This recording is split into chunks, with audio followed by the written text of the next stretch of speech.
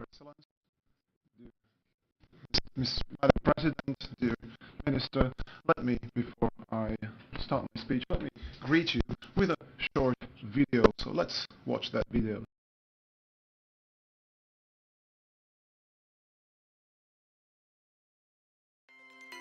Misia Slovensko odštartovala odbytím polnoci 1. januára 1993. Demokratické a prozápadné smerovanie Slovenska sa však nezrodilo zo dňa na deň. Vyžadovalo si veľké úsilie slovenskej diplomacie, vďaka ktorej sa naša krajina v roku 2004 stala členom Európskej únie a Severoatlantickej aliancie.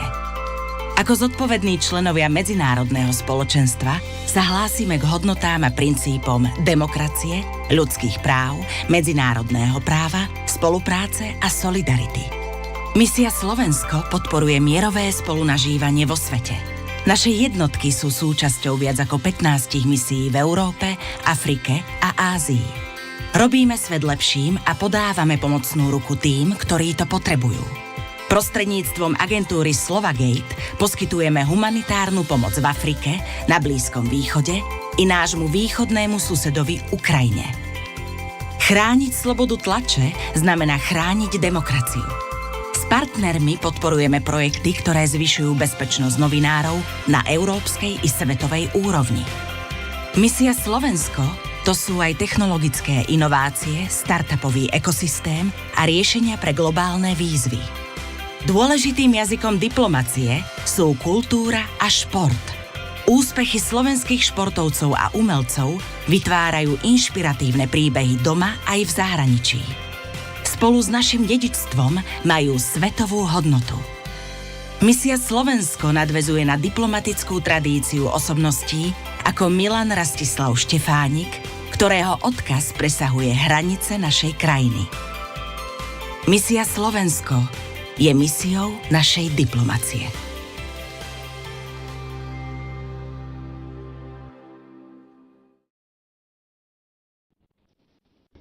Ďakujem veľmi. Thank you very much. So, Your Excellency, Madam President, dear Mr. Minister, Your Excellencies, dear guests, ladies and gentlemen, I'm very honored that I can talk to you from this place. We commemorate 30 years of independent Slovak foreign policy and simultaneously 30 years of Slovak Foreign Policy Association. It's not possible to review all these 30 years in this speech I'm making, and I even believe that this conference in its depth and extent wouldn't be able to review those 30 years in its entirety. However, I'd like to emphasize that Slovak foreign policy and Slovak foreign policy tradition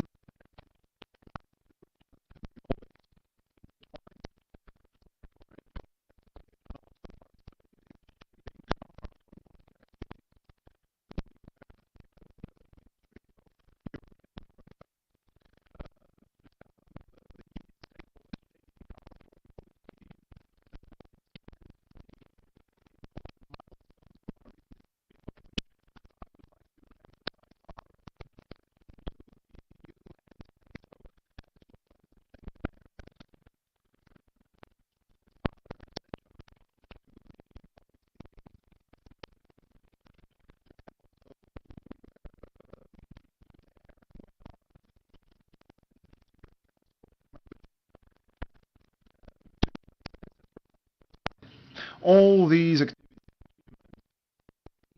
participated, and we are an active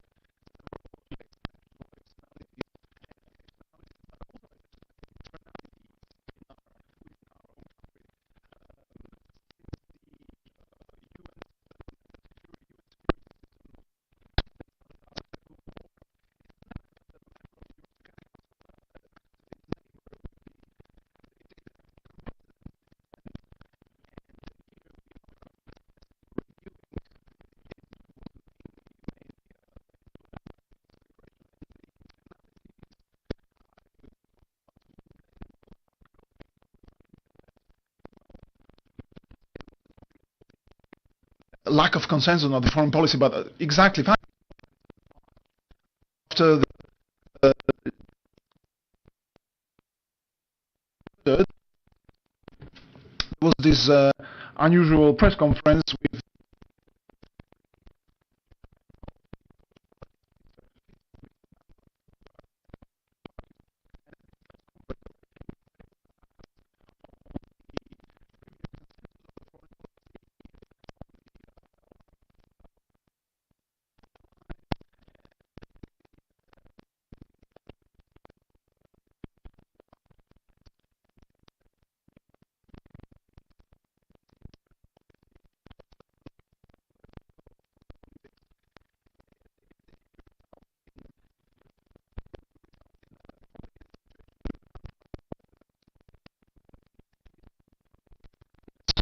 topic of our internal politics and our election campaign. Madam President, with this short speech, I'd like to apologize for taking your time. So now I'd like to invite you to the floor to your speech. I'd like to thank you very much on behalf of the Ministry of Foreign Affairs and Slovak Policy Association for accepting our invitation. Thank you, Madam. Dear Minister, dear State Secretary, State Secretary, Professor Stern, Your Excellencies, dear ladies and gentlemen. First of all, I'd like to thank you for inviting me.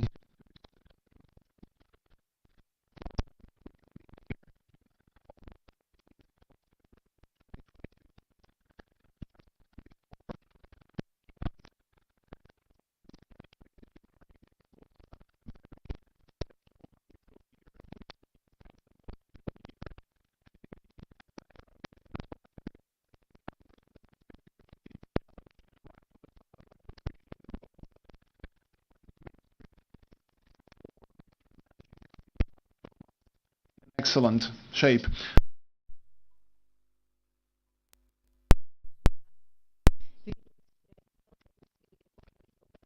záujmov zjednotu Európskej únie, Severoatlantickej aliancie, tlak na Rusko prostredníctvom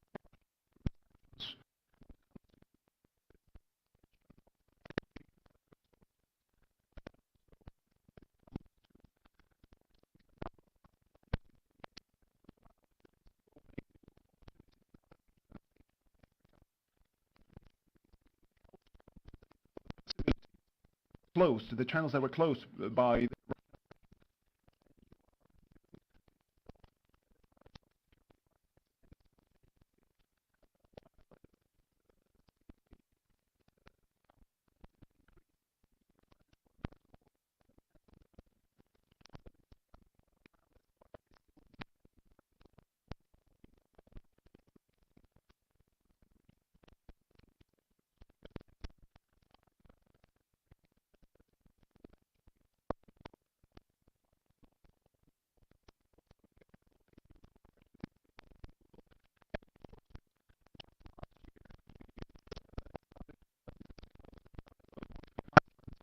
soon I'm going to talk to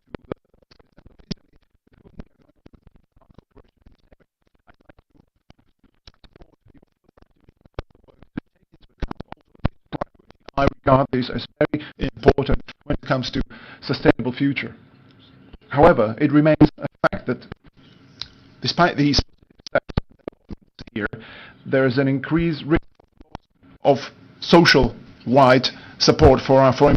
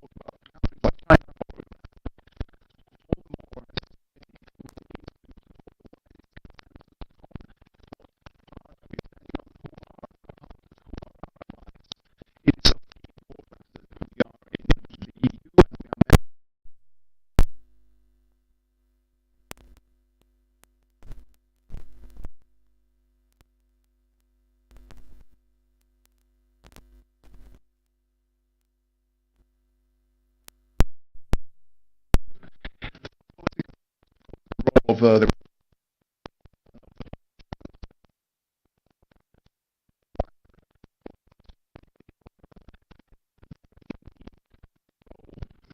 cannot be substituted in that. This priority brings service.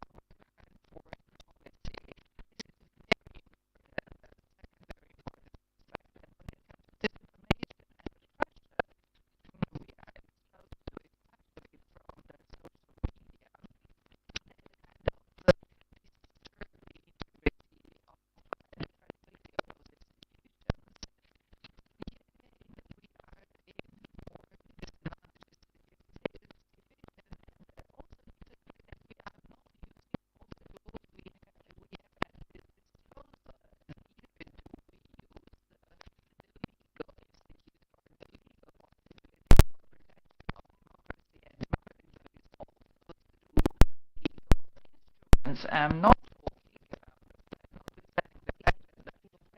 the members of the Council lukewarm and don't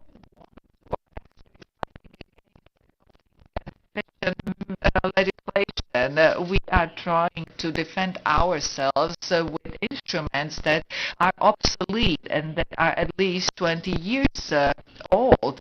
And the arena is full of disinformation, and we cannot find those tools. I have mentioned in the European Parliament that democracy may die and collapse due to the naive attitudes of Democrats, and therefore we need to we need to stand up and really take responsible attitude to the freedom of speech when it comes to our support to Ukraine. This is a complex question. Not only in Slovakia, the kind of the support to Ukraine is sort of dying out or is drained or is getting thinner, or both in material and also civil way. At the same time, when it comes to military support, we don't have endless resources, and this means that we need to invest in our defense, because otherwise we won't be able to move forward with our defense. And the moral support to Ukraine is also sort of getting thinner. We can Slovakia is the most prominent case, and this is clearly supported through the data collected by different surveys. We need to tirelessly explain the importance of our support to Ukraine, because it's in all the benefits of Slovak citizens, economic, civil, and all other areas and aspects. Madam President, let me thank you once again for your speech, for your responses to our questions. Thank you very much for coming and supporting us. And there are very great panels ahead of us. So I do believe that there is really so much to look forward. This is going to be very interesting. I am flying to Košice because I'm going to open my office there and be working from Košice. And otherwise, I would stay longer. And thank you very much. Have a great day.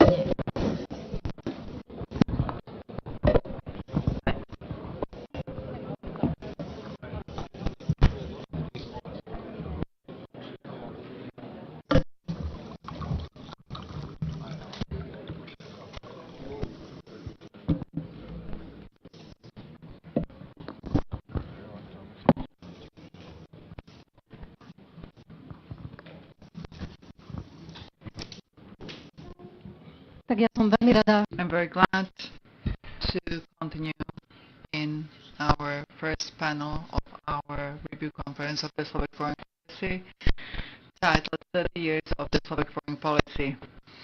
When I saw the title, I got really stressed. I was thinking, like, how can we possibly cover 30 years of Slovak foreign policy in one panel with all those esteemed and great panelists? We could talk for days about what the Slovak foreign policy has covered throughout the 30-year period. Of course, we can't cover it all, but let's try to focus on the most important or crucial moments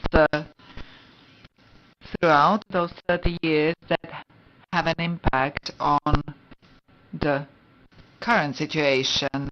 Madam President has alluded to it, and also the Minister Káčer.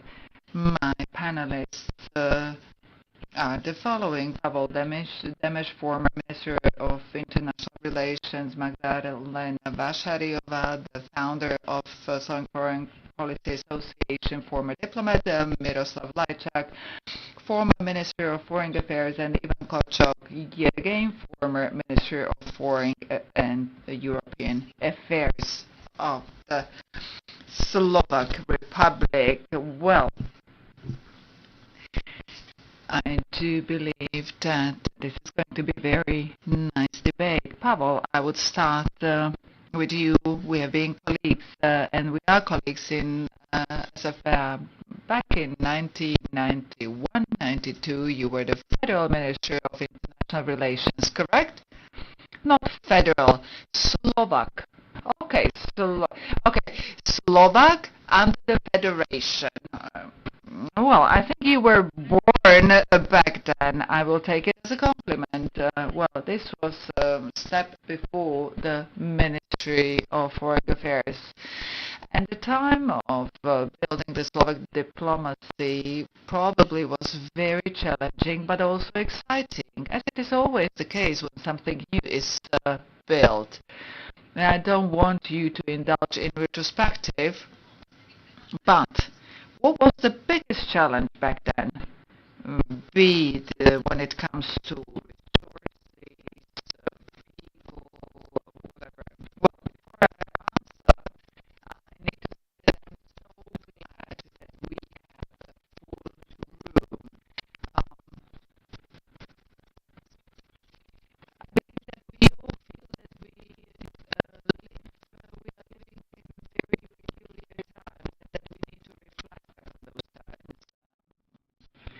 Well, and at the age of 35, in 1991, I became Minister of International Relations. The ministry was established. Some say that it was clear that Czechoslovakia would split.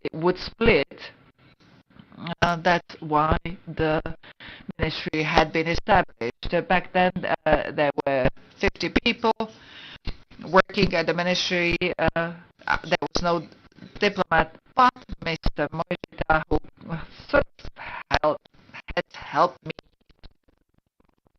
organizational structure. The Czech Republic was part of the federation, and it seemed that the foreign policy is also Czech policy.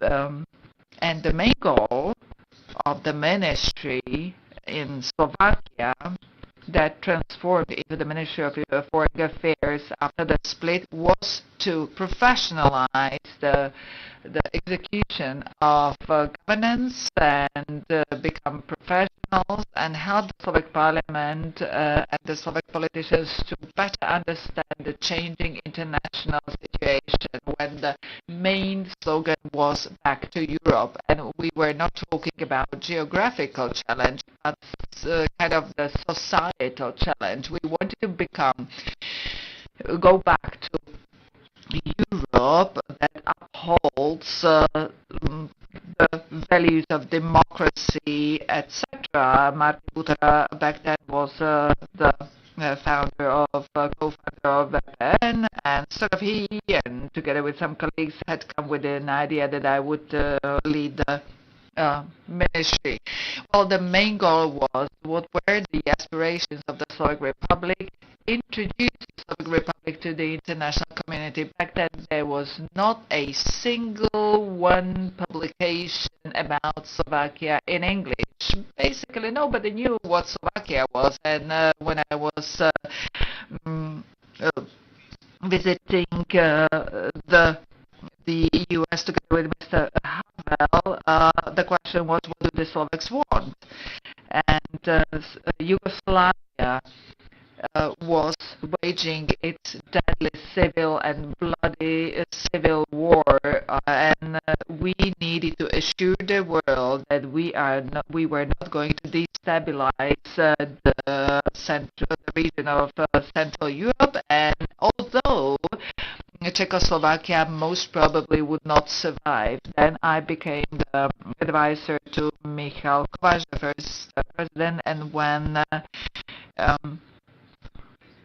we actually back then we had no presidential palace.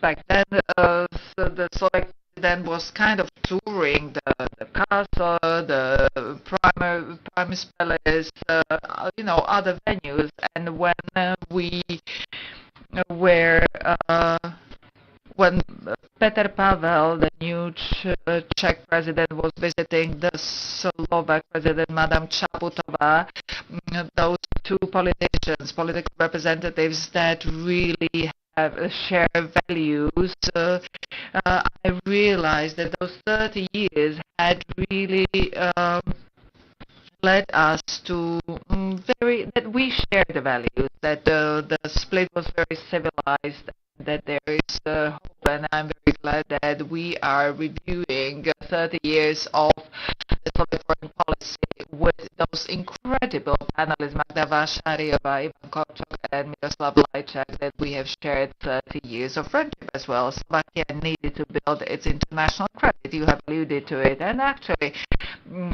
Mr. Kukan said that back during our last panel, and it was actually very challenging to convince the UN countries that Slovakia was a vital, prospective country with sharing the values with the rest of Europe.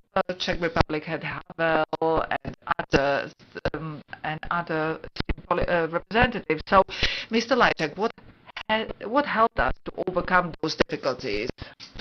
I say that Slovakia didn't start from point zero. It was actually from point -2, because along with having to build the country with greenfield, literally, and the institutions, literally, and we need to realize at the same time that in the Czech Republic they just exchanged the labels on the buildings of the offices and nothing changed. While here we had to start from scratch, literally. So we were starting from point -2, and we were labeled as those who disintegrated Czechoslovakia, and we had the label of those who are suppressing or oppressing the Hungarian minorities. So instead of focusing on building of the state, we had to fight these two serious challenges to this country. And of course, the country, or the state as such, was in it was being born. The foreign service was being born, which was at the time a conglomerate of various groups. But already at that time, I very strongly perceived the feeling of we are building something. The Czech Republic had this loss of identity syndrome. Like if your hand was amputated, you need to face the new situation. Whereas we had a new energy. We needed to prove, and we wanted to prove that we have the right to exist and that we are not worse than the others. Of course, the years of Mečiar's government were very, very difficult for the country as a whole, for the foreign service as a whole. He consumed 3 foreign policy ministers in 4 years. I believe this says it all.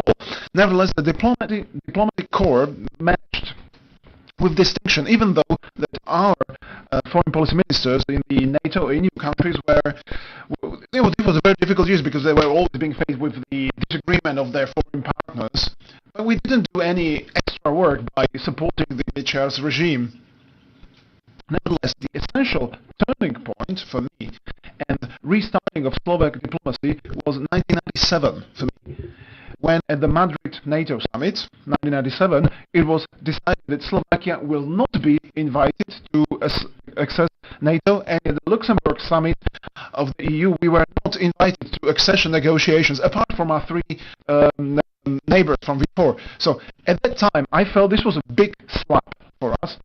And I wanted to realize, and I thought, like, we are not worse than the Czechs, Poles, and Hungarians. So why are we not invited? Well, because we have a worse government, we have worse management of the country, so to say. And that period until the elections, 1998, it was a huge upsurge of work of people who cared so much for Slovakia being rooted in NATO and EU. It was a civic society that would mobilize the whole society so that the democratic forces win the elections. And since that time, in 1998, our foreign policy service restarted itself. And since that time, we have the traditional very close day-to-day cooperation between the foreign service and the civil society, which is dedicated to foreign policy as such. You outlined two very important moments for this discussion. The year 1998, of course, and the second being the civil society. Ms. Vašariová, I'd like to ask you now. You were the ambassador to Austria since 1993, and when you returned from Austria, you initiated the founding of the Slovak Foreign Policy Association. Did you perceive that Slovak foreign policy needs strong support of civil society? When I was one of the first, basically I was the first Slovak woman to be an ambassador, so first Slovak female ambassador. This was still back in Czechoslovakia, so 1990, in foreign service, and in the process, I wrote to Václav Havel in February when he offered me to become the vice. I letter with my own hand, actually. He never forgave me that he had to read this. But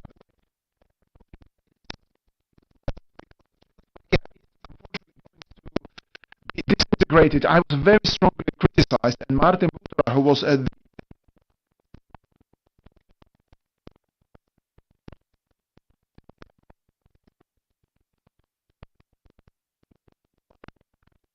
be able to start normal foreign policy and normal debate with the public about international relations. And that's why one of the first things that the association, when we were establishing it, with Pavel sitting here next to me, in my flat, by the way, in my apartment, we were founding the Slovak Foreign Policy Association was to look at the tradition of the thinking about foreign policy in Slovakia. Of course, we knew that Matej Bell in the 18th century, this genius who was born here in Slovakia, he said to his sons to stop being Slovak and rather become Germans. We are still in 18th century. And Slovak Foreign Policy Association had the last book of Ludovic Štur translated. The name of the book was Slavs and the World of the Future. And he said the best thing is to stop being Slovaks and become Russians. That's when we become strong. We're talking about 19th century now and Ludovic Štur. And we understood that we have one essential problem here. We understood this is one of the biggest problems we have when it comes to our foreign policy. We were shocked by the support of the Slovak public to the Russian tradition. But let's realize that Panslavism as an idea was established here in Slovakia, in Slovak brains. This is Jan Kolar and Josef Pavel Šafárik in the early 19th century, who have never or had never visited Russia.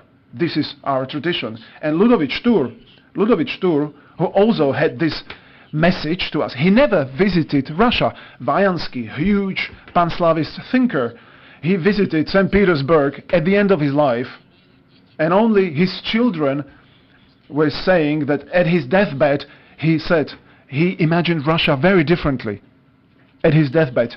And I need to warn you, if we keep on this tradition of this passive pan-Slavism, of this false dream which is not established on any real means, if we transform this tradition, if we going to talk that these people, all these historical figures were pro-Putinist, we are making a mistake. We have to divide those who are paid for that and who have political gains from that, and on the other hand, those who are only inheritors of this tradition. These are the foundations of the Slovak Foreign Policy Association. This was what we were thinking about in 1993, and I am excited and glad that we are sitting today at the premises of the Foreign Ministry of the Ministry of Foreign Policy, because if there was somebody who was against SFPA and its existence, these were some people here at the ministry, but it was early 90s, of course. But we managed, and I'm very happy.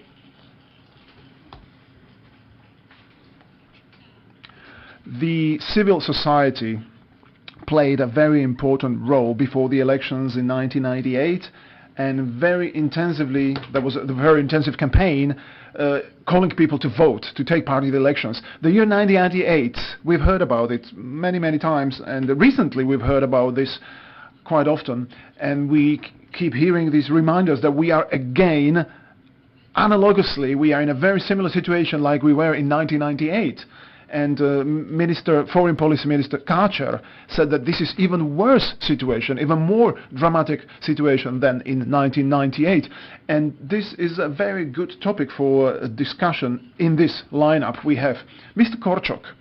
You were working in the Ministry of Foreign Policy since 1992, then you worked at the Slovak Embassy in Germany, then you were a spokesperson of the Foreign Policy Ministry exactly in those critical years of 97, 98.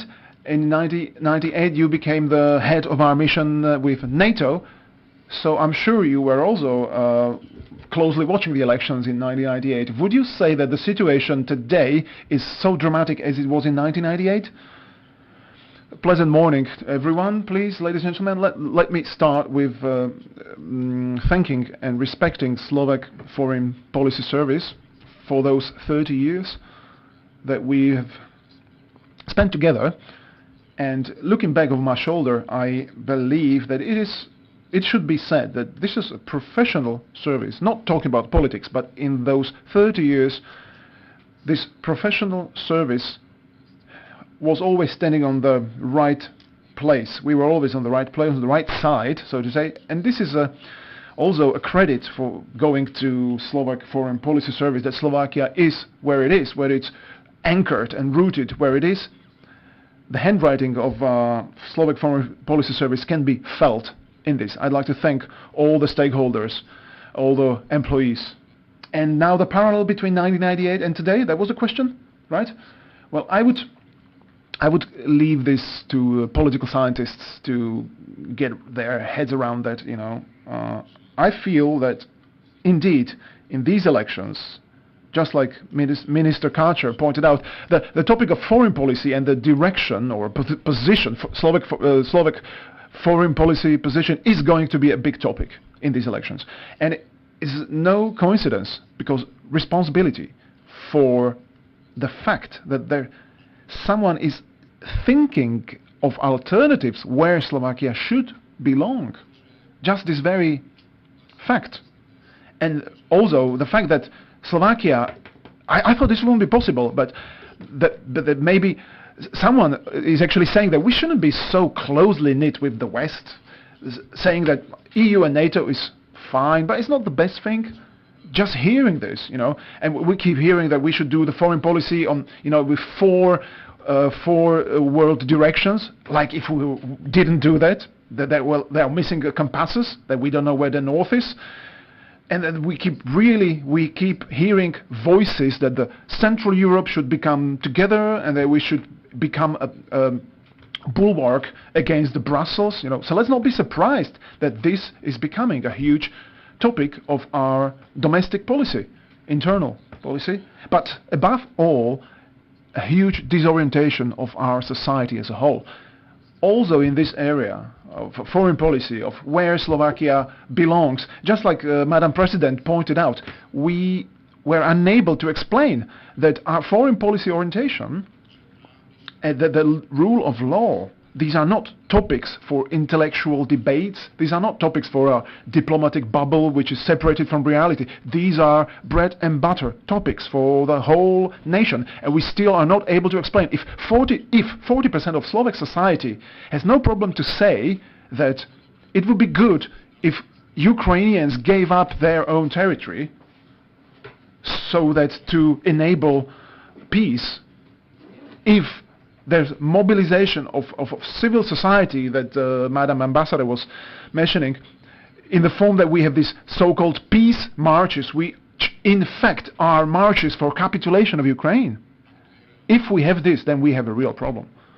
And I believe that this is very likely the second very important moment, and I'm returning back to your question about the comparison of 1998 and today.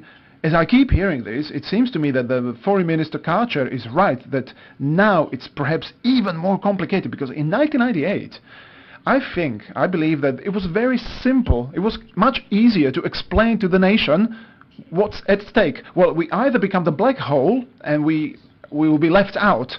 Today, in the comfort and safety and security of EU and NATO, number of politicians turned this into their domestic agenda, and they are talking in this way and that way and helter-skelter, and the society is mobilized on these simple recipes of anti-Americanism and on the fact that Slovakia doesn't know why it is where it is. I believe this is a serious problem. Áno, ale... Yes, very much so. But how to communicate the European topics? Madam President was saying that we should talk more about bread and butter, that explaining the values is too abstract for the citizens. On the other hand, the EU has been kind of sold through economic topics as kind of a cash machine. And wasn't this a source of problem, that it has that there is information that there's a notice in each and every village that this was funded by the EU, and basically citizens are not paying attention to it, but due to the fact that they are not have not identified themselves with the values, they don't care. Well, I would follow up on what Ivan was talking and go back to 98. And why 98 is different to now. We review and evaluate ourselves way too much, and we don't perceive the overall movements in the global arena or in the EU. In 98 we were in easier situation. Back then I was in the civil and mobilizing role, and back then it was easier because we knew that if there was not Mečiar, or if Mečiar was replaced by somebody more competent, professional and predictable in the political power, this may bring change. The problem of today is that we don't see a competent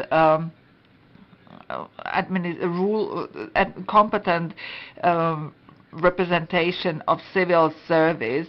We see variations of Christian, non-Christian, sub-Christian and different types of, so to say, currents, and there's a complete mishmash, and we don't have a coalition that would be similar to the coalition in 1998.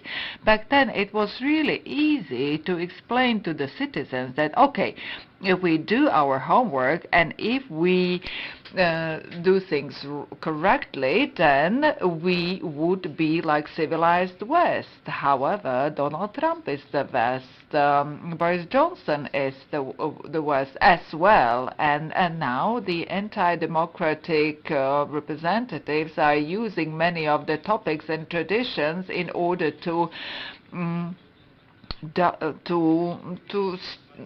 stupidify the public. If you check Donald Trump's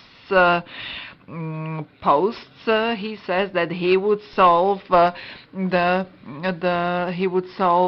Ukrainian war, the war in Ukraine in 24 hours, and he is a candidate for he's running for the U.S. president. The Great Britain has left the European Union, and now it's much more difficult to explain to our citizens where we are standing, where is our position, what are our geopolitical values, and stand firmly in relation towards Russia is very challenging. And back in '98 there was no Facebook. And Slovakia is dependent, addicted to Facebook. And we are really struck by the fact what it is doing. Social media really is assisting the spread of disinformation. And I would like to follow up on what Pavel was saying. Look around. Look in our immediate neighborhood. If we skip our eastern neighbor that is really threatened not only as a state but also as a nation, because Putin was clear about it, that the Ukrainians will cease to exist. But look into the situation, look into Poland. Poland will have parliamentary elections in October, and look in the the surveys. The chips are still not down, and if Kaczynski comes back to the government for the third time, there is a very serious threat about Poland leaving the EU. Look to our southern neighbors, look into Austria as well. That's Bank of Russian Federation.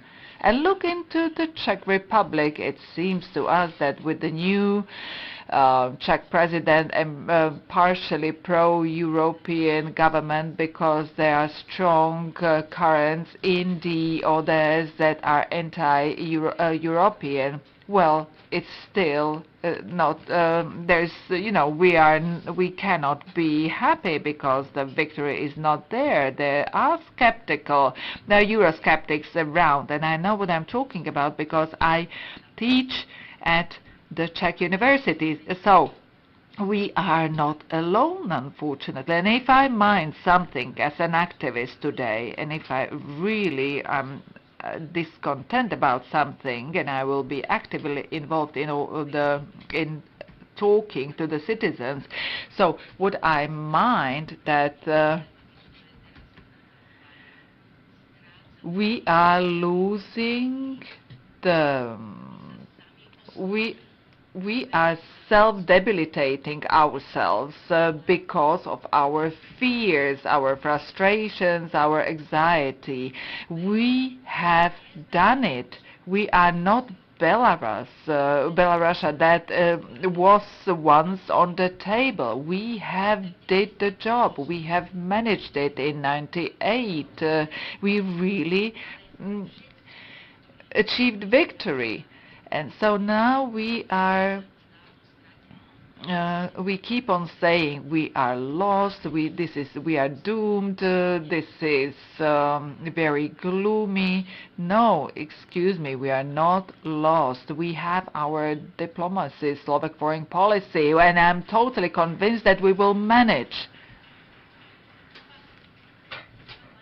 Mr. Lajčák, Mr. Korčok.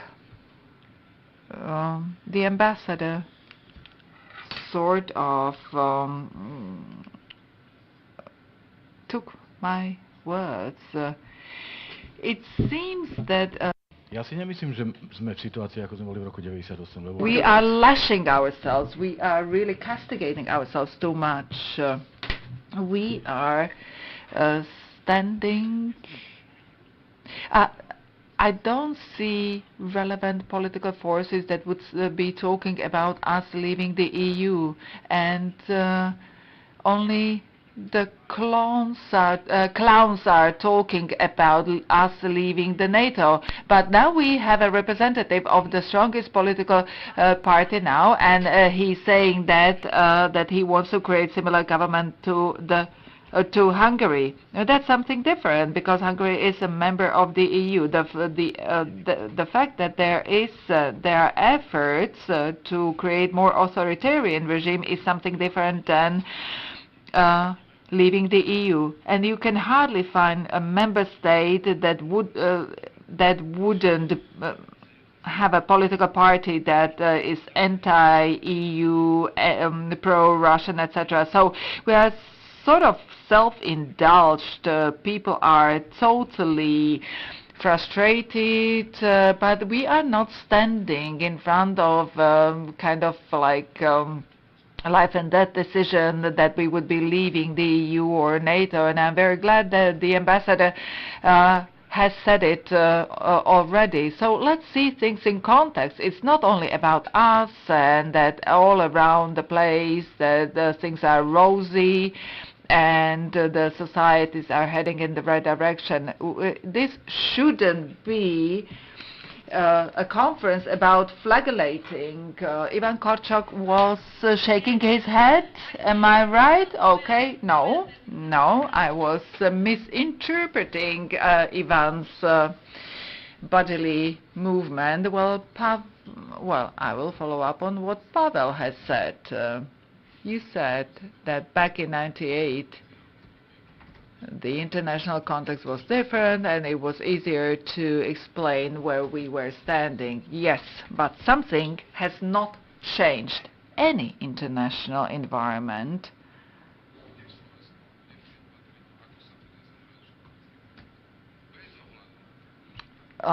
and disregarding the international context or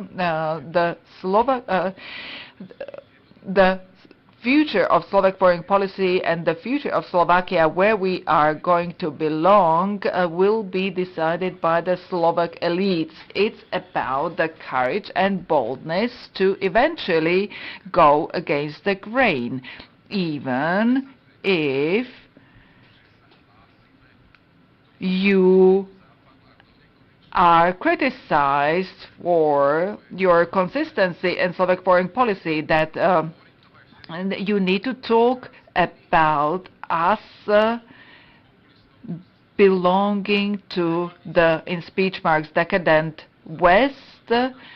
You need to go against the grain when it comes to Slovak foreign policy, when and we need to be consistent in saying where we are standing. And the international context is complex, but within 30 years, the Slovak Republic has definitely demonstrated a couple of times at some critical moments that we were able to go against the grain. For instance, the defense agreement with the US. We went against the grain as the Ministry of Foreign Affairs. They wanted to kill us for this agreement, but we did it.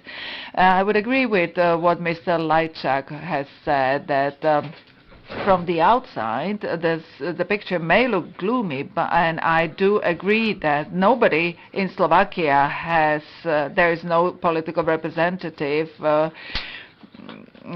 is not saying that we need to leave NATO or the EU. But the problem is that there are groups that are very enthusiastically talking about the EU, about the fact that some very influential people in this republic don't mind President Putin, who is KGB agent, and he is more supported in this society than Angela Merkel. What I want to say here, that for years an environment is being created where those forces are not controlled. That's what has happened to the Great Britain. They ended up in a moment where they organized referendum And they asked people, and the people said, let's leave the EU. So what I'm saying, that there is a strong political current that cultivates, that nourishes those forces. If somebody had said this 5 years ago, that we would be sitting in this, we would be facing this situation, I would laugh at him, and look where we are. Well, the political elites react to the demand, and we know that some political parties that are part of opposition actually had on their agenda the fact that we should leave the EU or NATO, but when they saw that this was not applauded by the society, they backed off. But I totally agree with you that this the current situation can lead to us facing this dilemma in a couple of years. Excuse me, the ambassador, have we forgotten that the nourishment of pragmatic attitude to the EU, who would have ever challenged the EU, since it is a cash cow? But let's recall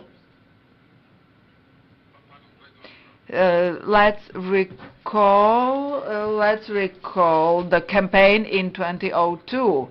We wanted to join the EU, but not as beggars.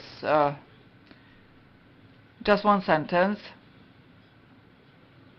In the key moments of the Slovak history, it was not the whole society, it was the elite, a handful of leaders that, with the right compass, that led the society. When back in 2004, well, the government of Mikuláš Dzurinda and this ministry led this country to the EU. It was not a feeling in the society. No, those were the elites that led us to the EU. Many important things in our history have happened due to right people at right positions. I dare to say that if Maroš Šefčovič was not at the position back then, we wouldn't be in Eurozone. He was really pushing the former Minister of Finance, Počiatek, to really do what we were supposed to. Well, I do believe that the political elites and the figures of Slovak society should speak up. We should really cease to say that it's all so bad, and we should be more constructive. I'd like to emphasize one more thing. From the historical causes, the Slovak Republic does not have sufficient essentials of strategic thinking about its security and its ability of having its own nation, its own state. This can be reasoned, and in front of this educated audience, I don't need to go into details, because you know what I mean.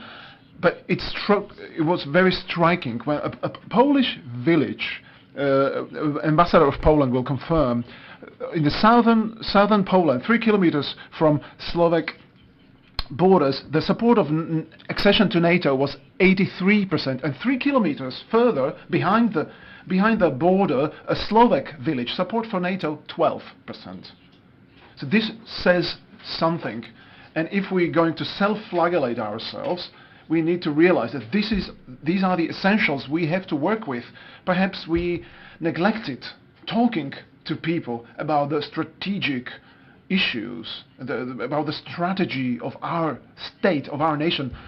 But let's realize that unless we do not get rid of our romantic ideas and fantasies that Slovaks are only those who come from the plebeians, whether we are a plebeian nation, but Mr. Minister, your appeal that the elites should do something, your appeal is ineffective.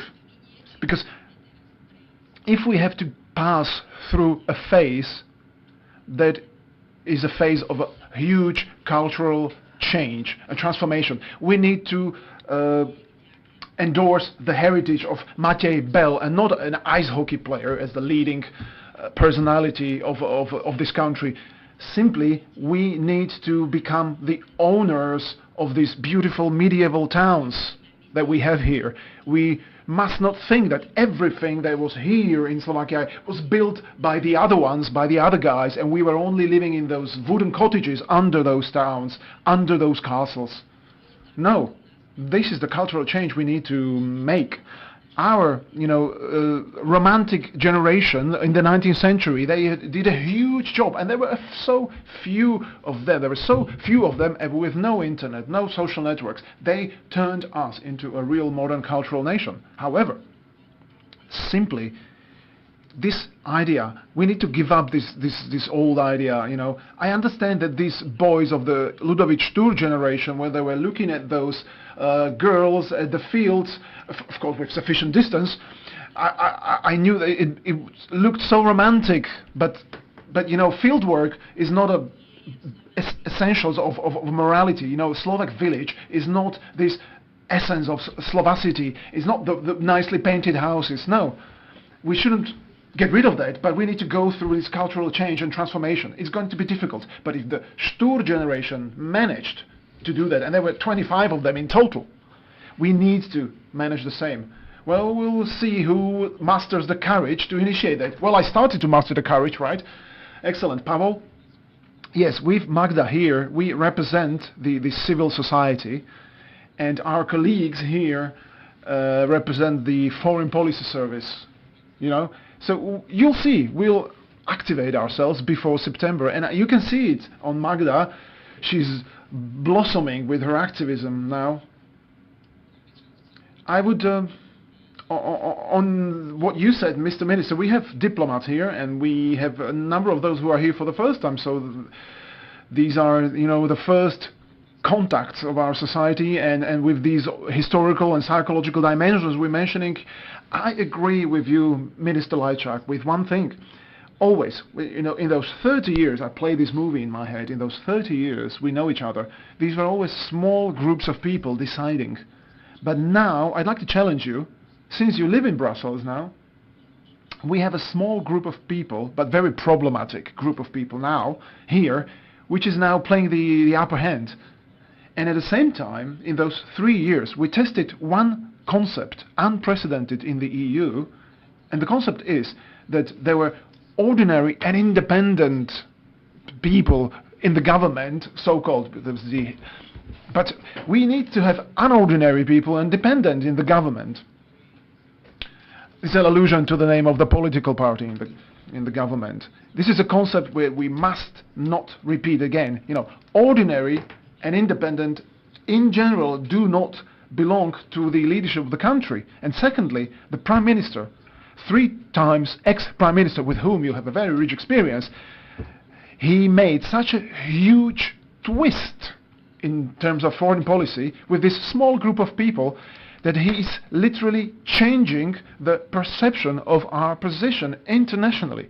Our perception of our country in relation to Russia and Ukraine, he changes it so dramatically that he has greater power, not power, but a greater influence than those who would be expected to challenge him. So the dilemma that I see before the September elections is that how sustainable it is that this society and the political elites will maintain the trajectory of the Slovak foreign policy orientation or not. I'm not afraid of quick exit from the EU or something, but I'm afraid that the character of the country can change under the influence of this small group of political elite. And last but not least, Mr. Uhrig, the European Member Parliament, has the strongest reach on Facebook. Again, a very small group, but very influential. So before September elections, there's a huge challenge for us.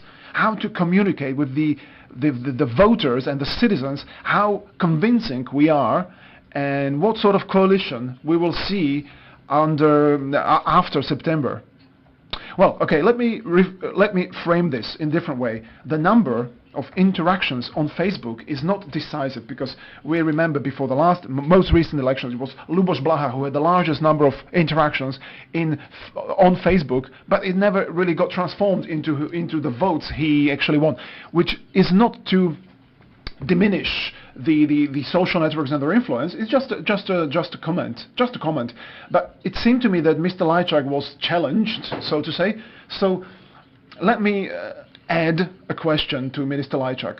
You were a foreign policy minister under the governments of Smer, of governments of Robert Fico.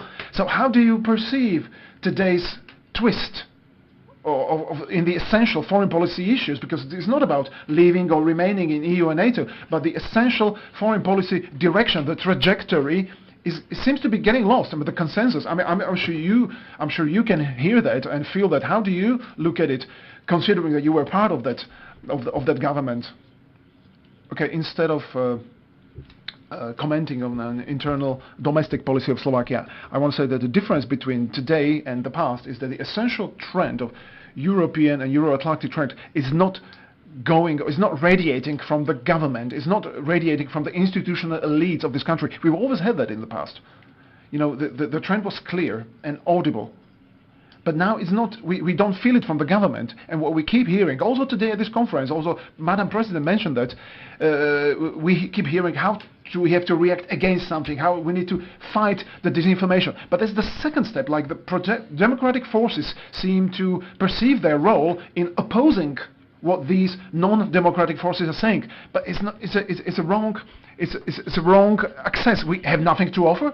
Don't we have anything to offer? So the government has lost its goal orientation, and people who care about the European future say that we need to fight against what the others are saying. But we shouldn't fight against what they are saying. We should be talking. We should be setting the tone. And they need to react to us, not us to them. But this is not going to be heard from the government. That's clear.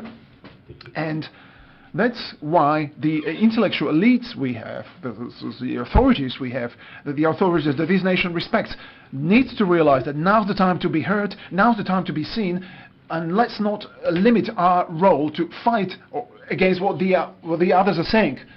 Well, we have the Minister of Foreign Affairs, a former foreign minister of the former government, Mr. Korčok. Ivan, why this happens? Why this happened that this former government has become so reactive? And that's the problem, as Minister Lajčák is saying, the reactive to those who are, you know, the. Well, I wasn't in the government on behalf of the ordinary independent, the party of Mr. Matovic, and I believe that they are on the good way of staying out of the parliament forever and get lost perhaps from the political scene. The trajectory, so, well, it was softly and diplomatically said, right? Nevertheless, the question was, the compass was lost, the trajectory was lost. Well, let's not misunderstand. It was not lost. The direction, the trajectory of this political group is presenting, and that is collecting the points domestically. It's targeted. It's not a loss of trajectory. It's not a loss of trajectory. It's just distancing from what they are convinced that will not bring them any domestic points. It's just pragmatic. They are reaping what they sow since 2002, as someone pointed out correctly, since 2002. And the second thing, my reply to Pavel Demes, I totally agree with you that the biggest challenge of this country, the biggest challenge this country is facing, is not foreign policy, even though it is at stake, but the biggest challenge is how to deal with this huge degree of disillusion of this whole nation from what we've seen in the past 3.5 years in this pure disability to manage the country. Foreign policy is becoming a hostage of this disillusion. If this disillusion, this loss of hope of what was to become in 2020, if this wasn't present in the society, we are not playing these games with foreign policy, because the protagonists of the foreign policy, because the protagonists of that politics were the past. They were gone politically, but what we've the performance of this government, including the period when I was a member of the government, this was a huge upsurge for those who were supposed to be out of politics. So unfortunately, the foreign policy is becoming hostage of this trend, and despite the fact it can be managed if the elites face up to it. I would come back to you, Mr. Lajčák, because this leads me really to the situation when you were the Minister of Foreign Affairs, and in 2018 you were very open about your frustration that the Parliament turned down the Global Pact on Migration. You actually wanted to revoke, to step down. And then I'll try to quote you or paraphrase you. Well, this is the very little petty way of the Slovak foreign policy, how it is done. So was it already back then when the Slovak foreign policy was misused for domestic values? Well, I would ask you, what do you think what would happen if we had been in Marrakesh? Do you think that we would have been flooded by millions of migrants? No, of course. No, this was completely misused topic by the Speaker of our Parliament, and when I was in the position in 2018-2020, it was a pro-European government that was in opposition against its parliamentary majority. When I was speaking at the Parliament, well, my own our MPs were attacking me, and the opposition MPs were protecting me. Completely absurd. We had different governments. Mečiar was ruling. He had a clear orientation, completely contrary to our orientation, but he was governing, he was ruling, he was exercising power, whereas now it's a complete chaos. Nobody knows where we are going, and this is capitalized by some political representatives. Of course there is a huge level of opportunism, because if you see, like, there is an electorate, there is a constituency out there, completely free and available, well, you pick it up, and you don't care which area they represent. But of course that's very cynical opportunism. Of course nobody from us believes that Mr. Fico will become Miss Meloni, but I would like to go back to what we would need to be supported by the civil society or by the elites, in your language, in your words. We need to realize the fact that we are having those problems actually demonstrate that we are a standard state, because those are problems that all the states are facing all around us. So let's not be skeptical. We are a normal state, and we need to deal with those problems. And yes, we cannot naively rely on the Americans or the British to help us, or the Polish who really helped us with the second round of NATO negotiations. We need to be adult. We are 30 years old. Okay, let's leave Mama Hotel and let's start working. But we need to realize one thing. There are new generations growing here that are inflicted, that are impacted by Nazism and Nazi ideas. I do know young people that have strong affiliation towards those tendencies, and this is what we need to fight against. 40 years of communism seemingly fought Nazism. But the Nazi regime did not start with Mussolini, or the fascism didn't start with Mussolini. I need to study the ideas of people who were contemplating what would have happened if the monarchy collapsed. The ideas of fascism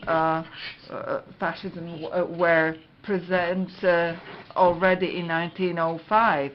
Those ideas are around, and we need to face them. We need to face those people, talk to those people. We won't definitely convince all of them, and we all also need to realize that those that subdued to those ideas completely, that there is no cure for them. This is the tragedy of social media and Mr. Prigozhin and the boys from Petersburg. This is the reality. We need to, however, fight for those who are only partially infected by those ideas. We just need 51%.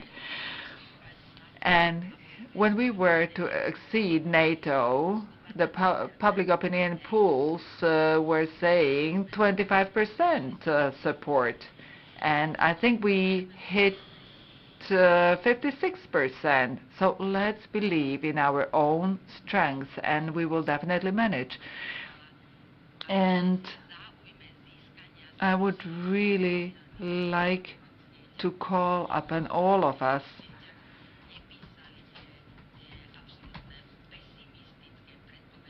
let's stop sharing those very pessimistic and gloomy ideas that we are lost, that this is really the end, we are doomed. We need to really be very consistent in our support to Ukraine. We don't want the Kadyr's group at the border of Slovakia. Ivan, you wanted to react?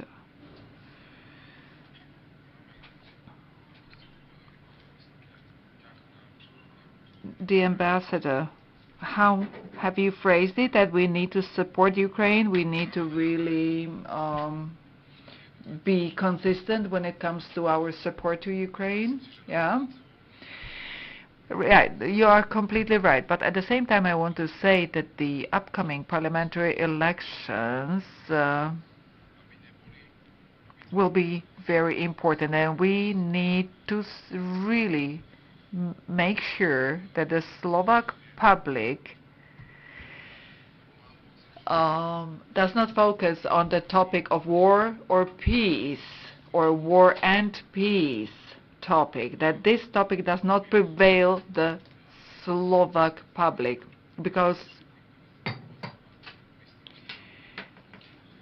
those supporting Russia are saying we are trying to promote peace, whereas you supporting the West, you are for war because you are supporting Ukraine. If we buy into this, that it's about war and peace, then we are completely diverting our attention from the principal problem of this country. This is a continuous decay of this country, continuous for the past 12, 13 years. The disillusion comes from that area. The fact that the state is declining, decaying. It's not based in the fact that 35% of the Slovaks would be against the EU, but people are losing their breath, the enthusiasm, the affinity to the state, because they are really confronted with the fact that the basic services in the state are not working. And this may sound as a pre-election pitch, but I really believe that we need to talk about how to stop this decay of our country, because if we buy into the narrative of war and peace, then we are really facing a deep problem, and it will be very difficult and challenging. And I see one more paradoxical situation. It seems that the foreign policy is at stake at the time when really we had the highest level of political consensus when it comes to foreign policy in the government, because I want to sort of rephrase myself when it comes to the criticism of our government and my position. Really the top representatives of the country, the Prime Minister and the government, and there is no single doubt at this level of the Slovak government that somebody would have doubts or would challenge our current position towards Ukraine. Imagine such situation or this position to be taken in the previous government. Yes, I totally see it when we had seen the representatives of all political parties before the referendum in 2004. We had seen them all, Zurinda, everybody, and even the biggest enemies had managed to join their forces, and it was the single referendum that was valid. Pavel, do you recall that? Yes, it was completely unimaginable that me, as as an advisor to Michal Kovac, the president, it was completely unimaginable that Mr. Kovac would walk together with Mečiar and to cast their vote. This was a strong momentum, and this momentum will not repeat itself. And now, when there was a 30th anniversary of the state, I really wouldn't believe that Mečiar would have the guts to come to the celebration. He was taking pictures, and I wanted to take picture of him, and then I was thinking like I will talk to him, but then I changed my mind. Well, I'm really glad that we are talking about foreign policy community that consists of the employees of the ministry, civil society, academia, journalistic community that focuses on the foreign policy. This is a very strong community, thanks God. And it really somehow really gives us this belief that yes, at the end of the day we will manage, and the Ministry of Foreign Affairs has been saved from those tendencies of improvising, because at the end of the day this ministry has always been represented by a professional that needed to suffer through the case of Marrakesh or many other scandals or problems.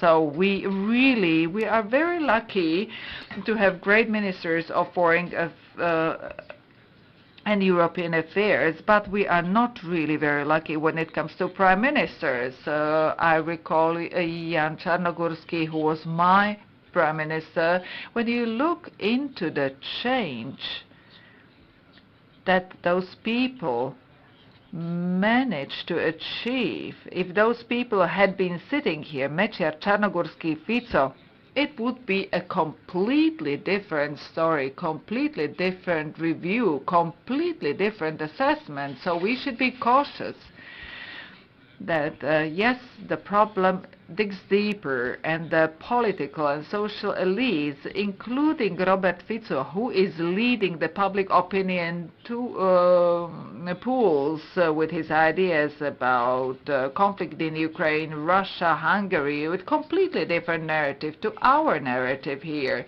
So on one hand, I do believe that we will manage, but it won't be easy, direct, and let's not turn a blind eye on the fact that the Slovak society's perspective on the foreign policy is shifting, and we need to do much more in order to reverse this. This is not like we cannot take it for granted, neither the EU nor NATO. And I just underline what Ivan was saying, that we have such a huge brain drain. It has become a fashion that the young people want to study abroad and want to live abroad. And if you look at it proportionally, this is a very serious problem, and turning a blind eye to that wouldn't be wise. I want to say, we are here, the premises of the Ministry of Foreign Affairs, and we should be talking about 30 years of Slovak Foreign Policy Service. I can see how everyone is so full of the presence, but we shouldn't forget that this is a good reason and good opportunity to look behind our shoulder, look over our shoulder, and that in Slovak foreign policy area, Slovakia fulfilled all its ambitions and achieved all its goals, and thanks to the Foreign Policy Service. Not that Slovak Foreign Policy Service was a part of it, it was actually the driver of these very processes. So if in other areas of social life we achieved the goals as we did in foreign policy, Slovakia would be a different country. So it's good to say that Slovak Foreign Policy Service is professional, is consolidated, it is not influenced or is not politicized. We need to remind the role of this person whom I see on the photo, Eduard Kukan, with whose arrival all these processes started, and we need to realize that, and we need to be thankful and grateful. And for example, since I joined the ministry, the embassies, the position of ambassadors stopped being a political gift. There was no single ambassador who wouldn't have the diplomacy career, previous diplomacy careers, and realizing its integrity and professionalism, we were respected across all governments, and they didn't dare to break up this power of this ministry because they needed foreign policy service and diplomatic service. And I want to say that there are a number of things that we criticize, that we are unhappy about, but when it comes to foreign policy and this ministry, I'd like to tell you, let's maintain this pride of as diplomats, so that we keep to our professional statement and professional pose. And if there is an institution which should be driving the nation in the right direction, it should be the Ministry of Foreign Affairs, and it is. Ms. Vašariová, just briefly. Okay, this critical thinking that the Slovak Foreign Policy Association should also be added to this list, if I may, because the ministry itself and the thinking about international relations and international context cannot be taken out of the context, critical context or independent context, and this is the context provided by the Slovak Foreign Policy Association. That's why Slovak Foreign Policy Association was established, SFPA abbreviated, and by SFPA keeping its independent role, it is continually keeping the operational temperature at the ministry, right? I hope you will agree with me.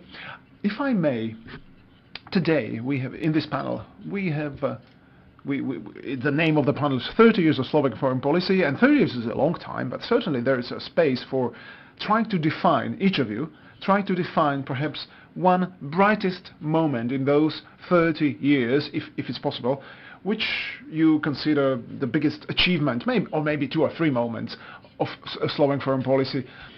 I believe that everybody, or many of you, will mention Slovakia's accession to the EU and NATO, naturally, and this would possibly be your choice, but I don't want to limit your choice to only this bright point. Perhaps you can accent something else. Mr. Korczok, you can start. What are the biggest achievements of the Slovak policy in the past of the years? I don't dare. I don't feel comfortable in this position, because anything I say, it might sound like self-assessment, because I was a diplomat during that time. So maybe you can praise us. No, okay, seriously now. EU and NATO are absolutely critical things, naturally. But I think we've successfully managed the presidency of the EU. I'm trying to be as neutral as possible. Don't worry, there will be also failures. The second round of questions are the biggest failures. Okay, no, I'm trying to be positive here. Together with Minister here, we had something to do with it, so I'm talking about our achievements. But I believe it is objective. I believe this was the biggest mobilization of our foreign policy service, and the Slovak foreign policy service galvanized the whole state service. It was galvanization when it comes to human resources, when it comes to resources. You know, it was the era of Brexit and Donald Trump. You know, I believe we managed. This was quite turbulent era, I'm trying to say. So these were the moments, the bright moments, and there were some other that we need to remind. I believe that at the beginning, in the early 90s, right after Slovakia was established, the biggest achievement was entering into bilateral agreement with Hungary. I believe there was a huge art, diplomatic art, the art of diplomacy, because this was not only important for us, it had a huge European dimension. Let's remember this. This was the Balladur Pact, which was supposed to create conditions for integration so that the CEE countries will first deal with their trouble between themselves. And this treaty has a huge value today because it's a backbone of the relations between Slovakia and Hungary. And I have to say critically that only we perceive it this way. The importance of this treaty is not perceived so strongly on the Hungarian part, I'm afraid. And then another bright moment or achievement, maybe the example of where you really go consciously against the majority of the public, realizing that you are doing the good thing for the country and that's the strategic interest of the country. And that's the defensive treaty with the United States. ODA abbreviated. So I believe also another achievement of the Slovak foreign policy is the position towards Ukraine in the context of the domestic policy, for sure. Thank you, Mr. Lajak. Of course, if we want to talk about the bright moments, we must mention the accession to EU and NATO. But in the wider perspective, the fact that we've achieved all our foreign policy ambitions, that we are members of all the groups we wanted to be, that there's nothing behind us, that something where we wanted to become a member, but we couldn't become a member of the club. There's nothing like that. So that's a huge success. Then we were authorized to lead some of these clubs or associations or groups. Our presidencies or leaderships, temporary of course, are always remembered as positive and constructive. So, thirdly, compared to our neighbors, Slovakia has by far the largest number of personalities in leading positions, in leading international structures. And this is not a matter of course. This must not be taken for granted. It's a result of a systematic work done. So these three moments I would perhaps mention, and also the break points or turning points of our history. The Ministry of Foreign Affairs was always on the right side of history and always helped to restart the processes that led us where we wanted to get. Thank you, Ms. Vašariová. We haven't mentioned. I do agree with what's been said, but we haven't mentioned the accession to the euro area. Specifically, I regard this, as you pointed out, Minister, that this was basically the proof of how we consolidated ourselves and how we managed also financially in the monetary area. We've achieved it after the Fico's government started its term. Fico, by the way, was against it initially, we need to realize. But the fact that people accepted the euro, and so far today, according to the polls, public opinion polls, today Slovaks are happy about the euro. Today, for the Czech Republic today, who we strategically needed to join the euro area, they are not able to do that because of the public opinion, even though that they are ready. So I believe that this has one more dimension, because at the moment when we have European money in our pockets in this area, the nationalists are losing ground, because and we can see that in Poland, and we can see that in the Czech Republic, that simply the arguments, the argumentation by the national currency and the ability of manipulating the exchange rates in any direction, it's a huge fodder for the nationalist forces. So in this respect, the nationalists in Slovakia are very much weakened by us having the euro. And nevertheless, I believe that we are an extraordinarily successful country, and I have to think of one of the Slovak diplomats, Mr. Sidor, Karol Sidor, who was sitting face to face with Hitler, who offered him the only possibility that Slovakia will have to become a fascist country, and he, face to face with Hitler, said that he has to think about that. And at that time, Hitler called Mr. Tiso. He gave him this baked duck or goose, I don't know, and it was over. It was all over.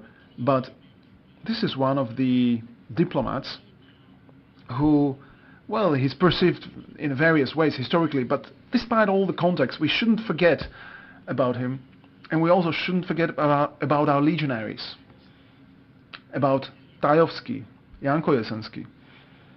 You know, Czechoslovak legionaries and Slovaks who were part of that group, they basically governed the whole of Siberia, and they were fighting against Bolshevism in Siberia in the First World War. We still keep forgetting about them, and I'm very sorry that we are forgetting about Milan Hoxha, the first Slovak who was the Minister of Foreign Affairs of interwar Czechoslovakia. And until today, we don't have his last speech as a foreign minister, as a prime minister by the time of Czechoslovakia in 1939, right before the German army entered Czechoslovakia. These are you actually extended the scope of those 30 years. I know, I do realize that, but these are the historical moments we need to talk about. Okay, I'd like to ask you, Pavel. I would go back to where I started. First and foremost, I'm so glad that the ministry has such a great building, and it has enacted the Paludjay Palace. When I was starting, I had one little office at the government office. Nigel was deputy chief of mission back then. Barbara Wolf, the representative of Germany, was helping us back then. You know, it's a great progress. Cultural diplomacy, there's lots of art, the premises are very nice. This is very nice. In the Czech Republic, they had a Černin's Palace, and from the very beginning, and you know, those premises have witnessed great speeches, including the speech of Madam President.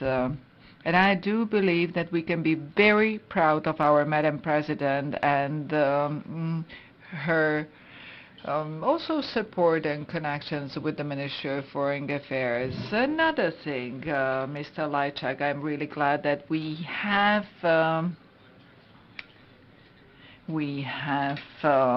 sort of raised so many high-quality diplomats that serve diplomacy, and also the fact that where Mr. Lajčák is now, that is representing Slovak Republic in the international institutions. But what I really highly appreciate is the continuity, the friendships among all the ministers, starting from Milan Kняžko to us, we really do work and socialize on amicable terms, and there is no discussion whether we still have the same moral compass, unlike the Slovak prime ministers. And in spite of the fact that we see that the parliamentary elections in September will be incredibly important, but at the same time there is hope that the graduates of Rybarik's Institute, Mr. Korczok, Ms. Brodskova, and also the fact that Mr. Lajčák is leading the negotiations in the Balkans is a good piece of news, and I do believe that the representation, that the personalities, figures like Mr. Korczok, Mr. Káčer, are figures that are badly needed in Slovak politics. Well, Mr. Káčer has already found his political affiliation. I very much hope that Mr. Korczok will find that as well. And the next review conference will be with his presence, and he will be affiliated to a political party he will be very happy with. Well, thank you very much. But let's go back to the review. We have talked about all the successes and good things, but let's also look on the reverse side, or the flip side of the coin. And okay, could you maybe talk about some failures? Well, I don't think that our foreign policy has failed. When I was trying to prepare for this panel, I was thinking about our failures, and I haven't identified any. Maybe I could talk about the opportunities. Our membership in the EU. I wish our membership in the EU has become an integral part of us. And I'm not talking about us at the ministry, but about the people in the government office and everybody in the society.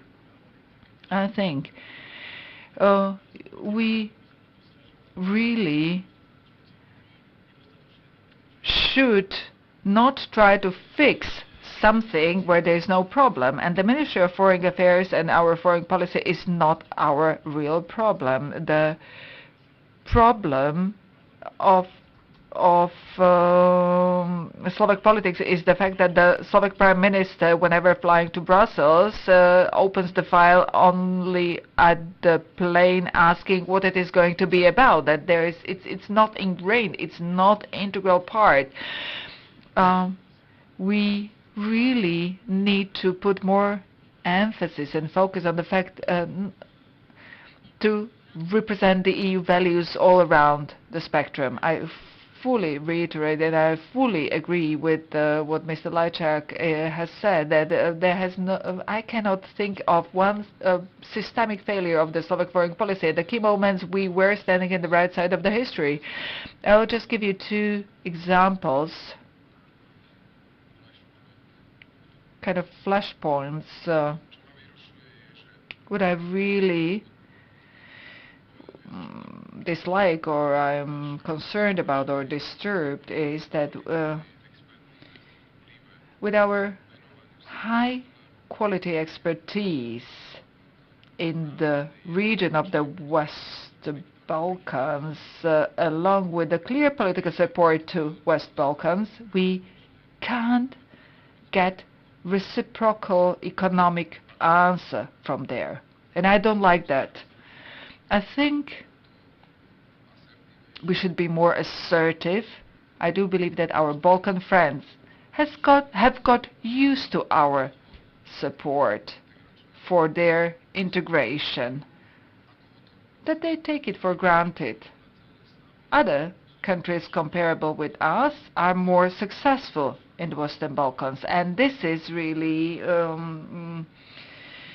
matter of dislike, or I'm a bit disturbed about that. And then the second thing is the position of the Slovak Foreign Service in our state, in the government. I really dislike the ongoing trend of underfunding the Slovak Foreign Service. We cannot maintain the quality and the attractiveness of this job.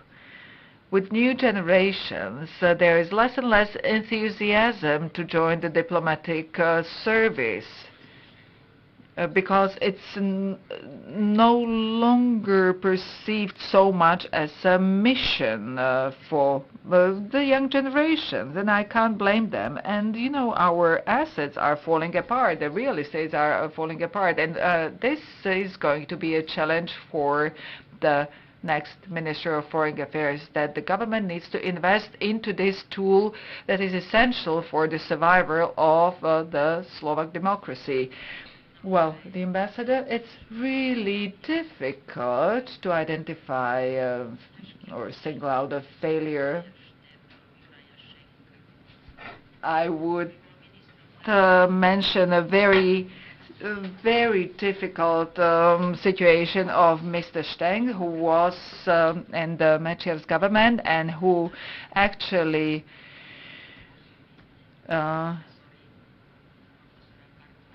pointed out that the academia in Poland, strong academia in Poland,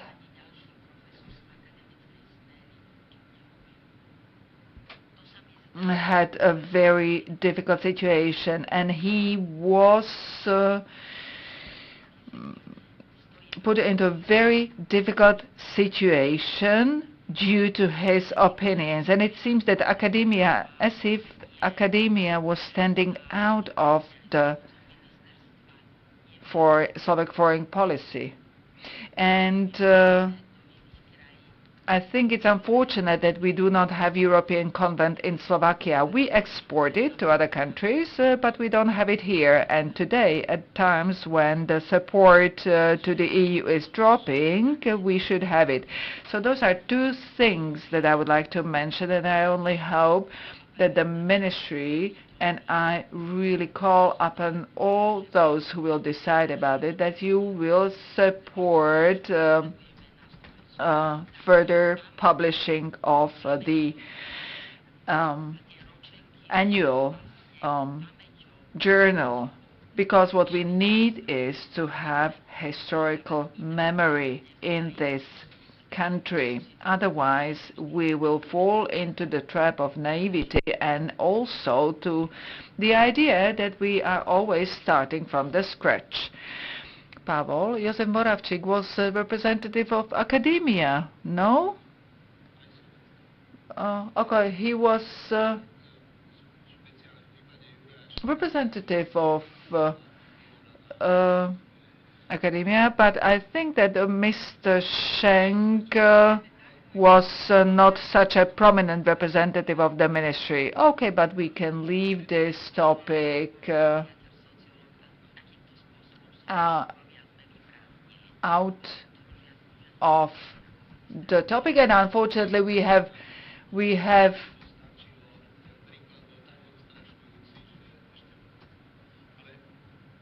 not had a single female Minister of Foreign Affairs. Well, I think that the time of Mečiar, at the time of Mečiar, there were 6 ministers of foreign affairs. So it was absolutely evident that it was a high risk to be a minister of foreign affairs at the times of Mečiar, and I think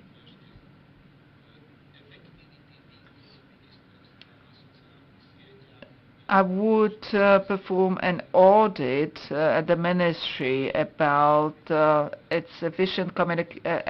the efficiency of its communication through social media, because I think there is a huge room for improvement, and the Ministry of Foreign Affairs should play a crucial and significant role in order to really build resilience of the Slovak foreign policy and to prevent its misuse for disinformation. Well, the foreign policy has often been a hostage to many domestic problems. This has happened also in France. Often it was at the core of the issue there was always some domestic problem. Let's hope for that there is room for hope, that there is hope, and that the future review conference will offer us more optimistic picture. And thank you very much to all my panelists, and I would like to invite you for a short coffee break. Thank you.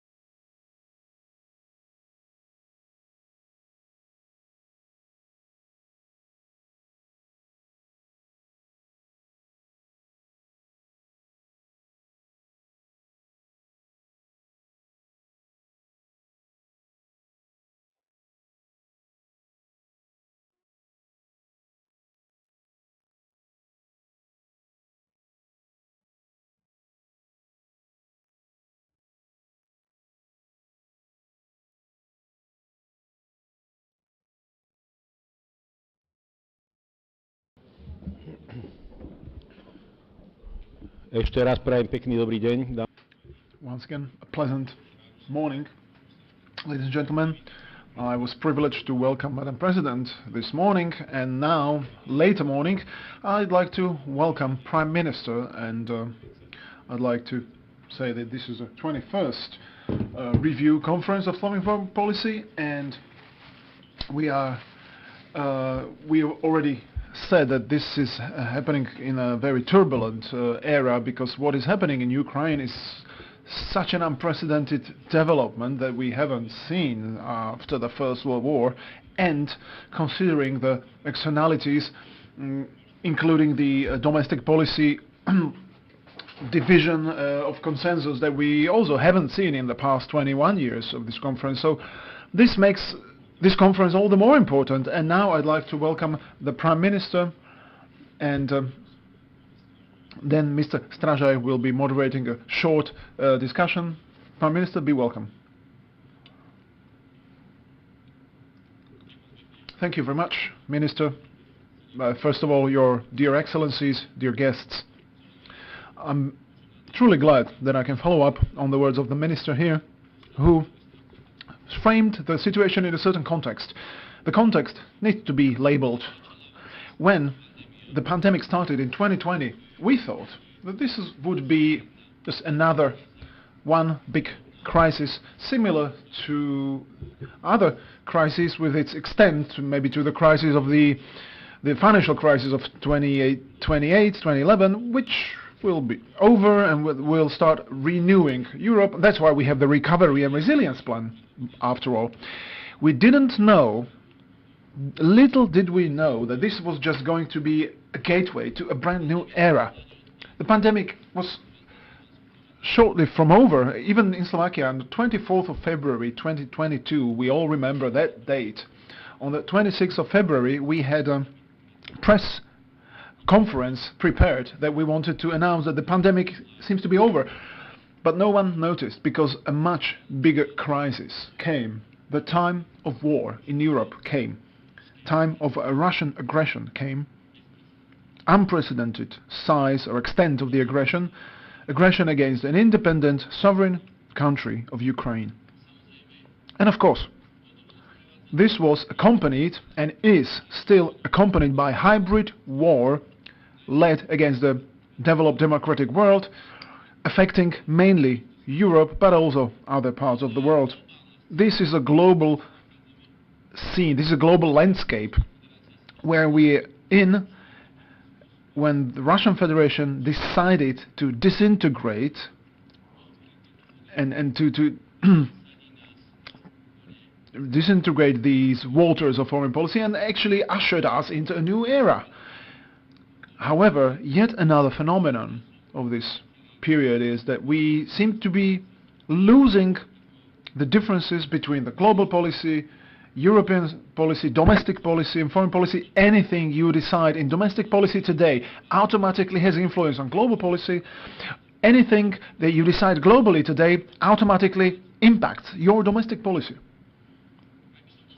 If I put this into a framework of our region, the region, or let's say even territory of the Slovak Republic, there's yet another phenomenon we see, and that's the intensity of Russian propaganda, intensity of the presence of disinformation that carry with itself, carries an incredible amount of Russian narratives about the aggression of Russian Federation in Ukraine, narratives concerning the viewpoint of the global politics, and narratives concerning also our domestic policy, and where is the north of our, so to say, symbolical, metaphorical north of our Slovak foreign policy. And within this context of disinformation, and within this context of new era in the global politics, where is Slovakia? Where is it lying? Slovakia belongs to the West. We need to say it loud and clear. Slovakia is a part of the West. Slovakia belongs to the Western civilization and has always belonged to the Western civilization, geographically, mentally, economically. It's not my opinion only. This is based on facts. This is the position of the Slovak Republic, but this is also accompanied by pure facts. Slovakia is a member of NATO, a sovereign member of NATO, confident member of NATO. Slovakia is a member of the EU, a sovereign and confident member of the EU. Slovakia is a member of Schengen area, and Slovakia today is a member of the Euro area. We're so deeply integrated in the European Union structures, and it's good that we are. Thanks to this integration, today Slovakia and the citizens of Slovakia can say that they are a member of an elite club of advanced and developed countries. Yes, of course, when it comes to cohesion and convergence, there's a lot of space for improvement, yes. We have our partners to catch up on with when it comes to the EU or the United States or Japan, etc., etc. But yes, looking at it, we are a member of a group of most advanced economies and most advanced countries of the world. And this is to be thanked for being a member of the Western civilization, and that we are members of these European and Northern Atlantic structures. Without these structures, Slovakia wouldn't be in this situation. And let's remember, for those who would like to cast doubts upon these ideas, let's remember the period before 2004, or period before 1998, before we became members of these structures. Slovakia was sometimes labeled a black hole, also because of its politics, and almost missed the train of becoming the member of these structures. Almost. But clearly, we can say, thanks to being member of these structures, we can say that Slovakia is a success story. And our citizens not only live on the right side of history, but also they are members of the advanced world. On the other hand, this is a huge responsibility, because what we've experienced, receiving the helping hand of our allies and partners after 1998, to catch up with that train that left the station so that we can become the member of the club, we need to advance that. And Slovakia does want to declare this story, and it is declaring it, and we will be talking about this in detail very soon. Ladies and gentlemen, why I'm saying this, I also say this, that at this place, I think it was 4 or 5 years ago, we've heard that there's the so-called politics of the fourth world directions. No, there's no such policy. At this place, I needed to declare clearly, loud and clear, Slovakia is a part of the West, Slovakia is a part of the Western civilization. Also, I believe that within this context of propaganda, in this context of deceitful information and lies that we keep hearing, even from the mouths of the leading Slovak politicians, who are lying to the public, we need to say loud and clear that the objective of being the bridge between the East and West, this is a pure myth. Do you think that Vladimir Putin is searching for bridges? Vladimir Putin is looking for prey. So let's not try to be a bridge between the East and West. We need to know where we belong and why we belong there. And we just said that a couple of minutes ago. Mr. Vladimir Putin and Mr. Lukashenko, as I said, are not looking for partnerships. They are looking for prey. And that's why Slovakia today is such a space for propaganda and disinformation. What I want to point out in this global world, and the importance in the global politics that I'm mentioning, is alliance. Alliance and unity.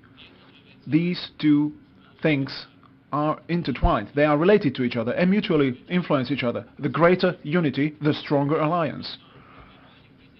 And I want to illustrate it on specific examples, ladies and gentlemen. On the example of the Slovak Republic, for example. We have a specific experience even after the breakout of the war in Ukraine. Russia attacked Ukraine, just for the record.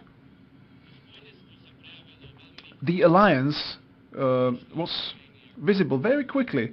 We have partners like Netherlands, Germany, Czech Republic, United States, Slovenia, Poland, within several days or several weeks, immediately understood that Slovakia needs support as a country neighboring with a country that was attacked. And this help was not only given in the form of a declaration like we keep our finger crossed for you or we are here for you. No, they made specific deeds. They sent immediately air defense systems, because we saw the blitzkrieg that Vladimir Putin attempted in Ukraine. So they immediately sent their air defense systems. They sent their soldiers to declare that we are with you in this. We are together. You will not have to wait for Article 5. We want to defend our territory together, and we declare this by our presence in your territory. A very strong act of alliance and show of alliance. And I'm saying this because the individualism that we've often keep hearing as some sort of solution or independence that are offered as solution is not the way. The real way is alliance, and this fact was illustrated clearly by Sweden and Finland. They reevaluated their position and say we want to become a member of NATO, because this alliance is a path to the new era where we're going to face evil. We are not going to afraid evil. We will not negotiate with evil, but we show its our strength and confidence.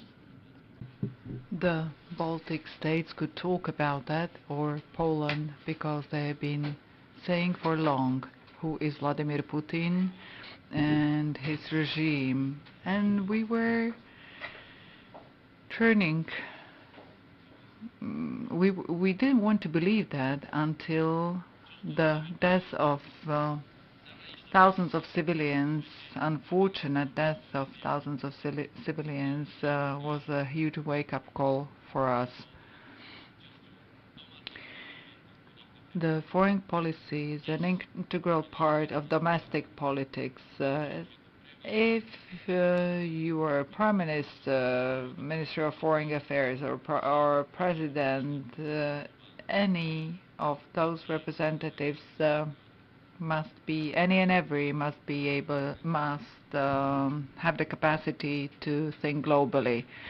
And I will give you specific examples that we were dealing with, topics that we were talking about in Brussels at the Council of Prime Ministers. So the biggest share on the direction of the foreign policy is on the shoulders of the President, Speaker of the Parliament, the Prime Minister, together with the Minister of Foreign Affairs and the Minister of Defense, Economy, because we see that those are very up-to-date topics that resonate at the global level, together with the Minister of Environment. Those challenges are faced by the world itself. Therefore, it is very important to have accord or agreement among the representatives of the state, meaning the Prime Minister, Speaker of the Parliament and the President. They need to speak in one voice, and after a long time Slovakia has that. You may evaluate it yourself as well. European policy and foreign policy is a daily work of the whole government and all the ministers, not only of the Ministry of Foreign Affairs. And I'm very glad that we managed to get such employees at the government office that deal with the European and foreign policy on a daily basis. And we are very close to each other with the Ministry of Foreign Affairs, and this is the way it should be, and it will be so, because the government and the Ministry of Foreign Affairs need to walk hand in hand. At the same time, I want to appreciate the fact that Slovakia is a trendsetter. We are a small country, so we can't be a trendsetter in many areas. But when I was installed into the position of the Prime Minister 2 years ago, I uttered my wish that I want Slovakia to be trendsetter. And I'm very glad that we have managed, and I will give you specific examples of how we have become trendsetters. So we are not any longer looking for the topics or panels to join at the European level, but we bring our own agenda. Now the main topics of today are safety and security, the main pillars of democracy and values such as freedom, rule of law and human rights. Ladies and gentlemen, I am glad that throughout the past 3 years, in spite of all the crises we have undergone, we have managed to update the defense strategy of Slovakia. We approved it after 15 years, thus showing that we really want to be up to date. When it comes to trendsetting in foreign policy, we really spoke up when the recovery plan was drafted, and we were confidently claiming that if any money should be offered by the EU, only in case the states implement relevant and key reforms. And I'm very glad that we have managed. And although those reforms are rather painful to many politicians, of course this is painful to the MPs, politicians, but reforms are always beneficial for the citizens. Therefore, it makes sense to undergo this painful process. The same applies to our trend-setting perspective in the context of COVID-19 pandemic's joint purchase of vaccines. Another area where we showed our boldness was the evacuation of our citizens from Afghanistan in summer 2019. Thank you, Ivan, for your experience. I was a very young prime minister back then, young in terms of serving the office, but it's really great when the prime minister can rely on professional, experienced friend, Mr. Korczak in this case. And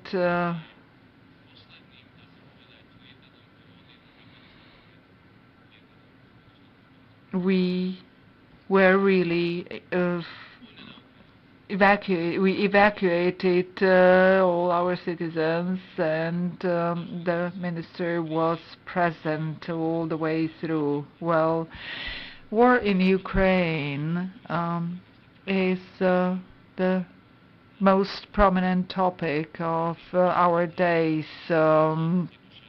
Fleeing mothers with children, crying at the border, not knowing where their fathers were. Those were the first images at the borders. Nobody gave hope to them. On the 24th of February, when the summit was about to end, and Volodymyr Zelensky was telling us, saying goodbye to us, saying that he didn't know whether he would live up to the next morning. We were really glad to see next morning that we saw him alive. The most daring ones made estimates or gave Ukraine 30 days. Nobody would have ever imagined the incredible resilience of Ukrainians. We do believe and we hope for victory of Ukraine, and I'm really glad that all the top representatives have understood that there is no room for tiredness. for the sake of the Ukrainians, but for the sake of our security as well. It's completely different situation if Putin's army was at the eastern border of Slovakia, or if there is a free country like Ukraine.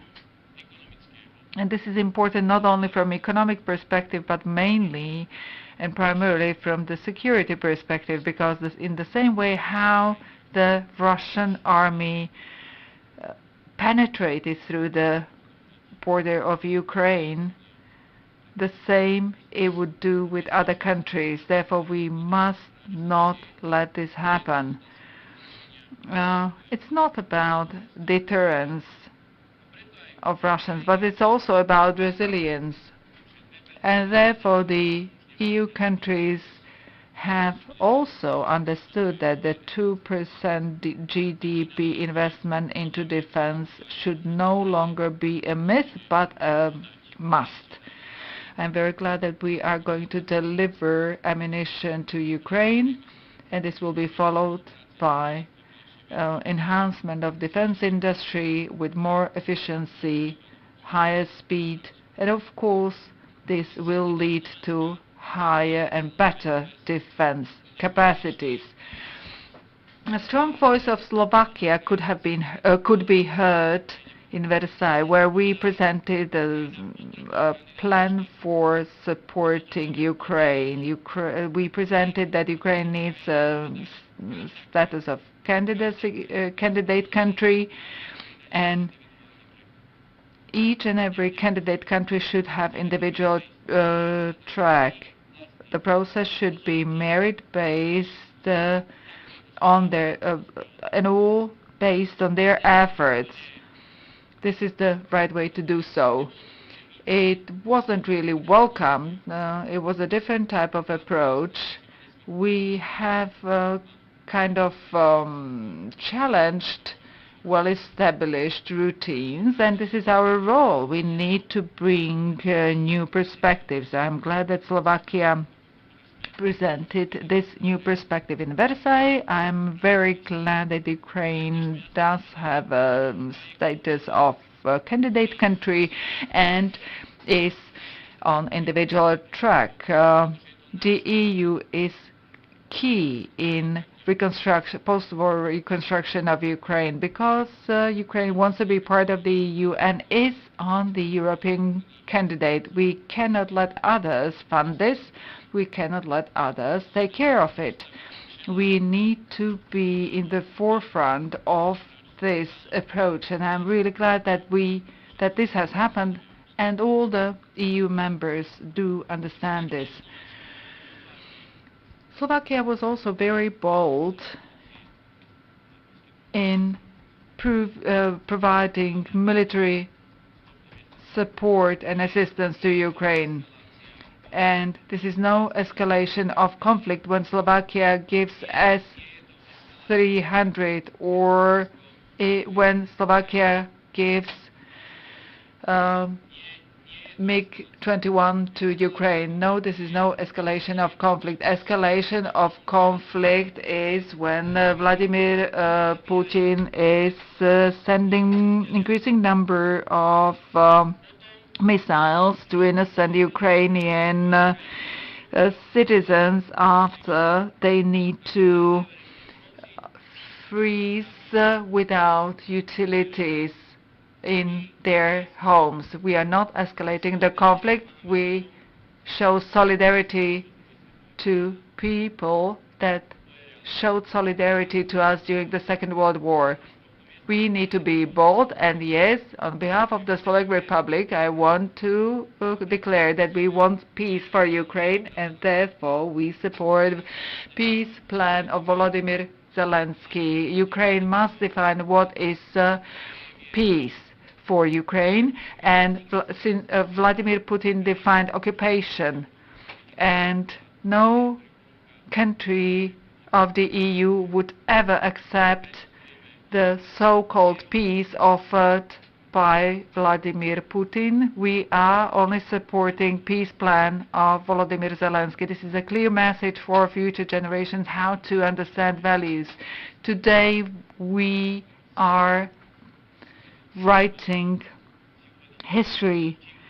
Therefore, we need to really be very clear about what we can compromise with and what we cannot, and what is the price of such action. The price we are paying is not high. The high price is paid by the citizens of Ukraine, and that is really incredibly high price. Ladies and gentlemen, let me thank to our allies that compensate for our contributions into the Ukrainian army that are used for protection of Ukrainian citizens. And I want to kind of ask all the ambassadors and representatives of different countries sitting here that we express our deepest gratitude for all your assistance, support that you are showing us. Slovakia has never ever had this kind of defense capacity as it has now. If we had wanted to save for it, it would have taken dozens of years, and if we had wanted to publicly procure it, it would have also lasted very long. So this is a clear message that alliance is a way. Ladies and gentlemen, the strong voice of Slovakia is clearly seen in us supporting important topics, or topics that matter to us all, like energy. We depend on nuclear energy more than to the level of 60%. There are experts saying that nuclear energy is the future energy, and therefore we can stand up for it. And there is evidence proving that nuclear energy is the future, and we will definitely stand for this. And this is also very important for the economy and for security. I'm also glad that Slovakia was clear last fall in discussions regarding energy sector, and the potential price rise could have jeopardized our industry and our households because the share of utility costs of our household is the highest from the EU, and I'm very glad that our European partner listened to our voice and helped us, and we could have reopened the Euro funds, which was unthinkable until then. But our European partners did understand how serious the situation was, and now we can use the Euro funds for unused Euro funds I'm talking about, and now we can use them to support our households and economy to compensate or to sort of survive the spiking energy prices. And I would like to thank our European partners for that, ladies and gentlemen. I'm really glad, and I think it was Mr. Lajczak who said that the foreign and European policy was of interest to the Prime Minister only when he was on the plane flying to Brussels. This was put to an end back in 2020.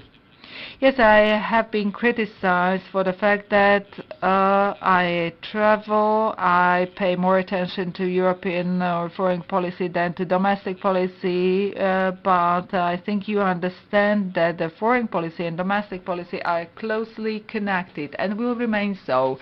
And those who say that this is otherwise lie to you. I am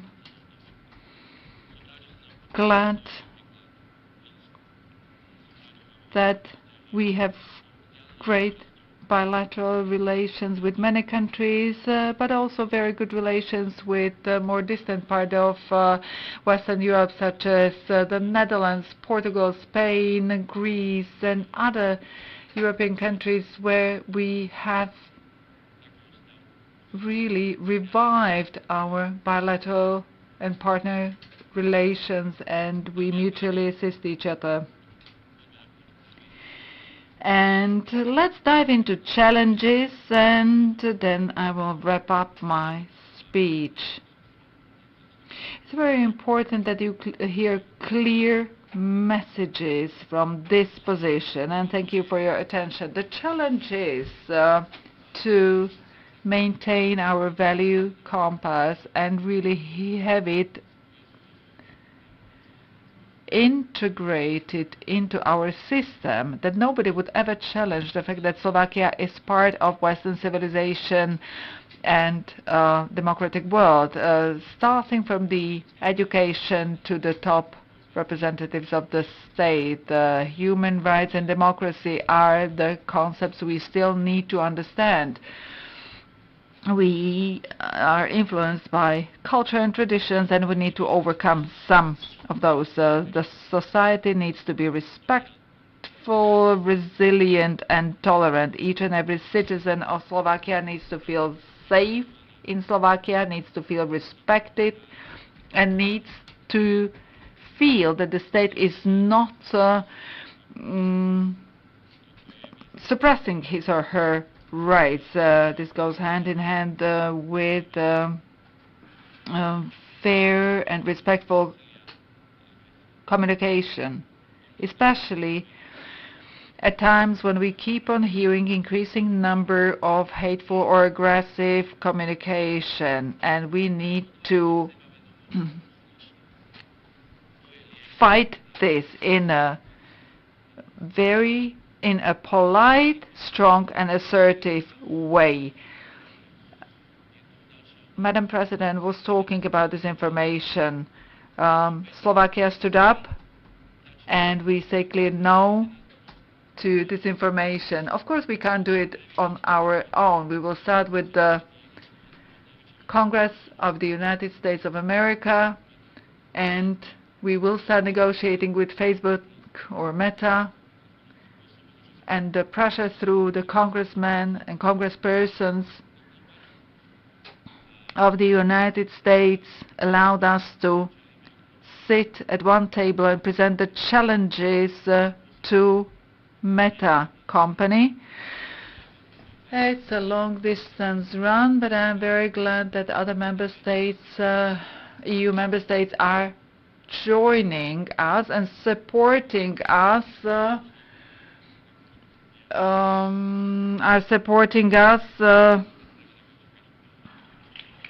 Ivan Korczok needs to leave, so big applause for Mr. Korczok. So Slovakia has become a battleground. It's very important to fight this together. Another important thing is to have continuity in our structures.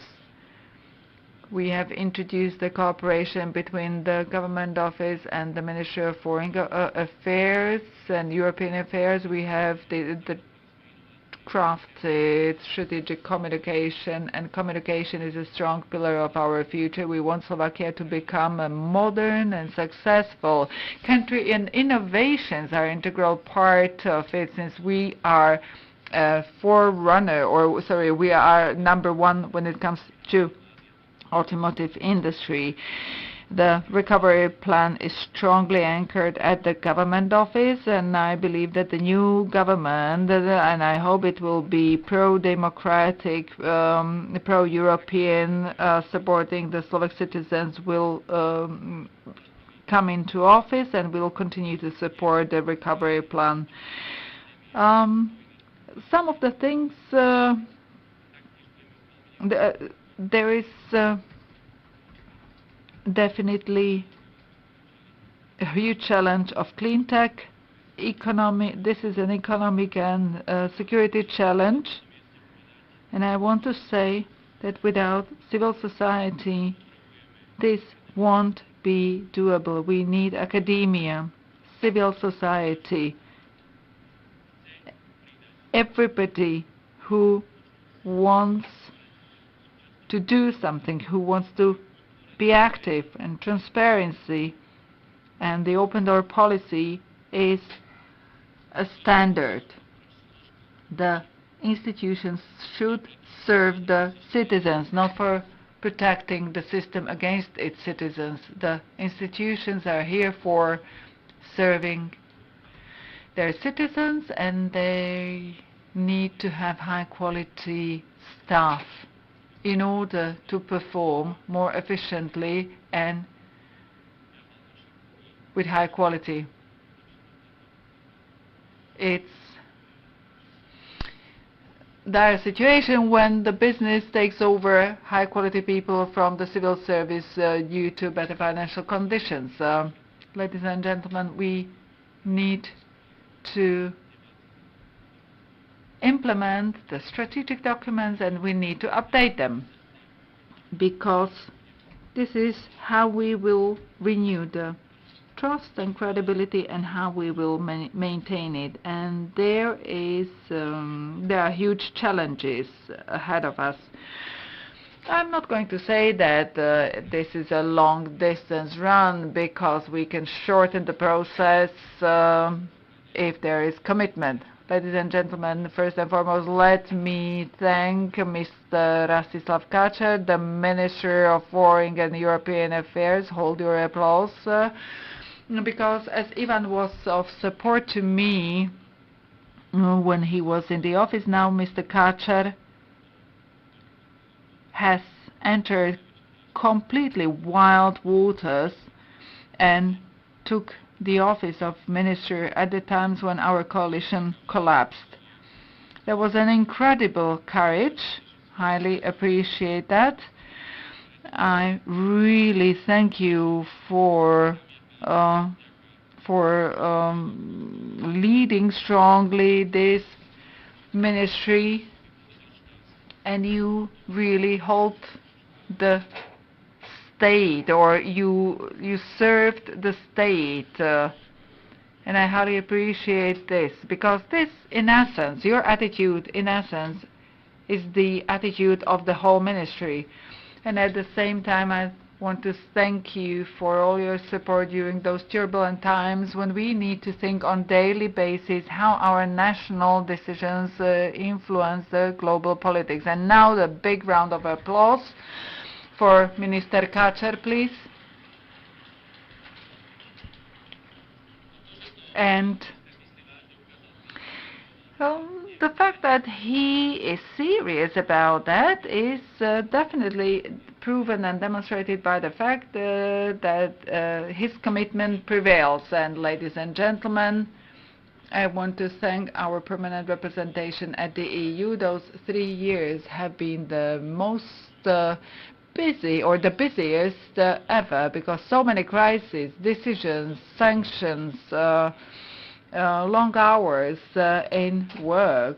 Those are unprecedented times, I think, and I would like to thank all those involved, all those hard-working civil servants, and the same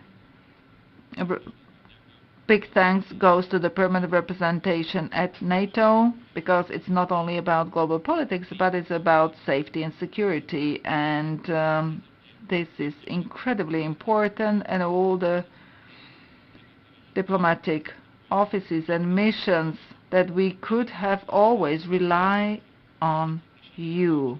You have always provided correct information, and you have been always there for us, and you have always supported us in achieving the goals that were set. And I also want to thank all the diplomats, ambassadors, and representatives of other countries. Thank you for being our partners throughout all the negotiations. Thank you for your friendship, alliance, and support. And ladies and gentlemen, thank you very much for your attention. And the last thing I want to say is that Slovakia will always remain and belongs to the West. Thank you very much.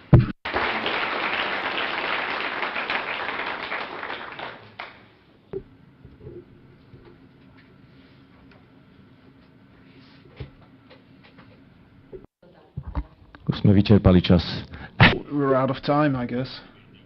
Prime Minister, thank you for your reflection and for labeling the challenges ahead. My role now is to moderate the discussion with you. I admit that this task has a very limited time because I know that you are going to be very busy today. I was told, however, by those who are guardians of your time, of your schedule, that we do have time for 2 quick questions, or 1.5 questions to be precise. So who in the audience would like to ask a question? Indicate your interest by raising your hand. Ms. Vašariova.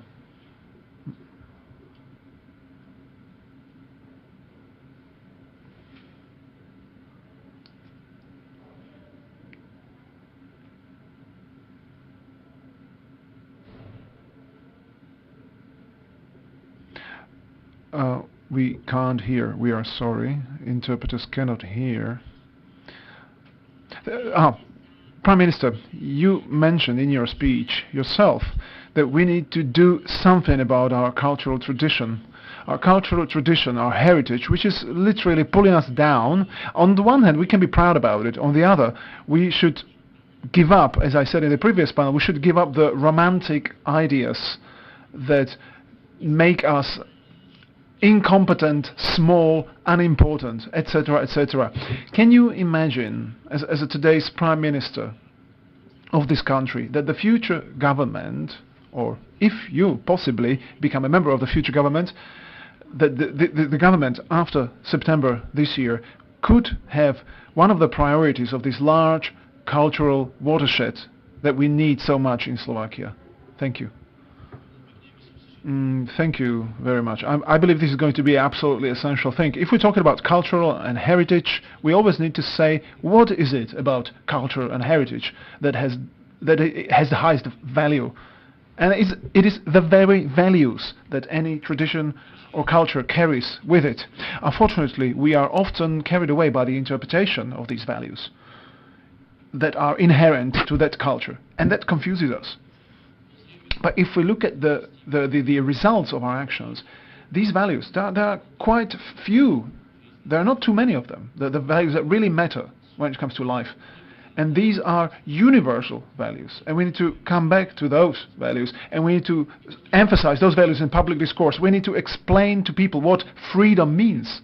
Because even today, there are various interpretations of freedom. Because in our society, if it wasn't various interpretations, it wouldn't be possible in this country, in our society, that someone thinks that somebody is attacking Russia. It's not possible.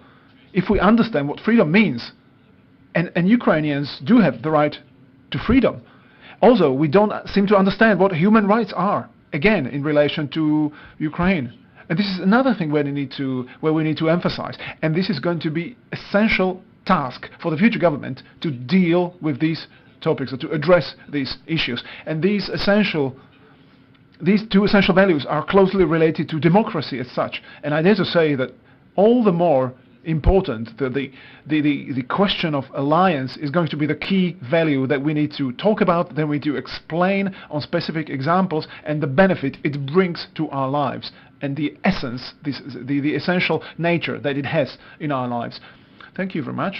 There is another hand in the audience. Thank you very much, Prime Minister.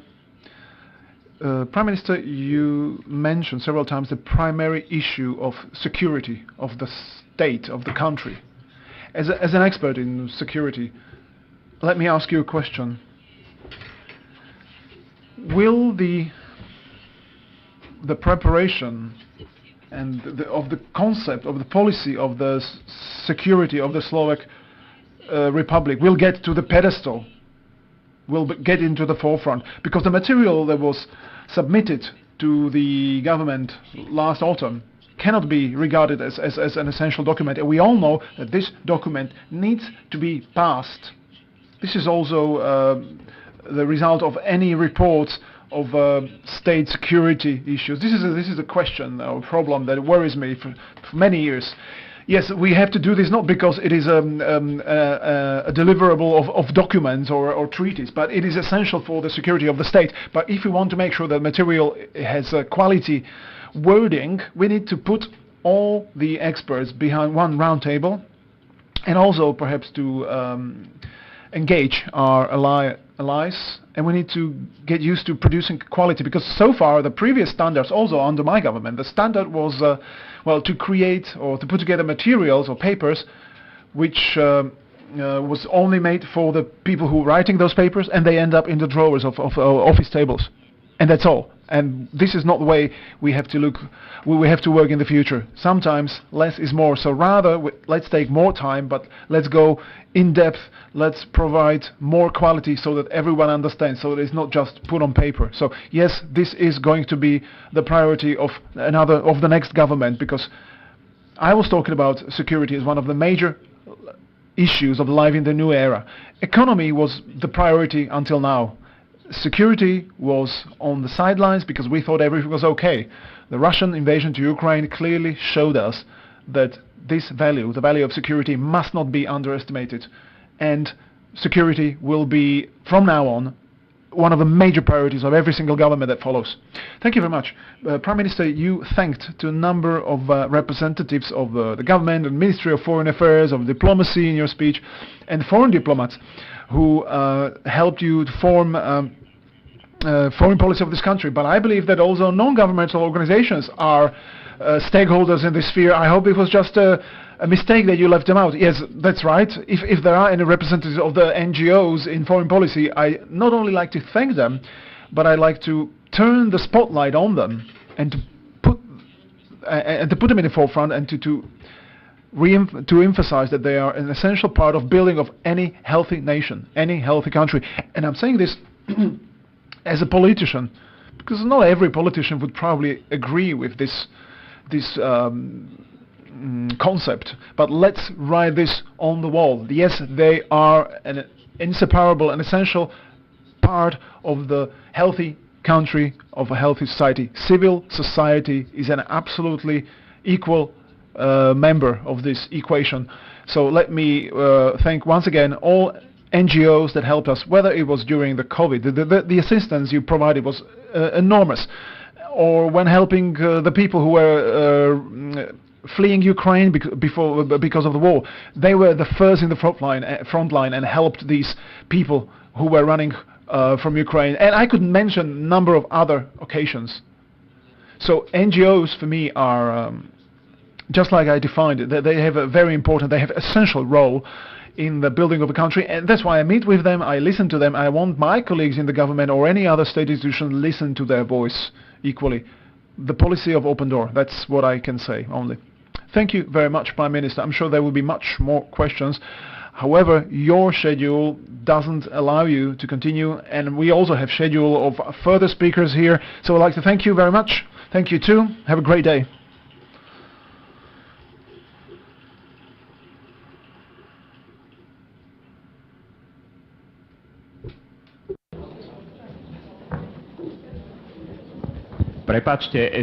Excuse me, I'd like to ask all the participants to remain seated, because we are continuing with a further panel right away. If you need a break, well, only essential break, but the discussion continues right now. Thank you.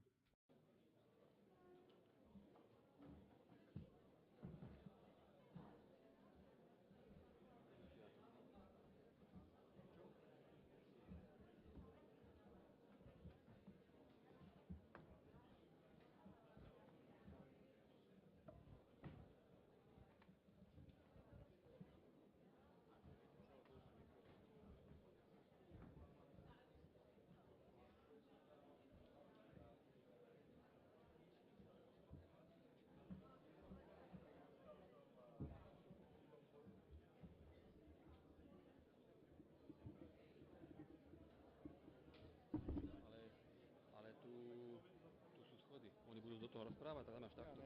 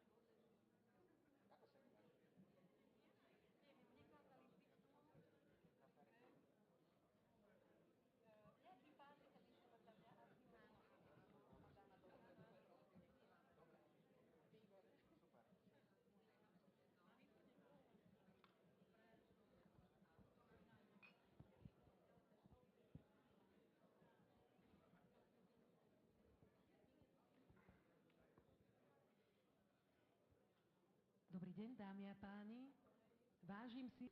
Good early afternoon, ladies and gentlemen. I am honored to be able to be the host of the panel of the EU and Slovakia. That's the name of the panel, especially in those turbulent times that we are going through today.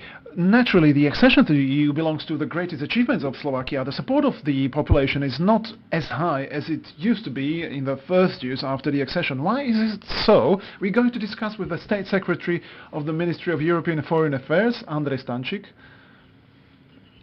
Katarina Čeflavajová from Institute for Central Europe, Mr. Vladimír Bilčík, MEP, and with Radovan Geist from Euractiv portal. ladies and gentlemen, please do welcome. Thanks for accepting our invitation, and let's start right away with the most controversial topic we've heard at the beginning of this event. Let me give you a couple of figures that you may have heard of, but let's just set the framework. Membership in the EU is a good thing for 44% of our citizens, showed by the Eurobarometer survey published in January this year. However, 70% of Slovakia believes that the membership of Slovakia is advantageous. So why such a controversial evaluation, State Secretary? What do you think is the result of this evaluation? Thank you very much for the good and controversial topic, and it's good to have quality and controversial topics, because I often feel that in Bratislava, in these discussions, we pat each other's shoulders, how well we're doing and how good opinions we have, but fight for the public opinion is not going to take place in Bratislava. Also in Bratislava, but we have to go to the regions. And if you go to the regions, the discussion we had, like we had in Michalovce, the tone is very different. Instead of patting on your shoulder, you hear very different voices and very different words. So one of the intentions I have is to go out of Bratislava and go to the regions, because in Bratislava the situation is pretty clear. And now to your question, why this is so? Well, there are several factors at play. First of all, people realize the value of things only when they lose them. This often happens on a personal level. When you get something, it becomes ordinary, you get used to it, you don't realize the advantage it brings to you. I'm not very old, but I still do remember the border checks when we were crossing the border, when the parents were stressing us to pack everything and do not forget the passports, and after a while it becomes an ordinary thing, because the reality are no border checks, and you forget about the freedom of movement, or the fact you don't have to change your money every time you travel to Austria, etc., etc. And the second factor is that the topic of Brussels is very strongly abused by the elites. Every time you hear the narrative about the bad things, and the bad things are always the result of Brussels efforts. And and of course, if it's a good thing that happens, that is the politicians say, "Oh, we brought you these good things," even though they are often these good things often come from the EU. So we often hear these myths about the dictation from Brussels, like something lands on the table and we have to approve this, whether we like it or not. Even though it's not true, because in all this process, even in Brussels, Slovakia has its representatives. But again, it's a topic that can very easily be abused, and we saw this in Brexit as well. A huge role was played by the tabloid media, who were talking about the shapes of cucumbers and how these mistaken bureaucrats from Brussels are dictating people how to live, and all these myths. And we see very clearly what are the consequences of a country, especially a country as big as the UK, leaves the EU. And like I had a message from my friend who lives in the UK, who went to the supermarket, and there's a message: maximum 3 tomatoes to be bought, for example. And this goes to how we actually decide in Brussels, how we have our representatives, how we take part in the shaping of the legislation, and not always pretend that we have to pass something because someone in Brussels said we have to do so. So there are these various levels. So these political elites should be more open and more transparent, communicating about Brussels, not only in this negative sound, negative voice or tone. And also, people, for the people, it becomes a routine. They don't realize that the freedom and prosperity are not to be taken for granted. And if we lost them at that very moment, they would realize, okay, this EU was good for something after all. Ms. Šefčovičová, President Čaputová said that we are going through an information storm, and foreign policy is in the epicenter of this storm. Is the lower level of support of the population also a result of disinformation? Thank you very much for the question. Certainly, yes, absolutely. In our institute last year, in the conference on the future of Europe, we conducted one of the few qualitative surveys among the population, and we ask them questions about their relation to the EU, how they perceive Slovakia in the EU context, what kind of EU they like to have for them and for Slovakia. This is one of the very few qualitative surveys, because the quantitative surveys, there are numerous, we see the figures, we see this gradual decline in the support and gradual decline in the positive opinion about the EU, but we need to see the factors that influence it. And disinformation has a huge share in this respect, or they are a huge factor in this respect. And one of the factors explaining the decline of this positive opinion on the EU membership in the Slovak population is the perception of disillusion. We were accessing the EU. At that time, we had a good combination of internal, pro-reform politics. We knew that we need to do the reforms to access the EU, and there was a combination of these European tools that helped us, and people were willing to bring some sacrifice, because very often people felt this, tightening of belts on their own lives, etc., and they felt like, okay, when we do this, maybe we can catch up with the Western standard of living. And now we've been members of the EU for a long time. It's going to be 20 years now. This year is 19 years, right?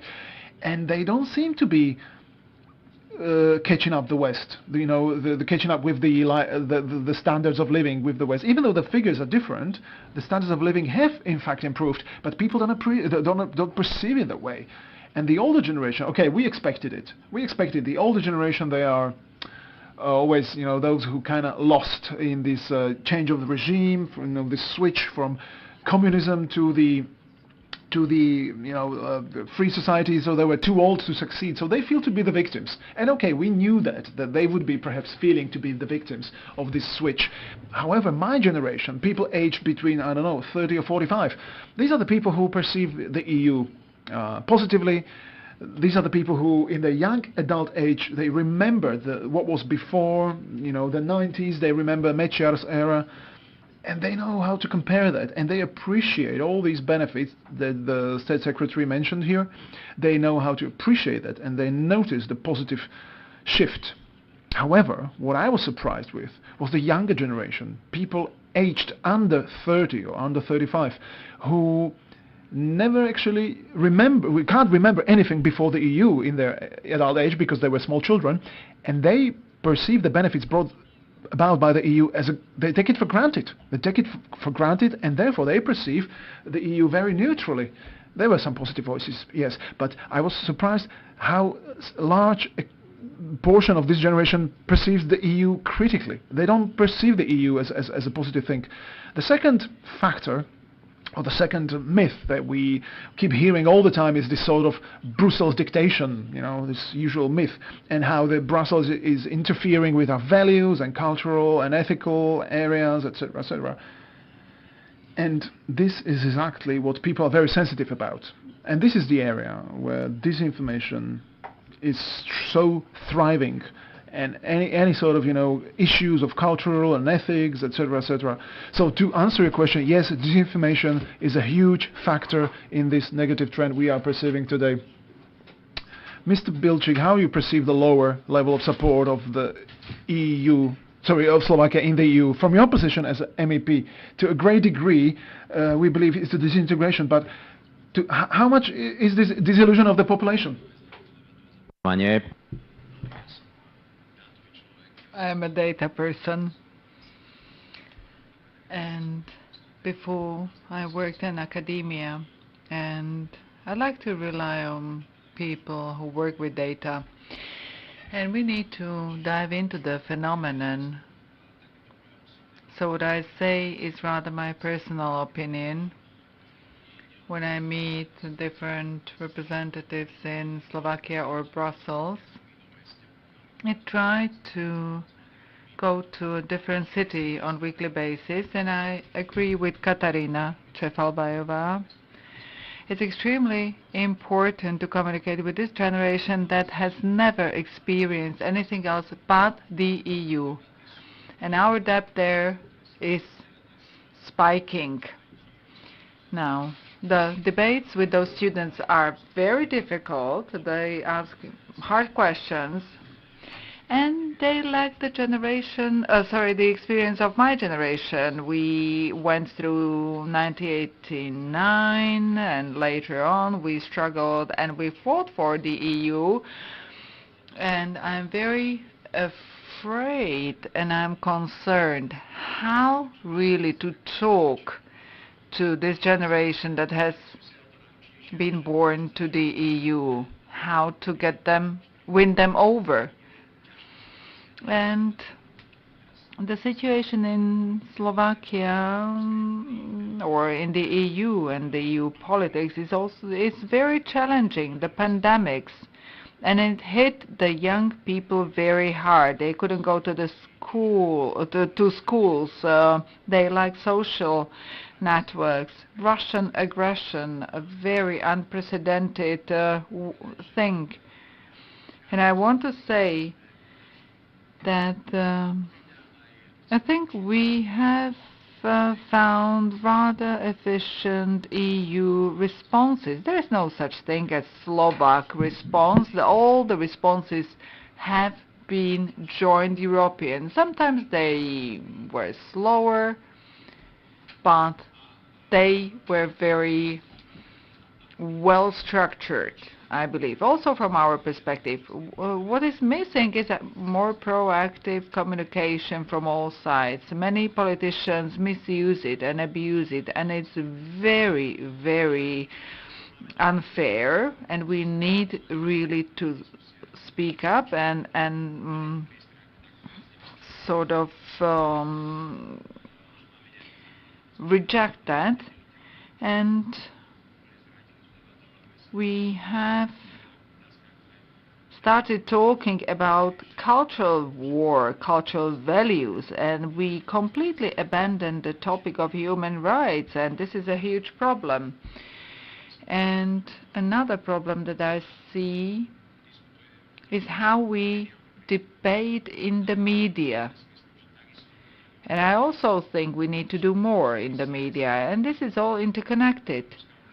Also with the way how the EU is perceived by the society. So I'm not all that surprised or shocked by the surveys, but what we need is better analysis of how to change this. This is not carved in stone.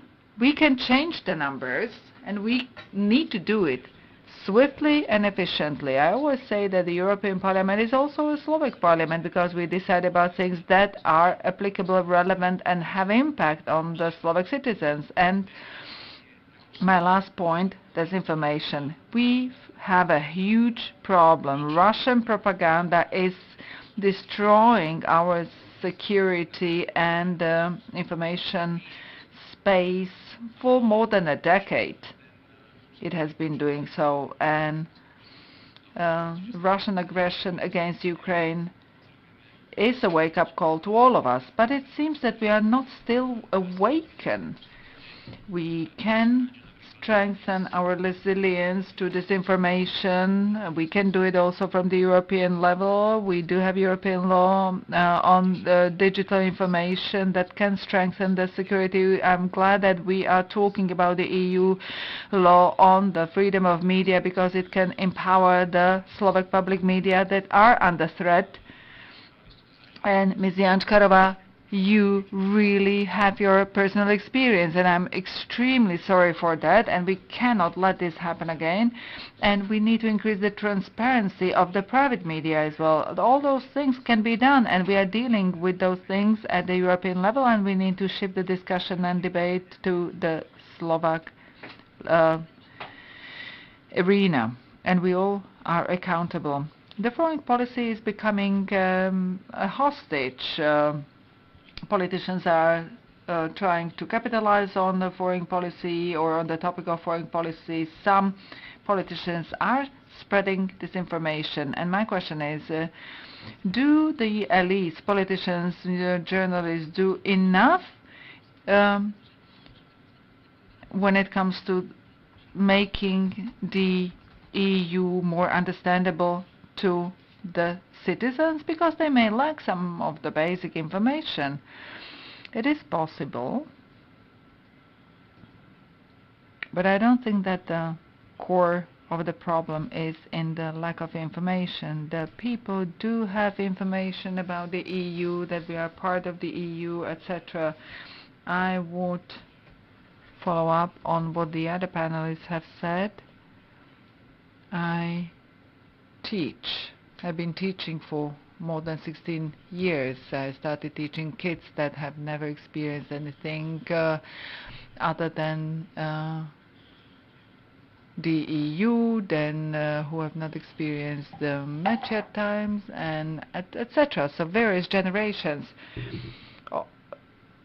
And those young people don't remember the EU in other conditions but crisis, financial, migration crisis, debt crisis, all those crises that the EU has gone through.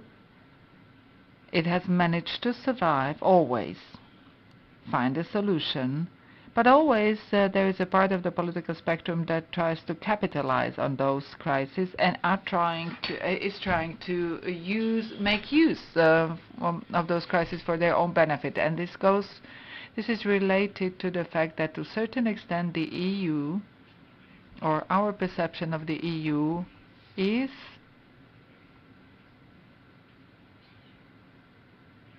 a result of the fact that the EU is part of our everyday lives, an ordinary part of our everyday lives. We see that the narrative that spreads fear and lies is winning over, and this is very bad. But ask the minorities, sexual minorities, any kind of minorities in Slovakia, how do they feel? They have been experiencing the same things from the very beginning of establishment of the state. The EU has becoming a part of our lives. There is one exceptional aspect why I think that the disinformation on the EU and democracy are stronger here. And I think Ms. Eva Mihočková has mentioned that the EU was perceived as a cash cow or a washing powder that can be used occasionally. And we really need to reverse this thinking or change this thinking. But the EU and NATO are opportunities, and whether we want to capitalize and use those opportunities depends on our leaders. We have managed to use some of the opportunities, but also we have misused, for instance, the EU funds. And we like to feed the romantic myths that we have very beautiful nature and very qualified or skillful people. This is not the case. Yes, we have nice nature and skillful people, but unfortunately we are really destroying our nature and sending our people away, our skillful people away, and we are actually outcasting them or really like pushing them away from here. And then this is reflected also when it comes to the attitude of the Slovak society to the EU integration. And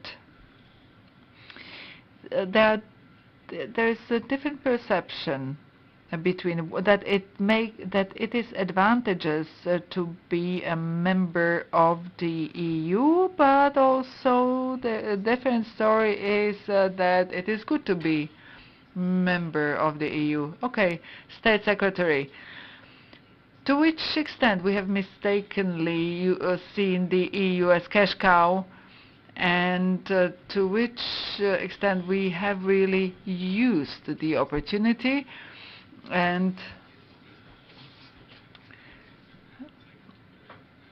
we reduced the most successful project in the European history that has been a dream for centuries to have peace and prosperity. We reduced that to a primitive cash cow or ATM. And now we were talking about integration of Ukraine with our colleagues from the EU. We did some math. If Ukraine would be the EU member, Ukraine would absorb 25% of cohesion funds. So the cohesion funds would need to be completely recalculated, and we would not be a net beneficiary, but a beneficiary, but just a net member. So everything would change, and we should really change the narrative. We shouldn't be talking only about the money, and as Mr. Case was saying, the EU funds have negative connotations often with ordinary people because they are seen as subject of corruption, and that people use the EU funds for personal benefit. So what kind of a voice would Slovakia have as a single country when we were to talk with the US, China or Facebook? Well, we would have no voice, and therefore it is complete priority for Slovakia to be EU member, because only as a part of this big whole we can have a voice. Now we have it. And one of the principal things that is changed in the EU is the priority of security. There were countries that thought that, okay, we can do business with Russia, and business will establish democracy in Russia. We have been saying that Nord Stream is nonsense, that Russia is a threat, not only us, but Poland and also the Baltic states. So this is a change in paradigm, that society has become the EU topic, and the Western countries that would not have wanted potentially this strong support of Ukraine had different perspectives on the military support to Ukraine. But thanks to the fact that our countries really sent military support and to Ukraine, this has changed the attitude of other EU countries as well, understanding this is a completely principal thing that was promoted by Central European region and also the Baltic states. Ms. Cefalvajová, what we have done well and what not in the EU?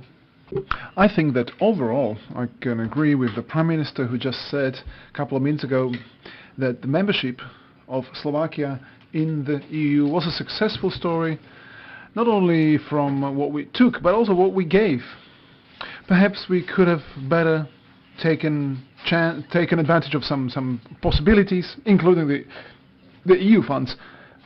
Also at the beginning, by combining the EU tools and internal policies, we managed to restart our economy. We were a net exporter, and we are basically an industrial power, considering per capita calculations, of course. And we managed to increase the quality standards of our production. And it was not only about the quantity, like the largest car exporter per capita, etc., but also by producing the top quality vehicles, within the respective car makers. So skilled and qualified labor. However, this model has been, exhausted, or is becoming gradually exhausted, to be precise.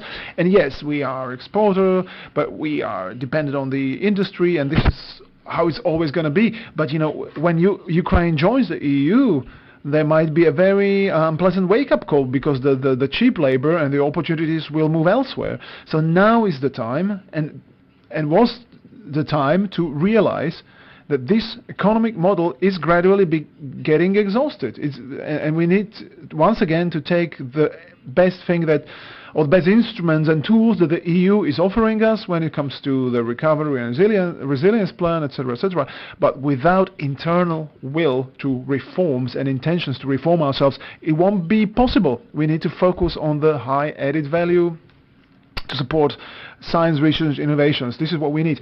And the innovations can be best supported within the EU, not only on our own as a country, but within the region and within the EU framework. Mr. Bilčík, what was the good things, what was the right thing we did, what can be labeled as a success story in the EU context, and what was the opposite? Let me start from the first question. I believe that is a question that we need to respond to become the success story also in the next 30 years. That's very important. Looking at the most recent 30 years, and I also wrote it when we were celebrating the 30th anniversary on the 1st January. I am convinced that despite all the bad things we've heard today, Slovak story is a success story. And it wasn't really expected. It wasn't expected. And in the breakthrough moments, we always made the right decision. Talking about 1998, talking about 2004, 2007, Euro area, you know.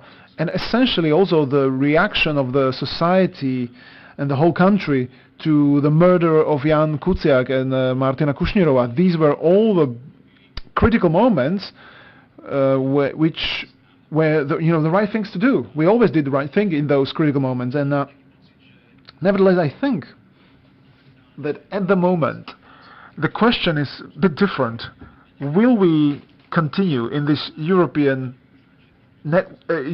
space? Will we continue to take advantage of all the possibilities and opportunities? And will we master the courage and the strength at home? Or we are just going to survive in this space? And if we are only going to survive, this is going to be very useful material or cannon fodder for those who are searching for enemies. And Brussels is just another enemy. And we can take the path of other countries, our neighbors, some of them, who basically decided the EU is going to be their enemy. So this is the crossroads we are standing at. How to move on, where to find the internal drive so that we work for Slovakia that is more European country and not less European country. Of course, I'm not talking about flagship of Europe, no, but to make this country work so that people in this country feel that we are moving somewhere. Because I remember from the moments before 2004, there was the debate that like we will have doubled salaries, or we will have the same salaries like in Austria and Germany, and we're still not there. Even though, yes, we have improved our situation compared to Western Balkan countries or Ukraine, you know, regardless of the war now, of course, but even though when I travel to the Balkans, I always feel that our politics is still, you know, it's better. But we must stop surviving.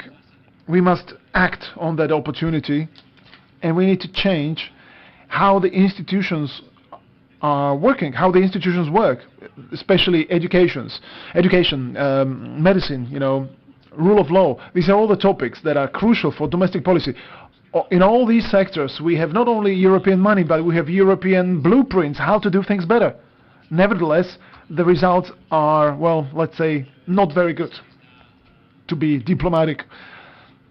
So this is the key area. These are the key areas where we need to get ahead and get inspiration, you know. And the last thing, security. Yes, security is the major topic nowadays, naturally. And I can say that Slovakia is playing a much higher role, much more important role in the topic of security in Ukraine compared to our size. We are a small country, sure, and you can feel Slovakia in the security politics. And it's not just the MiG fighter jets, but partners, they perceive us, stakeholders talk to us, stakeholders give us applause or praise us if we do the right thing, and we actually drive some of the initiatives, and these are very important things also in terms of our own role and place in the European project. And let's try to do this also in other areas. So security is a role model, let's say, for other areas. Let's realize. I do realize it's not going to be simple, but at the same time, I believe that we have got the skills and competence to do that. Mr. Bilčík, you mentioned our neighbors. I believe you were alluding to Poland and Hungary, who are in a way certain outsiders in the EU discourse. Is this a threat to discussing about the future possible foreign policy development? Or let me rephrase the question: how do we take advantage of these opportunities? What we give to the EU? Well, State Secretary was afraid that we will be only petting on each other on our shoulders, but I can assure you I'm an expert in self-flagellation, so I'll be focusing on the challenges and the negatives. What Vlado Bilčík was talking about is the trap of comfortable leverage, and we've already found ourselves in that trap. We are a member of the EU, we are a relatively safe economic area, so there will always be some investments. Well, some of the sectors are falling apart, public services are falling apart, we'll somehow pay for it from the EU money. We have unemployed, well, they will move to other countries with good labor markets. So we have the feeling like nothing bad can happen, really. We have some loud mouths, vulgar people, politicians, but the foreign policy consensus will always somehow keep, they say what they say, and when they become the member of the government, they will sign the papers, etc., etc. No, this is not true. This is an illusion. We are entering a world where crises are going to be omnipresent. We can't say, oh, it's going to be good. The people from the political opposition, it will be forgotten. It will be all right after all. In the end, we know that Slovakia cannot exit the EU. The fact that the UK shouldn't be leaving the EU, even the Conservatives knew that. Nevertheless, it happened. Here we are. So we can believe that we are a relatively economically successful country.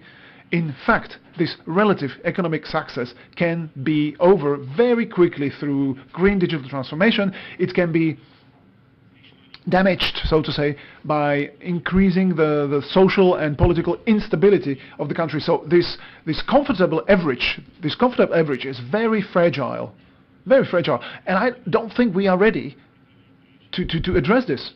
And there's one more thing that we got used to in the EU. We love solidarity. When we are at the receiving end, and when we receive solidarity, we love it. And this is visible in every single crisis, since the financial and debt crisis, sovereign debt crisis, until the Ukrainian crisis. And I'm not one of those who say that this is the population we have. We are these people from the valleys who were always very suspicious to the people from the cities, etc., etc. No, the major role is played by the political elite. That any crisis we faced, they change it of the fight against them, and they, of course, they use this simple maths. You either give or you take. Major, just to be in black figures, just not to be in red figures, just not to give more than we get, whatever it is. We couldn't breed a public discourse which would be able to perceive these problems in their complexity and not in their black and whiteness with this local perspective. And unfortunately, we have a major part of political representation which I believe when they become members of the government, they won't sign the declarations, and there won't be business as usual. No, they are ready to take the path of the countries that today are still very happy to use the European money as long as they can, but at the same time their political representation is keeping in power by feeding the so-called mythical conflict between the evil Brussels, and their national interests. And this is a very dangerous path. State Secretary, you would like to react. What to do with the elites? You are the representative of the Ministry of Foreign Affairs. Do you perceive these statements across the whole political spectrum? How do you going to face that? I'd like to react to this shoulder patting. I didn't mean it negatively. I just wanted to say that if we ask these people here in the room what they think about the ODA, what they think about NATO and the EU, it's going to be positive, right? But if we go to the east, like the town of Michalovce, or when we talk to students from other regions, the opinions are very different. And this is where we need to go. We should be the missionaries, so to say. I don't want to say this paternalistic, I don't want this to sound paternalistic, but these are the problematic regions, these are the neuralgic points where we need to talk about the advantages of EU and NATO, because here in Bratislava everybody's convinced, or I mean not everybody, but pretty much most of us. And now to your questions about the political elites, whether it was debt crisis, euro political. It was subject of political fight. Then the migration crisis. Again, it was a political fight. One would believe that all the migrants want to go to Slovakia, like we are the paradise where everybody running away from Africa wants to go to Slovakia. This couple of poor guys who actually did want to stay here, they were sent to the east, somewhere in Humenne. We turned this into an incredibly disgusting political theme, and when someone says migrant or a refugee, it automatically people see a terrorist from ISIS who comes here to murder and rape. Terrible. And this is an abuse topic, and I experienced this when we had the ODA. It was such a toxic debate. I felt myself, am I really committing high treason because I'm voting for this, for this defense agreement? Obviously I'm ironic here, but again, we need to say clear and loud, white is white and black is black. And even though on Facebook or in everyday life you encounter huge hate, such vulgar and disgusting messages I receive daily, even not only to me but to my family, which is certainly out of bounds. But you need to push, if you really want to support these values and endorse these values, you need to say it loud and clear, and you shouldn't be afraid. I want to mention this Michalovce debate once again. When I was looking at the ministers of Káčer and Nať, which had these vulgar people shouting at them, hating them and their families, it was extremely powerful gesture that they stayed there and discussed to the very end, because the worst thing they could do is to get up saying that we cannot discuss and leave, even though they would be right to do that. But nevertheless, it would concede that if this loud minority will be loud enough, will be shouting loud enough, then they will succeed. And they showed them that no, they won't back away from them, and these are the values they need to support and endorse, and doesn't matter how much hate you receive. Ms. Čefalbayová, you will agree that the problem of disinformation is that it's a mixture of complete lies and some facts. How has the EU been doing when it comes to Brexit, disinformation, etc.? I know when it comes to Brexit, the British society used to be divided, half-half. Now it has changed. And another question, how we have managed the pandemics, energy crisis, and also the thing of the challenge of crossing the borders during pandemics. How has the EU managed? And try also to put yourself into the shoes of Slovak citizens. I am aware of all the problems resulting from those crises, and as Mr. Geist has said, we just go from one crisis to another in the EU. But if let's take or if we try to imagine another group of states that would need to deal with so many crises as we have, maybe that group would no longer exist. And what I really love about the EU is that it comes stronger from each and every crisis.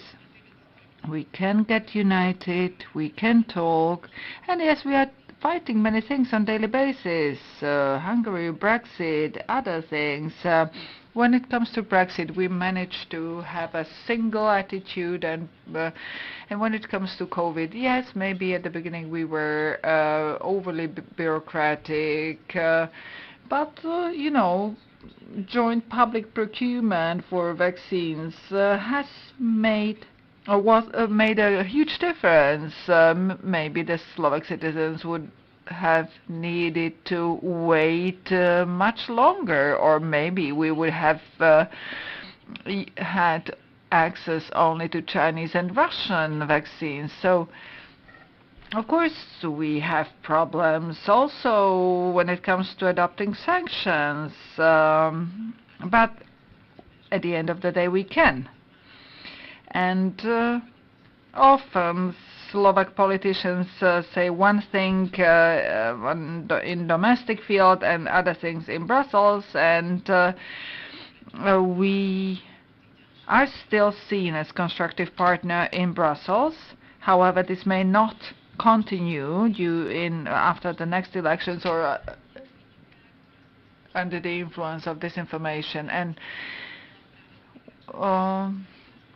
but there is this one exception to this positive story, and that's the migration crisis. That was not a migration crisis per se, because now with Ukraine we are not talking about migration crisis. It was a deep political crisis that but the migration crisis opened up the division between east and west, south and north, all the new members, and we are trying to recover from that migration crisis ever since. Disinformation seen, Russian propaganda is feeding on it.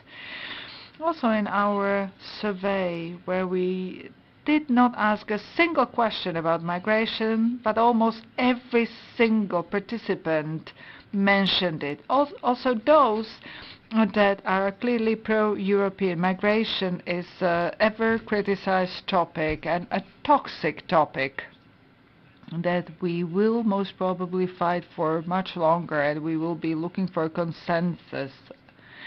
And what to do about it? We have heard a lot about successful or unsuccessful politics in Brussels. And yes, there are many examples from our pioneering position when it comes to supporting Ukraine and supporting its membership and assistance to the refugees. So there are good things, but we should not forget to lead successful pro-European policy on domestic arena, because our survey has showed that after 19 years of our membership, the Slovaks have very poor knowledge, not information, but knowledge about the EU. I'm not talking that we all should know about all the mechanisms of the EU. Also, I need to check on the structure, but the basic division of European institutions, the European Council, Council of Europe, everybody reduces the European Union to the Parliament. So the knowledge is missing, and where there is no knowledge or little knowledge, disinformation can flourish.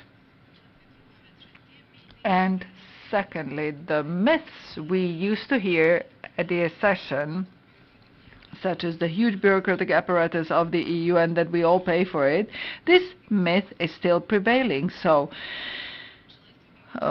throughout those 19 years of our membership, we could not reflect this fact into our curricula. From the preschoolers to universities, we think that EU is something external. There may be 1 to 2 hours or chapters in some textbooks at university, but this is not reflected in the curriculum and also in the attitude of our citizens. So I would like to plead to the political representatives and also those at this ministry, you should all lead the European policy towards the Slovak citizens here at home. Will you do so, Mr. Stanchik? Yes, I'm trying to do so. And I'm not only talking to the secondary school students, they often tend to be preferred. I also talk to other secondary schools. I'm usually struck by the fact that they don't know who is the Slovak Euro Commissioner. I try to communicate at my social media, and often people don't know what is the legislative process, what is the European Council, what does the Parliament do, etc. Therefore, there is this room for disinformation, because if the people don't have facts, then people think, okay, something just lands on my table from Brussels, and Brussels is dictating me this and that. And I need to explain all over again that we are Brussels and we have our representatives and we participate in decision making in Brussels when it comes to negotiating energy prices or caps or integration of Ukrainian people from Ukraine. We were visionaries, we were pioneers, we were leaders in the process and in the discussion. So I definitely try, and I will continue to do so. And also I will focus on the regions because they have been overlooked. The politicians have neglected the topic of EU and making it an integral part of our domestic arena. And now the time is high to do something about it. It's 5 to 12. And we are really trying, the ministry is trying to discuss with young people across the regions, because if we lose it here and now, then in 10 years we will be in very dire situation. Mr. Bilčík, I'll go back to the original question. Will we come out from those crises empowered?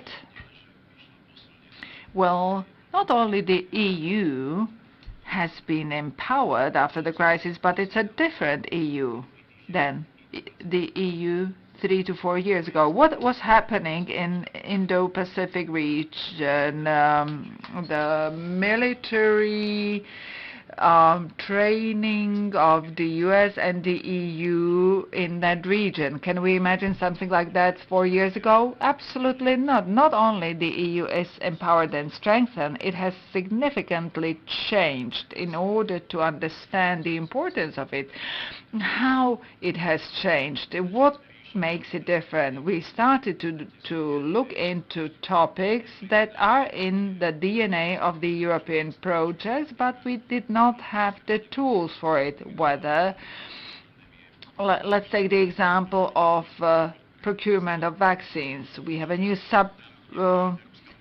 committee for health policy. And the problem of Slovak healthcare is not the EU policy, but the condition of Slovak healthcare. And we may try to bring many EU tools to Slovakia to make it better.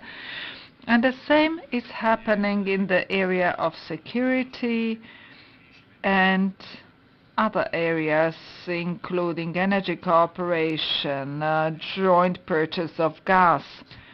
Other things where we also draw the energy from. And Slovakia needs to be in the core, not only survive, and we need to have a strategy. If the automotive industry is to survive in Slovakia, it needs to be green. I'm totally convinced about that, and the automotive industry needs to have a clear-cut signal what they will be doing, and therefore this legislative limbo and insecurity was very bad, and therefore the decision to stop producing combustion engines after 2035 was a very important signal. And when it comes to the EU, when it comes to EU institutions, EU Parliament is very active. The Commission, led by Ursula von der Leyen, is a very visible politician. She visited the US recently, and she was talking to the US about green energy topics, about our cooperation with the surrounding countries. And last comment, this all needs to be translated here to Slovakia. We need to clearly define what is the European environment. If I were to ask the students who is the Minister of Transportation in Slovakia, they wouldn't know the Slovak Minister of Transportation in Slovakia, just like they don't know the Commissioner Šefčovič. And what we need to say, who are the enemies, who tries to break everything down. This is a big discussion in the European institutions. When we talk about the fight against or countering disinformation, it's not only about black is black and white, but we need clear rules that will give room to the freedom of speech, and that the emotion and this position will be very present. Unfortunately, this is not happening, that's what we don't have in online environment. But the European Union is doing things in order to change that. So not only we have survived, but we have only changed things. So we are stronger, but also different. That's what Mr. Bilčík says. And Mr. Geis, look into all those topics.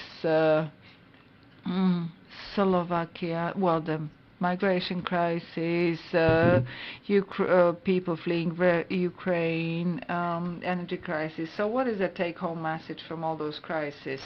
As a country, I think, well, this is a take-home message for political elites. We can deal with crisis if we take them as technical problems with pragmatic solution. And the political elites should refrain from political dimension or added political dimension to those crises or challenges, because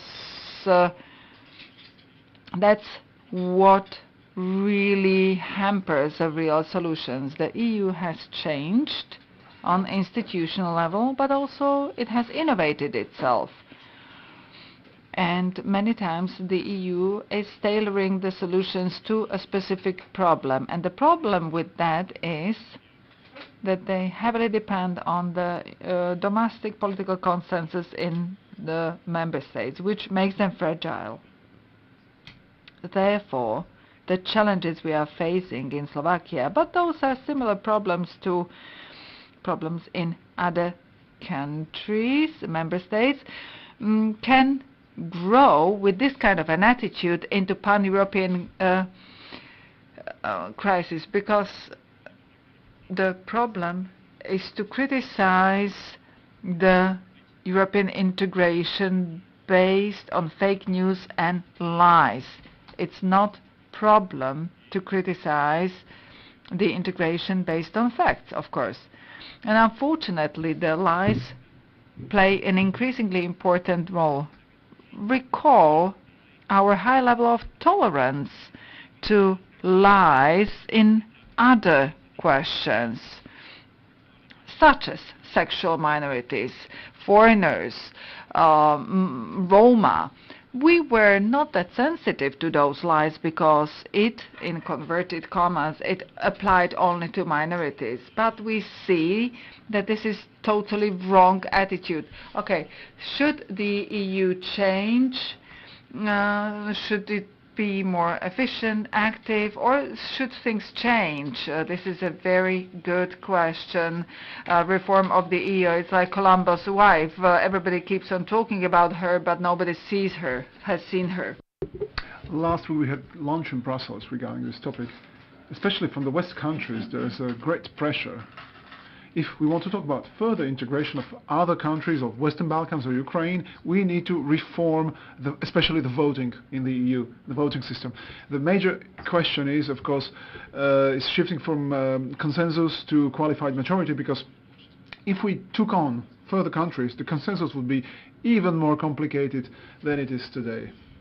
However, can we imagine the way, because the nice thing about this, because if you open the treaties to reform them, to close those treaties you need consensus. So one country, and I don't have to mention which country, might stand against that, For example, Hungary.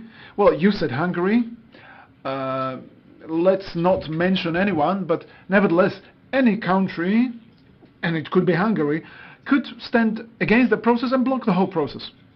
So at the end of the day, it's going to have to be a bigger package, a bigger agreement, because you could see this pressure from the East and Central Europe to take on the further path of integration. However, the West says we need to reform our internal processes. So from the Slovak position, we can imagine the question of issue of security policy, the shift to qualified majority, and some of the ministries have no-go topics that we don't really mind if it was with qualified majority, because it never happened that Slovakia was against the opinion of the qualified majority in the EU. But however, it is becoming a topic that is becoming politicized already now. We keep hearing that the president wants to support the qualified majority, that the president will support the dictation of Brussels, and Slovakia will cease to exist, and different myths like that. Even though historically there was never a situation like that Slovakia would be against the majority decision, nevertheless, this is the role of the future discourse on the integration of Ukraine and West Balkans, and in the end we're gonna have to reach the agreement between the East and West or about the future tone of integration. However, just one bad election result in any member states, and this is going to be a very complicated debate. This is a very sensitive topic because some small countries are even talking about the future integration of other countries, new member states, might feel that this is actually a dictation if there is a qualified majority. I'm trying to check the time and the people leaving the room. So this is a very complicated debate. There's just one partial question: whether the qualified majority vote on a shared foreign policy or a security policy, yes or no. There's a number of arguments for, a number of arguments against. There's a huge debate and question marks. Is this realistic? Is there a political will for that? Just like Andrei mentioned, is the mechanism actually doable, viable? But I think we need to take a step back, and we don't see the forest because of the trees are blocking our sight. We need to ask ourselves what sort of EU we want to have in the world. We see how dynamically the world is changing. Compare the situation 10 or 15 years ago. The most important thing was the economy. We thought that just by economy we will, sustain ourselves, that we will only be dealing with economy. We had a unipolar world. Now we are shifting to a completely different situation, and the world will not wait until we decide to reform our internal processes or decide not to reform them.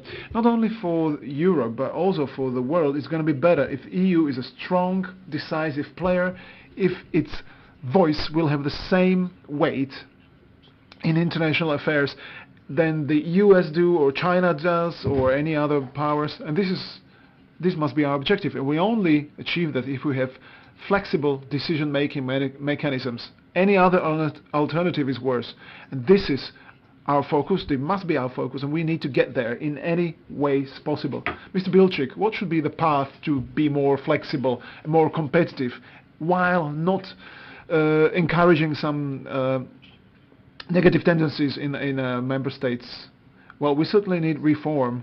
We need reform of the whole Union and its institutional mechanisms and decision-making mechanisms. I do support the shift in formal voting to qualified majority. It very rarely actually happens. We need to say these agreements and treaties are always born in a way or conceived in a way that we all need to reach an agreement. This is the philosophy, to look for consensus, because we always have to live with the consequences of our decisions in the upcoming years. So it's always the most important thing is always to agree, to get an agreement, but the existence of the clause on qualified majority could help us look for agreement much sooner.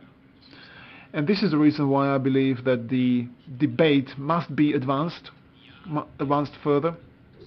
Today, I feel, and I'm talking about the right emotions and the setting, when we had this discussion 20 years ago, there was this convention on the future of Europe, And we had this general excitement on how we are going to change the basics on which we are working, and then we had the treaty adopted, and however, that treaty exploded because of the referendums in France and the Netherlands, and since that time we are advancing with very small steps. We had the Lisbon Treaty Agreement, but from my perspective, any change is going to be very demanding, very difficult to achieve. I don't see this, especially from the member states' perspective, and from what Rado said, I don't believe we have the reason to be optimistic. And you know what's going on in Slovakia in the public opinion polls. We are an outlier, but tomorrow there can be yet another outlier, not just us, because European policy has different routing and different embedding in various member states. You know, in some processes the European Parliament was the driver, but today when we talk about European policy, we don't really know the names of the people from, national policies. You know, we don't have one or two leaders with whom we would associate specific topics like it was in the past. And this is where I see the biggest, shortcoming.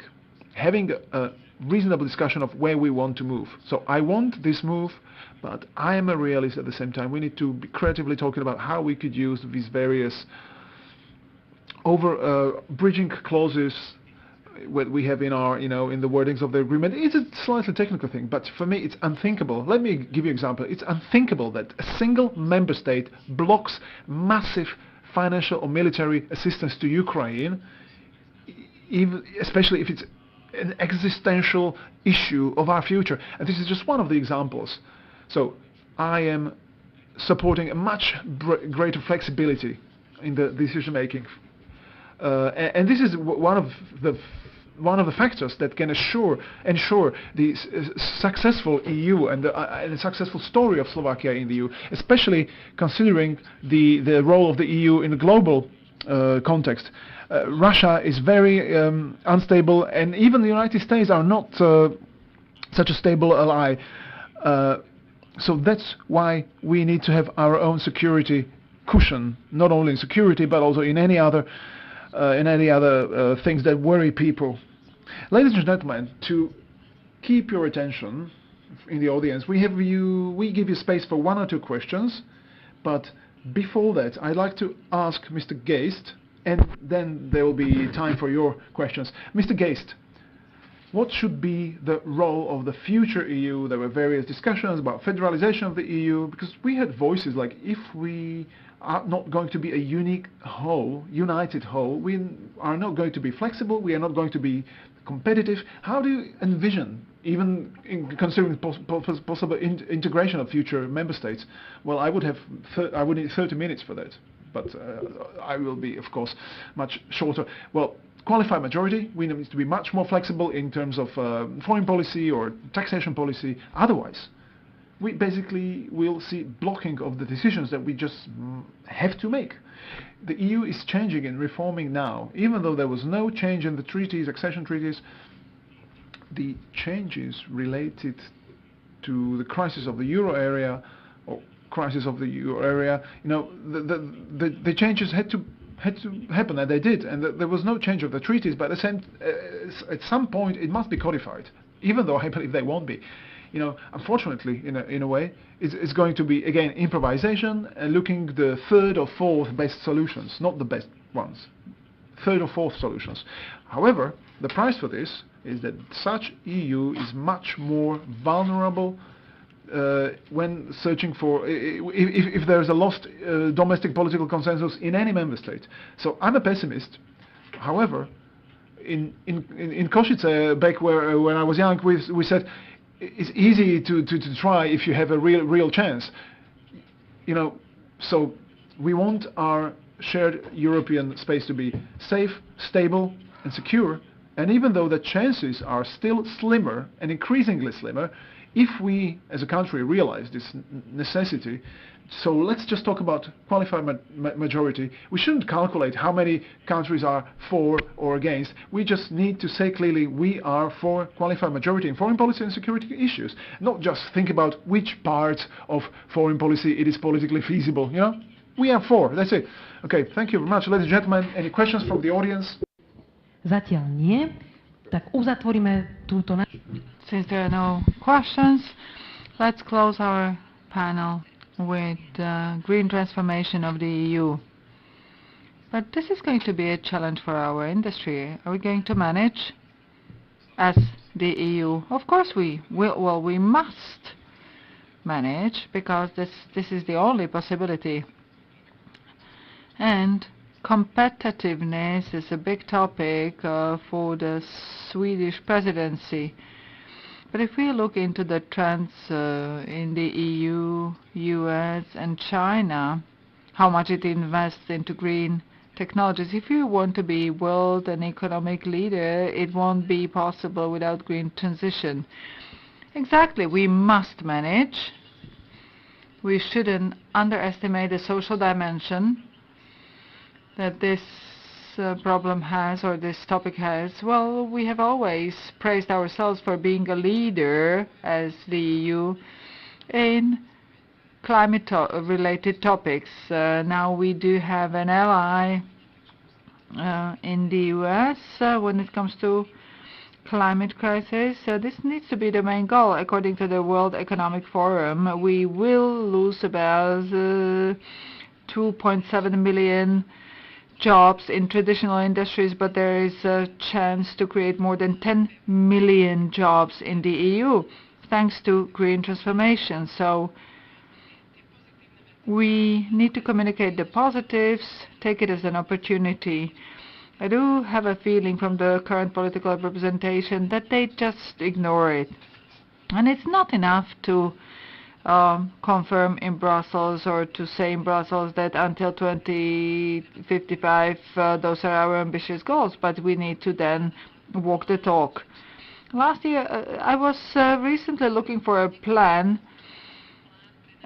at any ministry, if there is a plan for our businesses, how the state is going to help the businesses to achieve this goal. There is no such plan. Maybe they have created it in between, but this is something we need to work on, and also on in each member state. Are we going to manage and will we be able to explain why it is important? Yes, we must, and we must face and fight and counter many disinformation related to green economy. And also from security reasons, there is no other way and possibility. The resources that have been out there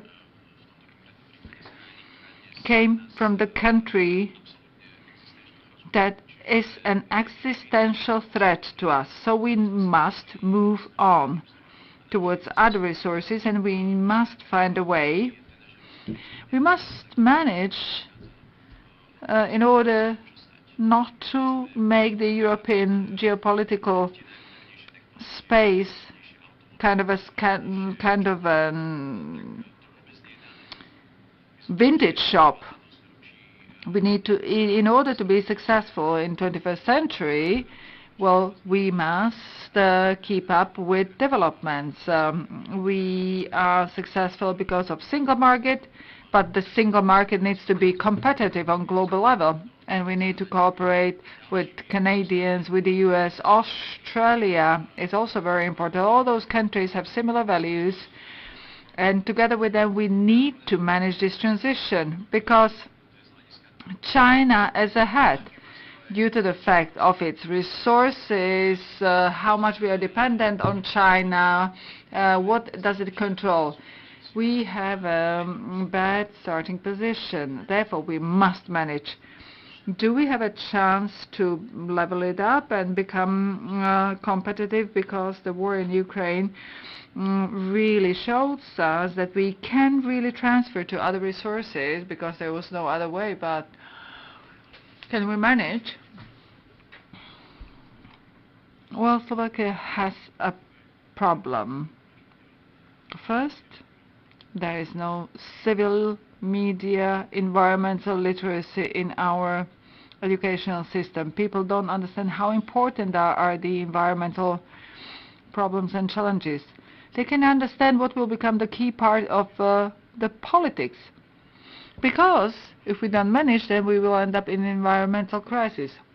Secondly, unfortunately, Slovak politics still understand green transformation as inevitable evil that coming from Brussels, and we will just do the minimum and then do the half of the minimum and try to detour. They don't understand it as opportunity, and that's a huge problem, because as easy as the EU may become geopolitical vintage shop, it may become also the vintage shop of green technologies. We have never been the tiger from the Tatras. We may become an old cat that is dying out if we don't change our attitude. So this green transition should be priority for political elites. And disinformation spread is closely connected to this situation. Green transformation is also flooded by disinformation. We really need to be very careful, because there are so many risks that may prevent us from achieving or mastering this challenge. This was the last idea of this panel. Thank you, Radovan Case from Euroactive, EMP, Mr. Bilci, Katarina Čefalvajeva from the Institute for Central Europe, and State Secretary of the Ministry of Foreign and European Affairs, Andrej Stančík. Thank you. Ďakujeme veľmi pekne za pozornosť. Thank you for your attention. We wish all the best to the EU and bon appetit to those of you who are staying for lunch.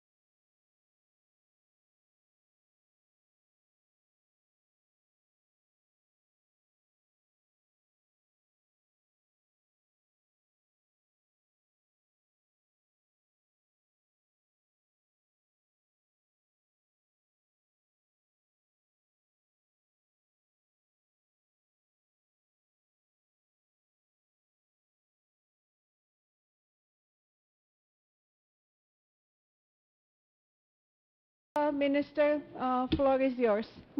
Welcome here. No. Dobrý deň, počujeme sa? Good afternoon, hope you can hear me well. Ladies and gentlemen, your excellencies, do welcome. Many of you have been sitting here since the morning, but nevertheless welcome again to the annual review conference of Slovak foreign policy. And we have the opportunity, and you will have the opportunity, to talk with the Minister of Defense, Jaroslav Nať. My name is Andrej Matišák. I'm a journalist from Pravda Daily that has been covering the topics of defense and security for some time. We just agreed with Minister here that you have no PowerPoint presentation for half an hour already, I suppose, as I know you. So we decided to cut right to the matter. So last week, Minister, you met with Commissioner Breton for Internal Market. You also went to the town of Dubnica here in central Slovakia. I wanted to ask you, I'm not sure if you have any essential answers. Nevertheless, if some things go well, and we know that European countries agreed on some fundings for manufacturing of ammunition, for artillery systems. The total allocation is around 2 billion euros. Slovakia has certain manufacturing capacities. So how do you envision the situation? If the allocations are available, can you tell us how Slovakia could help fulfill the capacities in manufacturing of artillery grenades, or artillery shells, etc.? Well, thank you very much for inviting me here, and thank you for taking your time and staying here also in the afternoon. Yes, we had a meeting with Commissioner Thierry Breton, and based on our bilateral negotiations, at the level of ministers of defense of the EU member states, we've agreed with Mr. Breton to meet bilaterally to see the capacities in the town of Dubnica. We have two companies in Slovakia that are able to manufacture 155mm shells, because that's the crux of the matter. This is what the subject of interest. And at this moment, hopefully Mr. Breton won't be angry if I paraphrase his words. From all these appointments and visits he had, he said we were best prepared for the visit, and we were very specific in our negotiations. We were talking about the capacities. The first one is ZVS Dubnica nad Váhom, which is 50% owned by the Slovak government, and 50% is a joint venture with private capital, and the other is VLP Nováky, which is 100% private owned. So these two manufacturing facilities are able to manufacture 155mm shells, and based on the investments that we propose, and some of them are already happening regardless of the EU supporting this or not, but we should increase their production by the factor of 5, so 5 times more. That figure. What about the figure? Well, it could be around 150,000 pieces that could be manufactured every year, while we manufacture 30,000 this year only. And then there are some other shells that we do not manufacture yet, but we can prolong their life expectancy. There are a number of countries in the world, also in the EU, which have had some 155mm shells from the era of Marshall Plan, so a very, very long time ago. Nevertheless, their life expectancy can be prolonged and can be used for another 10 or 15 years. So this is what we're talking about. There was a very interesting appointment, and there was also a bilateral negotiation between Commissioner Breton and our Prime Minister, and I believe that he was leaving Slovakia very, very satisfied. I can say that Mr. Breton actually took the Prime Minister in the plane back to Brussels, because I was there. So he was taking you, and Mr. Breton just got on the plane, right? Well, I'm sure the experts in protocol would explain me how the situation really was. Nevertheless, let's stick to figures. In the annual report by NATO General Secretary Stoltenberg, according to the figures that we saw, Slovakia was allocating 1.71, okay, a little bit more. It wasn't 2%, it was 1.71%, 1.72% allocation of the GDP. Then you had meeting with the General Secretary Stoltenberg last week, and you said that this year we will reach those 2%, 2.01 to be precise. So is this a political commitment that we are really going to do this? Well, let me start with the figures. You started the question with the figures as well. When we came here as a government in 2020, the budget was 1.6%. In absolute figures, it represented pretty much 1.6 billion euro. This year, based on the approved budget, it's going to be 2.01 and 2.47 billion euro. So in absolute figures, the increase is approximately 820 million euro. It's a huge figure for such a small country. And this is exactly the proof of the commitment that we finally took seriously as the government. It was just no more promises anymore, but we really allocated 2% of the budget, and I even dare to say we did it 1 year earlier than we had promised, because the commitment in Wales, NATO summit in Wales, it was in 2024. However, we did it in 2023. So one thing is the total amount, the other thing is the allocation of those money, of that money, and we exceed the benchmark for modernization, which is minimum benchmark is 20%. Our allocation is 30%. But you had to modernize, right? Well, yes, we did have to, but also the ones before us had to modernize, and they did not. So we chose heavy mechanized brigades because this is one of our allocated capabilities under NATO. We increased the number of personnel and infrastructure. Some of the facilities that were closed down are being put together and reopened because we need new infrastructure. We are repairing airports, we are repairing munition warehouses, etc., etc. And it is because the budget for defense is adequate. It wasn't just like under Robert Fico when it was falling year on year by 30%, and the results or the consequences were devastating. The consequences on our defense capabilities. So we increased from 1.6 to 2.4 billion, and that's a huge improvement. One more figure from the report: only 15% of Slovaks support the idea of enlarging the military budget, military spending. I'm mentioning this because it sounds like a very small share, even though 60% would say they're happy with the current level, and that's a major portion said that they would be quite happy to reach 2% of GDP, which probably they don't realize that it means increasing. But in the Vilnius summit of NATO, perhaps there'll be a debate that this 2% GDP, this former golden standard of NATO, will not be enough. In the current geopolitical and security situation that we are now, 2% might not be enough. So does this 15% support of the Slovak population for military spending, does it seem to be enough, or isn't it too little? How do we convince people that we need more investment? Well, I could be answering your question for a long time. Well, first of all, people must see how the money is spent. And in the past governments, there were just a number of corruption affairs or non-transparency affairs in the Ministry of Defense. So when I was joining, I said, yes, we have to increase the budget, but no affairs. And I'm proud to say that we had no single corruption affair or non-transparency affair in the Ministry of Defense the past 3 years. And politicians shouldn't be acting only as people wish they did. The question is, if you want to be the one that leads by example, as a role model, or the one that follows the opinion of the majority.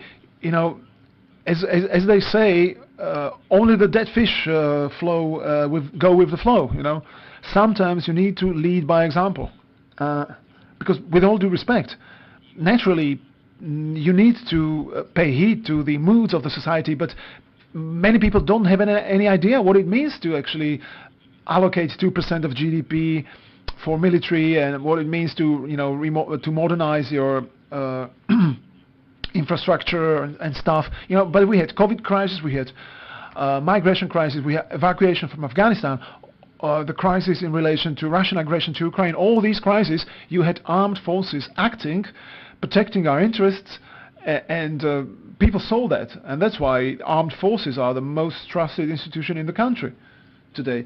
And the fact that they finally are getting adequate, not ideal, adequate conditions, there's been 30 years of investment debt of armed forces, so it's just first year. So this defense investment pledge is minimum 2%, and we also agree with this. We need to guarantee this clearly, and the countries should be giving 2% or more, not up to 2%, but 2% and more. And many countries, unfortunately, are pretty far away from this allocation.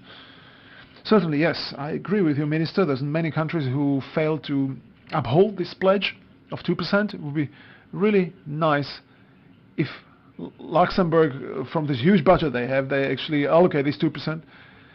If Luxembourg was doing this, they would be allocating 2 million euro per soldier. So I guess, okay, they could pay with some other currency. Well, okay, I don't want to spend too much time with Luxembourg, but Luxembourg is paying actually a lot on behalf of a lot of us, a lot of fees for international organizations, just because their budget is relatively large, even though 0 point something GDP is still a huge figure. So nevertheless, with some exceptions, just like Luxembourg, I would be really, really happy to see 2% defense pledge upheld.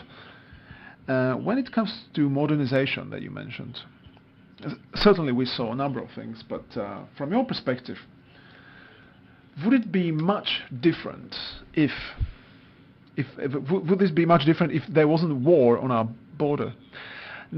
I dare to say it wouldn't. The modernization would be pretty much the same, because with Myron Mayer, my state secretary, we were preparing steps before we had any idea that there would be war in Ukraine, and we decided to focus on this heavy mechanized brigade, because this is the pledge we gave to NATO when it comes to our defense capabilities.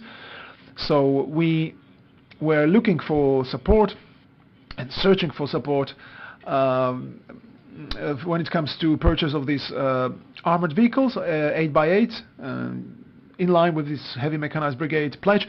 And then, of course, war came along, and I believe that we acted correctly when it comes to our values and when it comes to our promises to our allies, because it's not only about helping ourselves, it's also about helping our allies. And I believe, were appreciated by what we did, or because of what we did.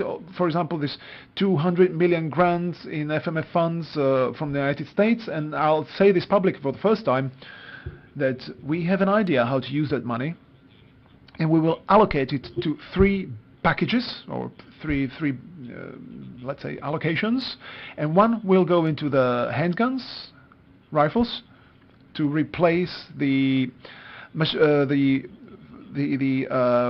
handgun, the attack rifle 58. 58 is, by the way, 1958, the year of introduction of that model, so it's about time. The second is the anti-drone capability. That's a small allocation, and the biggest allocation should go into more or less 200 Oskos JLTV 4x4 armored vehicles, and this will be yet another partial capability supporting our major mechanized heavy brigade capability, and receiving it for free, basically. Also, we had this deal with Germany, receiving 15 Leopard tanks, increasing the total number of tanks to 45 within this heavy tank brigade, which is a standard of NATO. Then we have 4x4, 8x8 tanks, military armored vehicles. Tanks will have to be remodernized further on, but this will pretty much represent a major step in modernization. And now there's the helicopters, AH-1Z Vipers, so let's call them Vipers. So these are high-end military helicopters, and that goes with Hellfire ammunition. This is something that we didn't even dream about, and now hearing some people hallucinating in the media, like, why do we need these military helicopters? Well, these helicopters exactly support the ground activities. They support mechanized brigades. This is exactly the capability we should have, and this is an essential, positive think for the defense capability of this country. So this is all a combination of what we wanted to do regardless of war, and also how we managed to face up the situation, even though that some of the decisions were not extremely popular.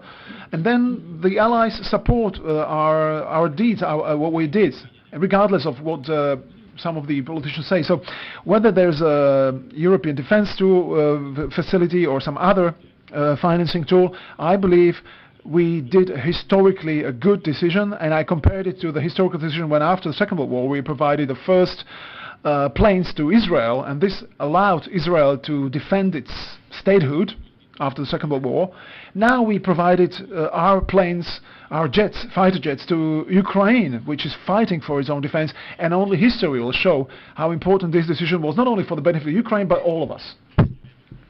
I will ask one question. When you were talking about the package, and you kind of divided the package, okay, we have elections ahead of us, but what would you like to do in order to make real use of this money, even if we have a different government in the future? Well, first, we have fully paid F-16s before it was planned, because we managed to manage the resources. So they should finally arrive, yes, and we are looking forward to receiving them. Secondly, under the first installment, we paid much more than deemed necessary according to the agreement for the Bell technology, and when the new government is installed in September, the new government will have sort of prepaid more. So it's completely different situation than when I was appointed to the position, and the personnel or the head of HR told me, well, we are short of 70 million for salaries. So this will be a completely different situation, and by closing those arguments, we also give a full and clear signal about the future trajectory of this country. If Fico gets into power, what we don't want, but I can believe that, or I want to believe that not even him would cancel or terminate any of those agreements.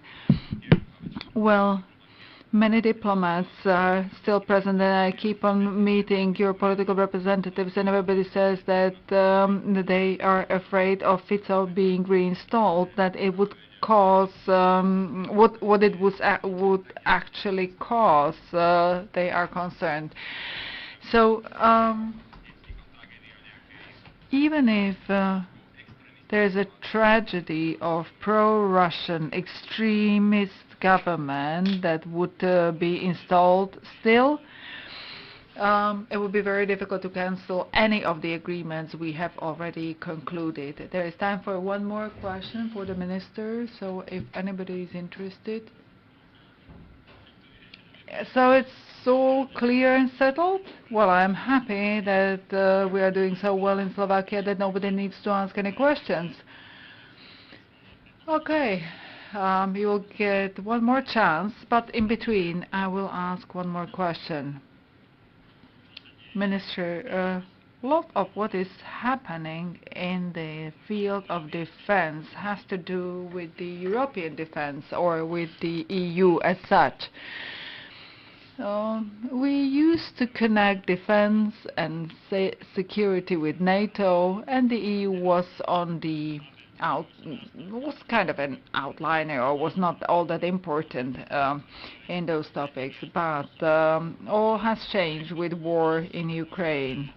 Is it of surprise to you how the EU has reacted? Because on the practical level, NATO is one thing, NATO focuses on territorial defense, but the EU is funding various instruments, has the European peace instrument, etc.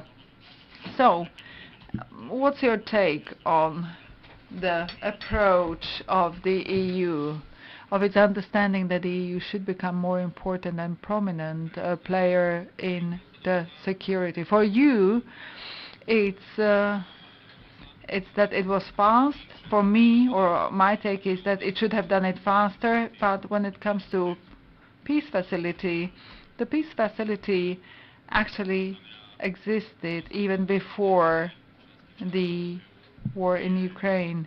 So what the leaders of the EU countries have agreed upon is that they would increase the funding. And that's normal and right decision, because we're talking about 6 billion. I'm not sure about the exact figure. I apologize for the European Peace Instrument. But still, it's relatively modest amount comparing to the US investment into the assistance to Ukraine. Because not everything that was given to Ukraine was repaid by EPF. And of course, there is a room for improvement. And when talking about ammunition, the amount was increased to by extra 2 billion, sorry. And I think if we are really serious about helping Ukraine, the money we direct to the EPF is really not significant. And we should open our resources when it comes to ammunition and technology or technique, military technique, because many things we have handed over to Ukraine were stored in private companies, and only marginally we have touched upon our stocks. The Slovak Republic was suggested to increase the European Peace Facility by a significant amount. It hasn't been decided yet, but it is to be negotiated by the ministers. Last call for questions. Milan Šupata. I have a question on host nation support. You have already mentioned that Slovakia has invested a lot into technology, personal infrastructure. So how we are doing when it comes to the situation that our allies should come here and they should have sufficient logistical environment, catering and everything. And when talking about MiG-16, we are talking beyond the new parliamentary elections. But what do you think? How will the new government be able to use it in Slovakia and outside of the Slovak border? Now, do you think we will be able to use F-16 beyond our borders? Well, host nation support is a long-term mechanism. And let's talk about the support provided by the Defense Ministry. For that we need a cross-governmental approach, because there are certain areas that are under the supervision of the Ministry of Investments or Ministry of Transportation. I can imagine the room of that there is room for improvement in there, and we have already drafted a plan of supporting defense by other ministries until 2025, and I do believe that this plan will end up at the governmental table. And it is really about practicalities, about practical implementation, and one of the areas that is covered by the plan is defense. And I would like to point your attention to Center Viticulest, where we have invested loads of money into accommodation, logistics, communication, interconnectors, etc. And we will work more. We are trying to modernize air airports because a lot of those things have been neglected. But of course, the quality of road infrastructure is also at stake because many of our bridges were planned for 40 tons, whereas the modern tanks have 60 tons, etc. So when it comes to the F-16s, it's up to the next government, but it's logical, just like in case of Hungary, the Czech Republic, that perform air policing in the Baltic states. Once we have F-16s, we should offer air policing not only as an act of solidarity, but also in order to train our pilots. I presume that in August this year, we will get the first flight of the first F-16, and we are very much looking forward to it. Although, really, the F-16s will arrive to Slovakia in around mid next year only. I have recently asked the former Minister of Defense and the Minister of Foreign Affairs of the Netherlands the following question. Do you think that the EU can afford to allow the existence of Vladimir Putin's regime? Well, the question is whether the Russians can afford to have a regime of Vladimir Putin. We are just external observers. So on behalf of the Slovak Republic, I can say that it would be a principal problem for Slovakia to have a regime of Vladimir Putin on its eastern border. Principal problem, the political, economic and other problems. Well, some say that Russians would never attack Slovakia. Well, just recall 1968, and it would be equally catastrophic scenario for us to have Russian technology and Russian military in Uzhhorod. By helping Ukraine, we really strengthen the defense capacity of Slovakia. It's in our national interest for Ukraine to win, and therefore that's why we help it as much as we can, and that's what all the countries at the eastern flank do, and also in the EU. And no matter the cost, it's much better invested money and energy and everything than to try to mitigate the Russian presence at our eastern border. I think that's a very basic starting point for anybody with a basic moral compass, and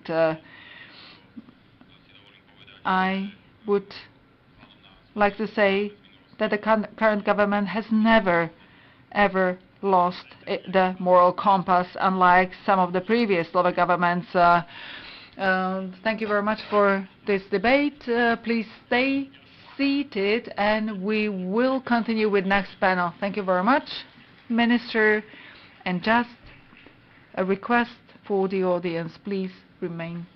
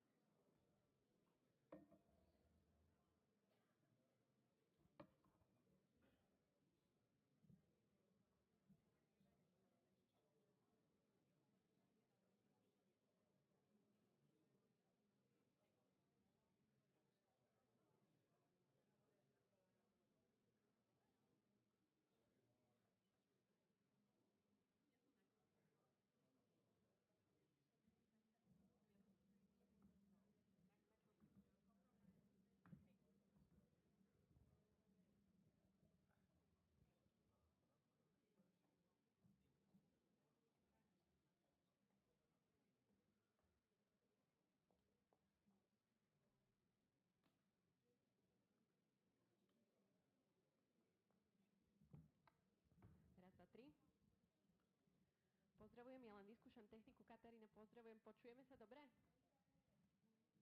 Katarina, can you hear us, please? Dobre. Áno, dobre. Výborne, tak hneď aj začneme. Dobrý deň ešte raz všetkým. Let's start. Very good afternoon.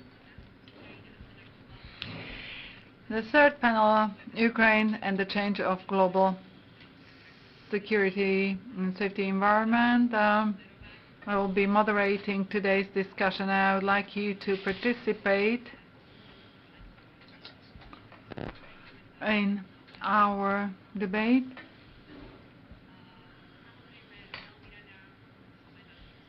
I'm very glad that our panelists have accepted the invitation. State Secretary of the Ministry of Foreign and European Affairs, Ingrid Brodkova, potential future minister, but now State Secretary of the Ministry of Defense, Marian Majernik, and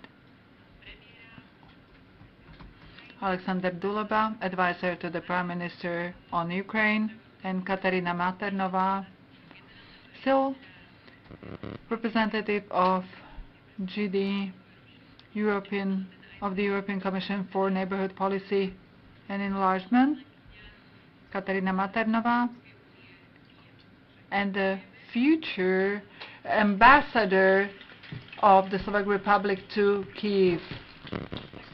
Oh, sorry, of the EU. My apologies to the EU.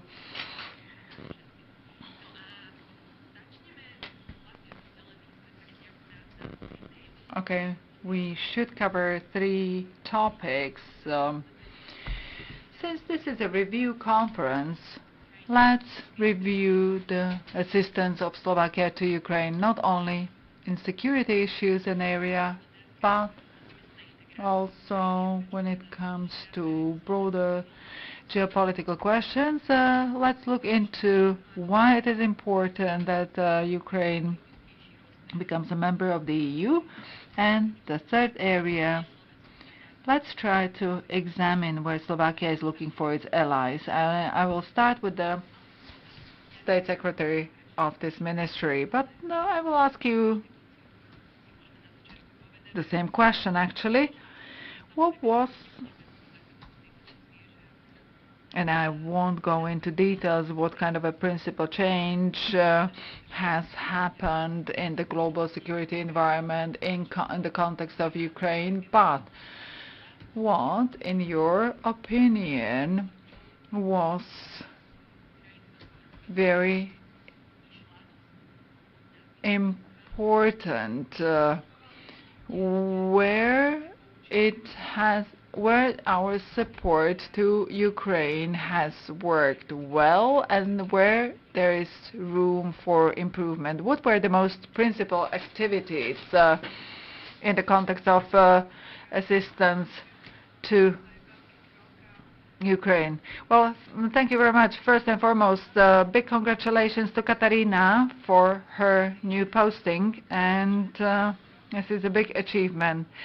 Well, we have learned a lot about ourselves throughout this year, because this was a brand new experience for Slovakia, and I really do believe that there has been an enormous and strong wave of solidarity, and I'd like to thank to everybody, because this was really effort and commitment of all of our society, civil society, state administration, public administration, citizens. We all have contributed to the fact that we as a country really helped people fleeing war in Ukraine, especially women and children. The emotions were very strong. I was working as a volunteer at the Ukrainian border in Vyšné Nemecké. It was highly emotional experience. So there was a strong wave of empathy and energy, and I'd like to wish that this empathy and energy really stays with us as long as possible, because we cannot let the fatigue of this assistance of assistance to Ukraine to prevail. Impossible. Secondly, for our ministry, this is the utmost priority: how to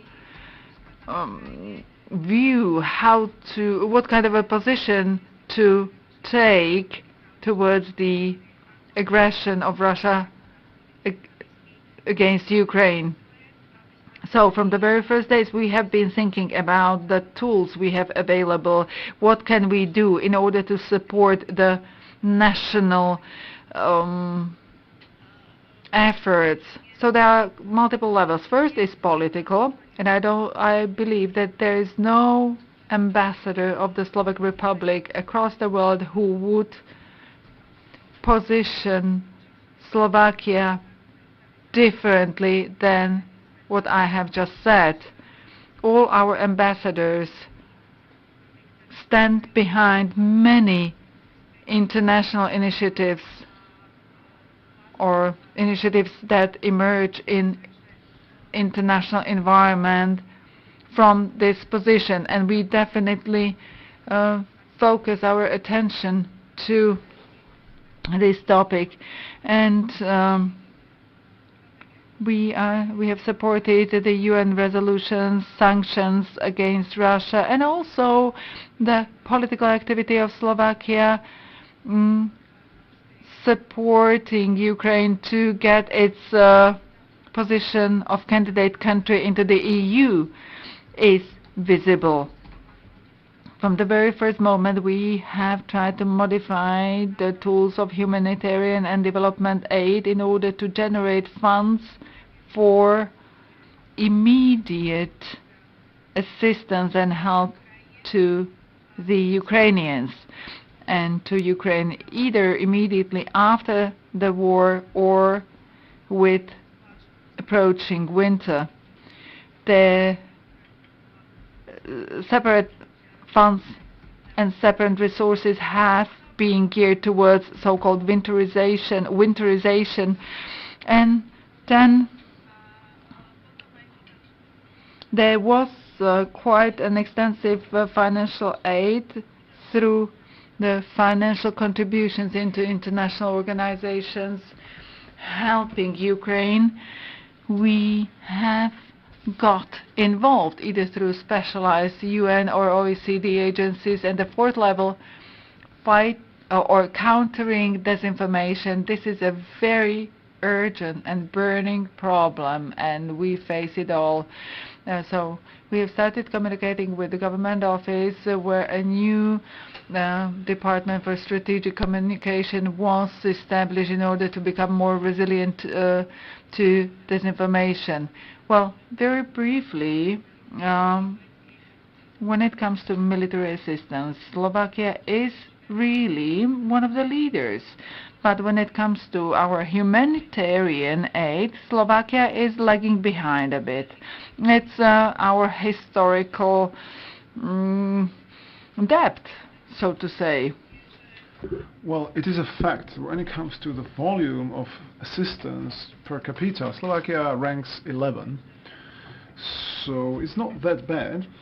However, if you ask about the weak spots or weaknesses, well, I have to admit that we can't believe that helping Ukraine will only be supported through development aid tools, because the allocation of development aid tools, we had to allocate those tools so that we would take away somewhere and give more to the Ukraine. So this is a systemic long-term problem, that the funds need to be either allocated specifically, individually for Ukraine, and the situation requires that, or then to also think about the overall package of humanitarian and development needs. That's the second option.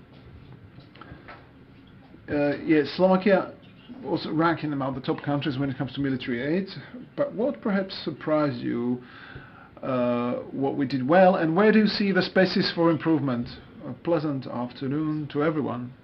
Let me follow up on the State Secretary here, and perhaps also on the Minister of Defense. He was mentioning at the end of his interview the positive things or positive learnings from the crisis, that we can be actionable when we want. Really, our ability to act in agile manner has really been quite evident, and also what is important, despite all the things we keep hearing about the assistance to Ukraine, there was very strong political unity of the government, the president, the president of the National Council, and also the majority in the parliament. So, because these decisions had to be passed by the parliament, so these were the positive learnings. From my perspective, as the representative of the Defense Ministry, there's another positive learning in terms of how the civil ministerial part of the ministry, but also the uniformed people from the armed forces, so to say, how quickly they reacted, because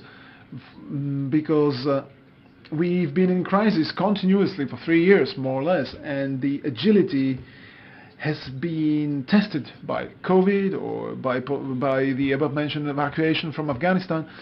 But some of the things, like the donation of S-300 air defense system, or the way how we arranged the MiG-29 fighter jets, people can't even imagine what are all the details, what are all the complicated operations, all the details of this complicated operation. People can't imagine that. So I believe this was a huge achievement, something we should be proud about, something we should follow up on. We shouldn't underestimate ourselves. We have clear political will and commitment. That's very important. And if we have those, then we can react across the board, across a number of ministries and across various levels. And we can always find a way. The example of the MiG-29 fighter jets is just a great example. On the other hand, where we can improve, yes, very often, in order to make that decision and to find that path, sometimes it takes us just too long, or sometimes there are communications that are unnecessary. For example, from my perspective, is also the donation of MiG-29 took too long. It could have been done faster and differently, even though there were some political reasons. You talk about the political question or technical question? No, it's not a technical question. It was a political question. The process at the ministry was we believe, very quick, quite agile. It was the political part of that decision which was problematic, especially talking about the nationwide discourse. Some things, well, we just could have done it differently, and maybe we could have prevented the politicization of this topic. But this is just the most recent experience in the past month. But it could be more examples like that in that past year, maybe more.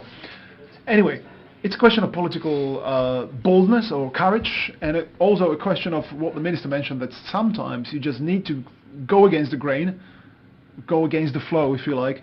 And at the political level, it's really difficult to make decisions when you know that you are going against the grain, or when you know that there's going to be the political campaign and someone will always, give you the bill. But if there are people who are free from this, like me, we can make standpoints that may sound radical sometimes, but and maybe unpopular. Nevertheless, we can afford this luxury. So I understand the political aspect of it. But when you're asking me about lessons learned, there's no ideal world. There's always going to be the political level in that decision, and there's always going to be this, this balance that you need to be striking for. So I'm not saying this as a criticism. I'm just stating stating the fact that sometimes it's very difficult to find more ideal. It's very difficult to find ideal solutions, because these solutions or these decisions are always made by politicians, and then there's totally different factors at play. State Secretary, you wanted to react? Very brief reaction. Every situation like this requires coordination. It's a new experience. We've never had any similar test. We've never passed any similar test. It was an unprecedented situation, and coordination is of utmost importance.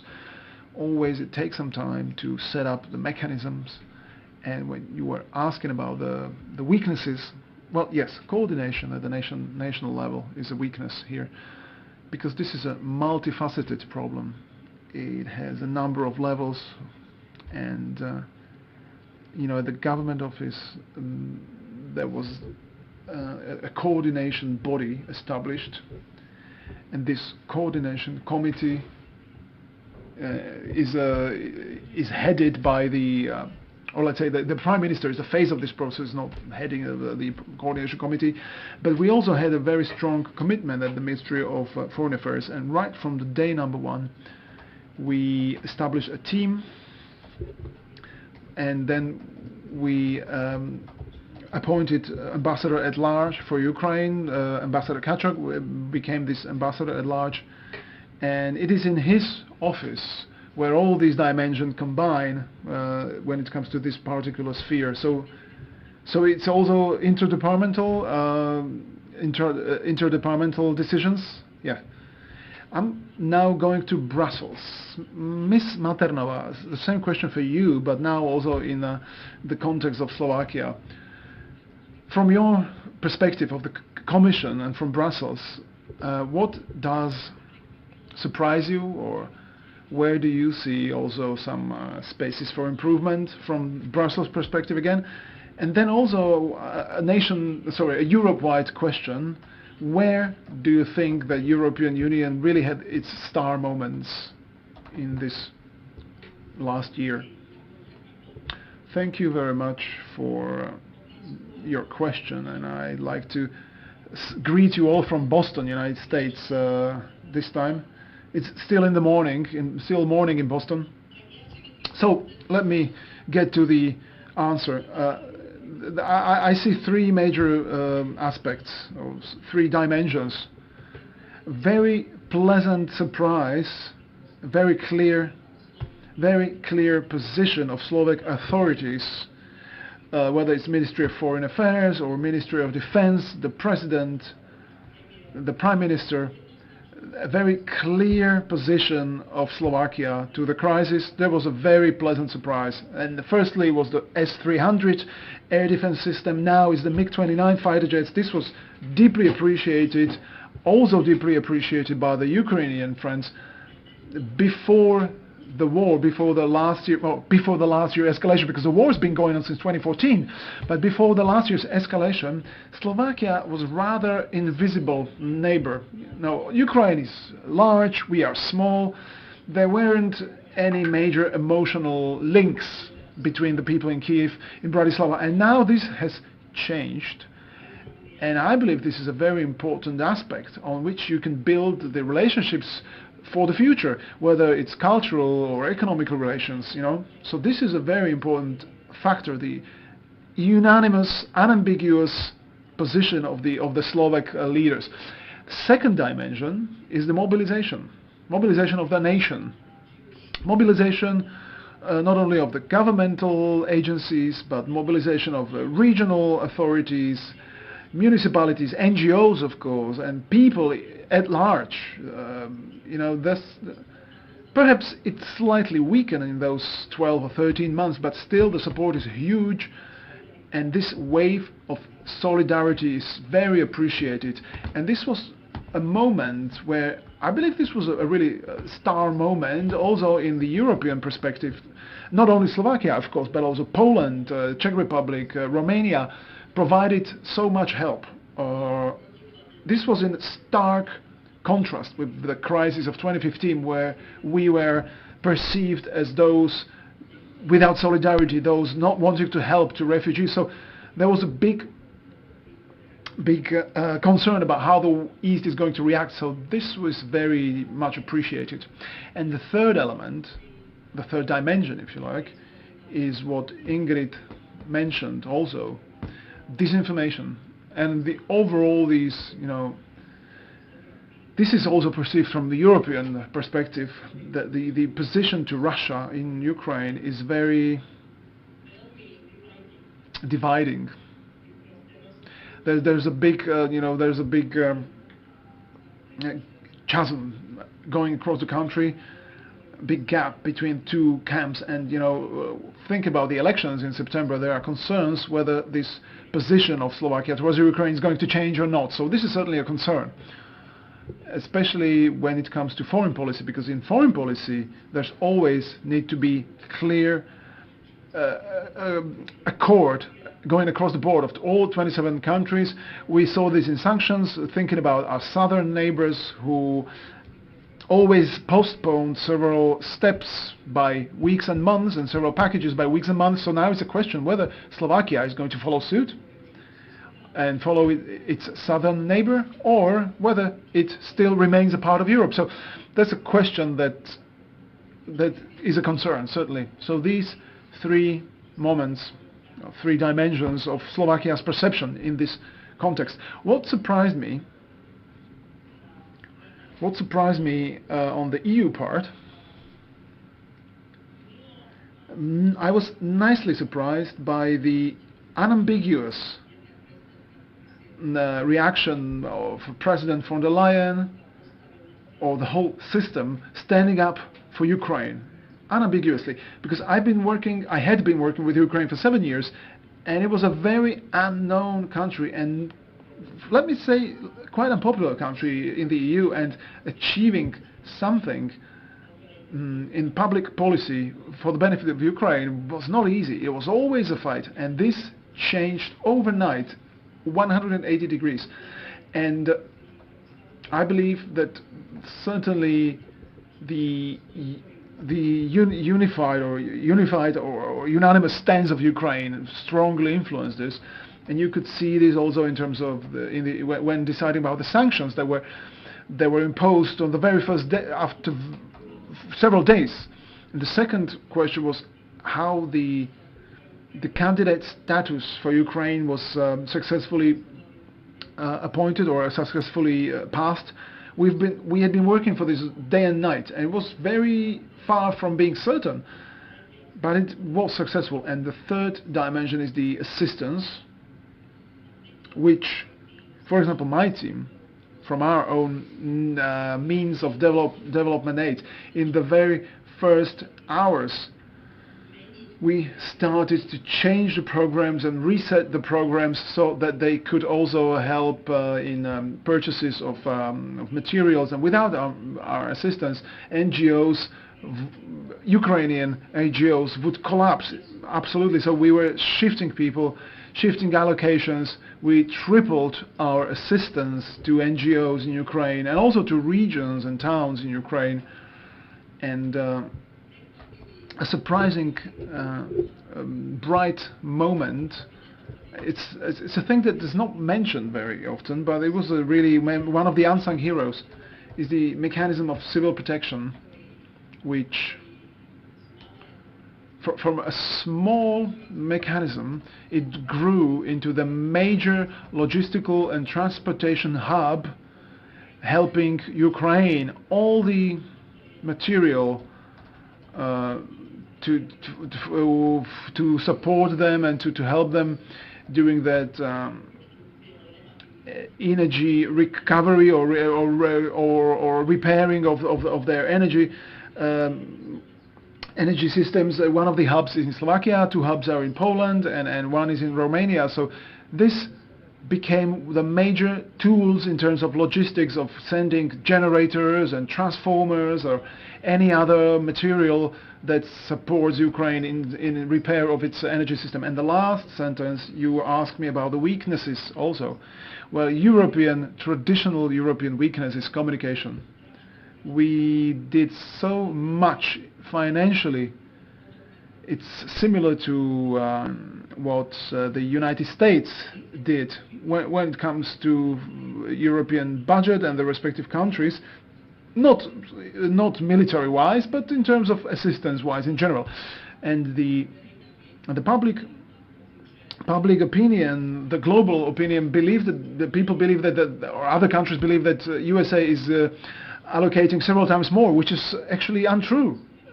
So the communication and perception is a weakness, certainly. Thank you very much. So let's finish off the round. And let's look at the non-profit analytical sector. If you can perhaps review this. There are certainly a know-how. I don't know how many times we sat on panels and discussions this year. So, Mr. Dulaba, perhaps this is a question for you, but let me extend that question. I just don't want to pat each other on the shoulder on how good we are doing and how unified we are. Also, this last week, poll from NATO informed us that Slovakia is the second worst country when it comes to support of Ukraine. 51% of people say that we shouldn't continue in our extensive support of Ukraine. So let's perhaps also look at whether we can do something about this from the institutional perspective. Just a brief reaction about the assistance, because there's the impression that we are helping in terms of military and not helping in humanitarian aid. Well, it depends, of course, it depends on whom we are talking about, either the government or civil society. When we deliver the the jets, maybe we will hit 700 million.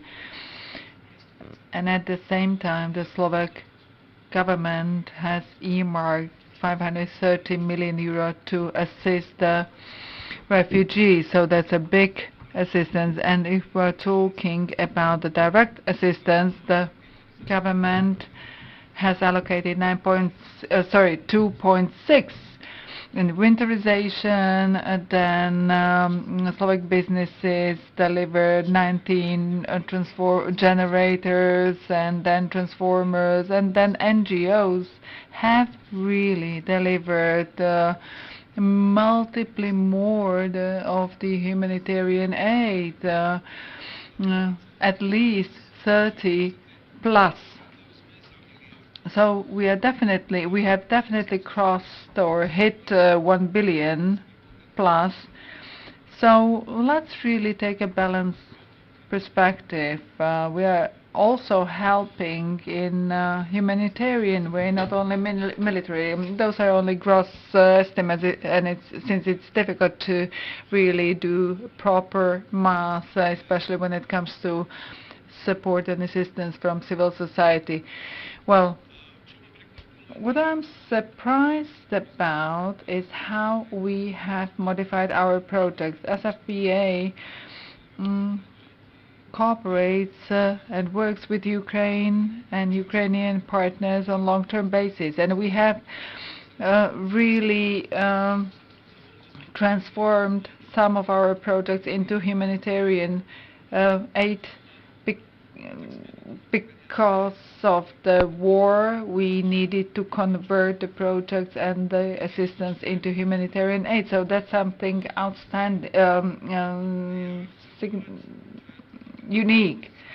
And I have a double position. I work for the Prime Minister, but also for SFPA. And I'm not a civil servant per se. This is my first time experience, and since I'm not a civil servant, I have never had experience with civil service before, well, I would wish that civil service works better.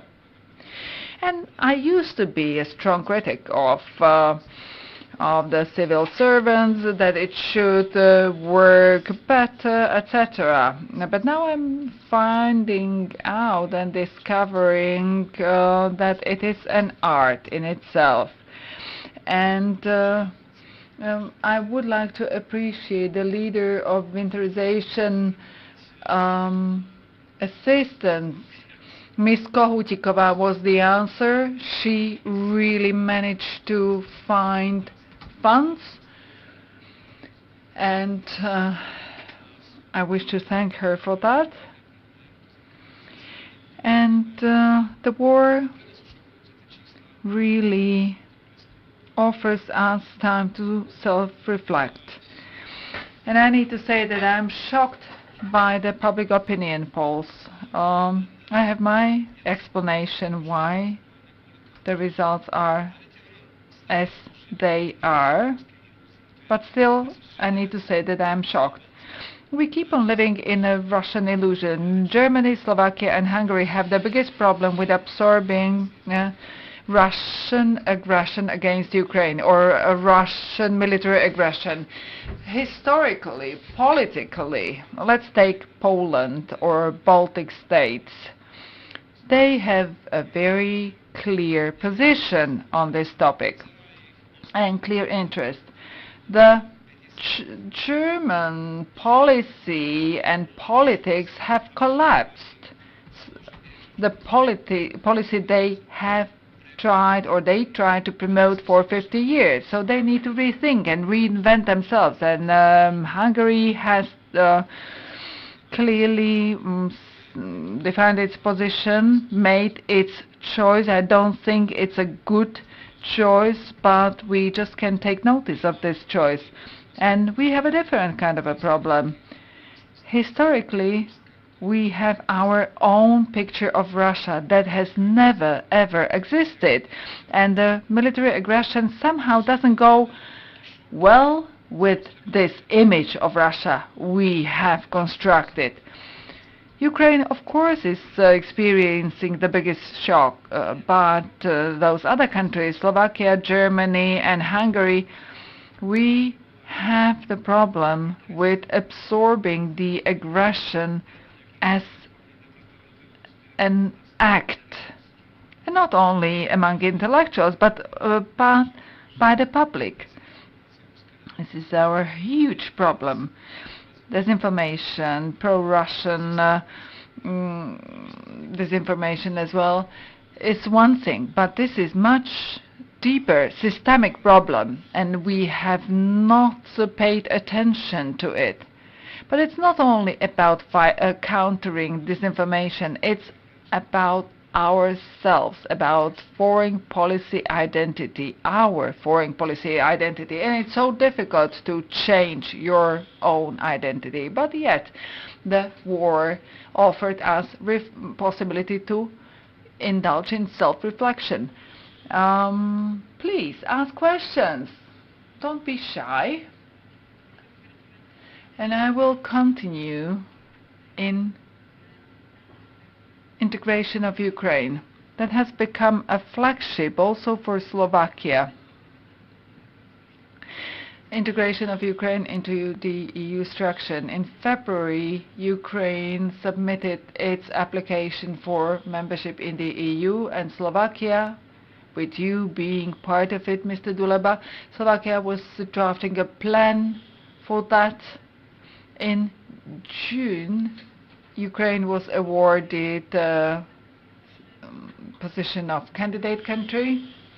But, okay, let's try to explore why this is important for Slovakia.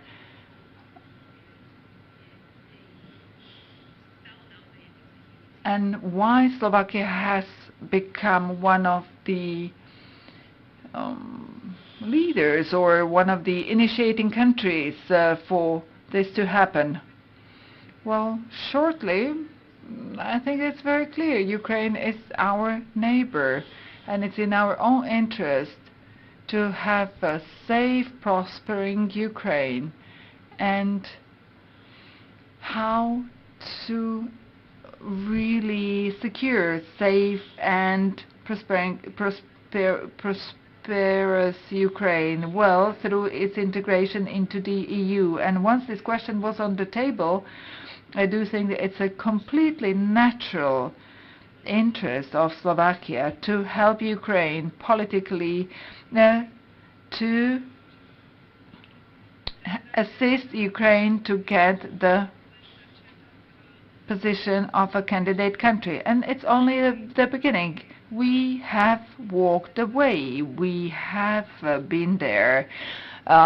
We prepared for our integration, and it was not easy. We were definitely not an easy case when it comes to our integration. So, okay, Ukraine already has the status of candidate country. So what does Slovakia do in order to help Ukraine? Well, parallel processes, because it's true that last year at the international conference in Lugano, the Ukrainian government introduced a recovery plan. We believed it was rather soon, but it did. So, immediate help, critical infrastructure, destroyed hospitals and schools. The second stage, reforms and accession, pre-accession process to the EU, complying with 7 recommendations in order to allow Ukraine to start the process, and then modernizing the country, sustainable economic growth, building modern green country with green and digital transition, and all those are this is a moving target, so to say, because the war is going on. The need for funds, or the amount that will be needed for reconstruction of Ukraine, will be at the level of 366 billion euro, but the war still goes on. This was an estimate of the World Bank and other institutions. But Slovakia definitely wants to be part of this process, the process of integration of Ukraine into the EU, and also in reconstruction. And what better thing we could do than our authentic experience with integration process and accession process, and share the lessons learned. Last week there was a deputy Minister of Foreign Affairs of Ukraine, and we were talking precisely about those things, what were important. One thing, international community that wants to assist Ukraine. There is a huge effort and energy and commitment to assist Ukraine in mastering and helping to achieve the goal. On the other hand, Ukraine needs to own those results. They need to say clearly how do they want to deliver those results, and then communication in Ukraine in order to help to maintain the dynamics of the process. Mr. Dulaba, you were part of this discussion, and you have already mentioned it, that there would be an effort on the side of Slovakia that the reconstruction of Ukraine should go hand in hand with integration of the country. So how we are doing on this one, and have we managed to really convince the partners to fund the reconstruction? Well, I want to be more specific. We have negotiated 8 agreements on sectoral cooperation with Ukraine. 15 Slovak civil state service institutions will be helping Ukrainian institutions in pre-accession. The Prime Minister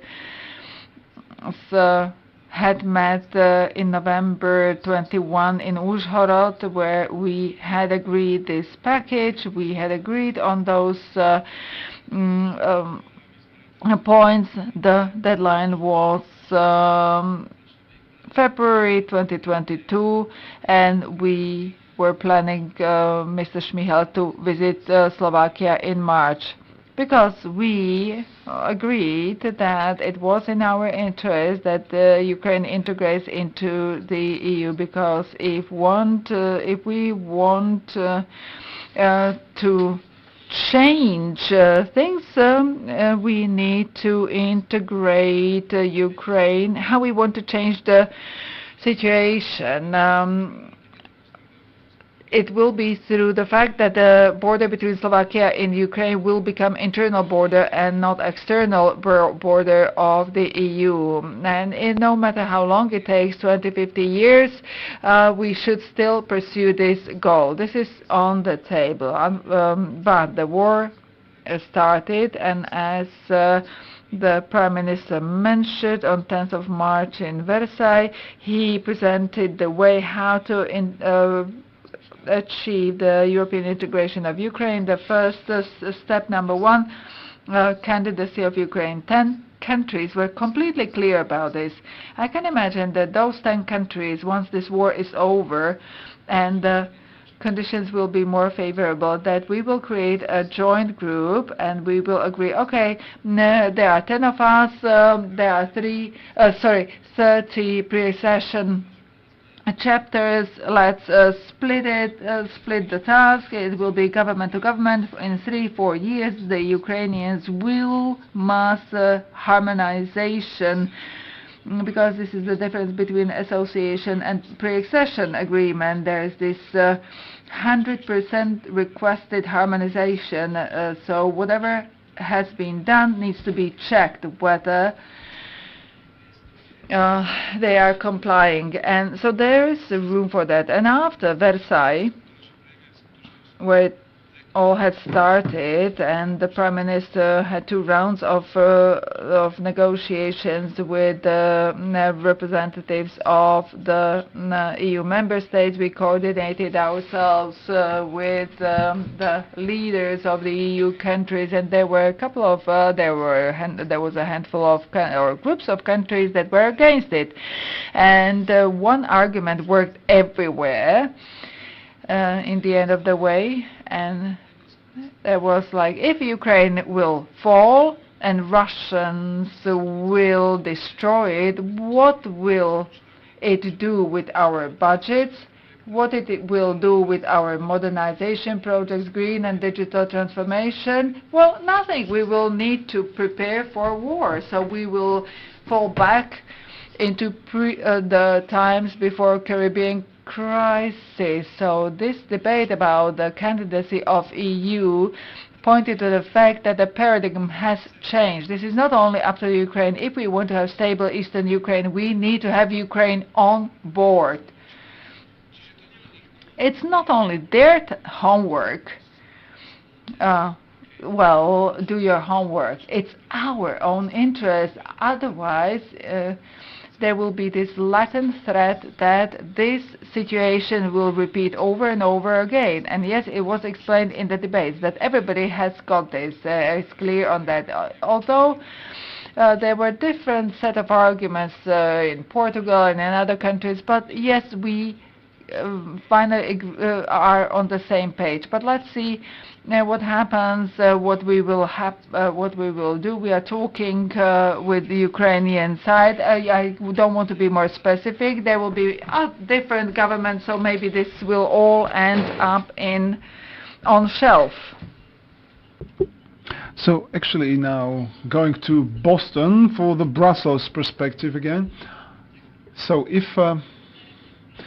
we perhaps reflect on where Ukraine is pacing forward, where it can be improved, and what's the perspective of Slovakia? Can you evaluate that? I would perhaps, Sasha, you would forgive me. Let me put it in a different dimension, different perspective. You said now is not the right time for this activization of Slovakia. I believe that right now is the time for that, and we're not the only ones. There's Poland, Czech Republic, Romania, other countries who are very active in launching their let's say tutorials or seminars, etc., how to generally, in order to help Ukraine with its accession process, because Ukraine, and this is one thing that needs to be said loud and clear.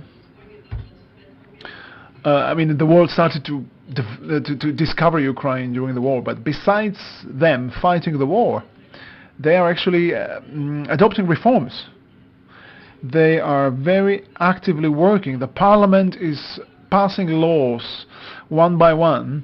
The government is adopting measures. The vice prime minister for Euro-Atlantic integration is communicating with us on a daily basis we are adopting, the regulatory authorities are operational now. They are appointing new people to leading posts in this anti-corruption architecture were appointed, whether it's special prosecutor or the head of the investigative anti-corruption unit. They had just been appointed. So the time for Slovakia to help is now, not when the war is over.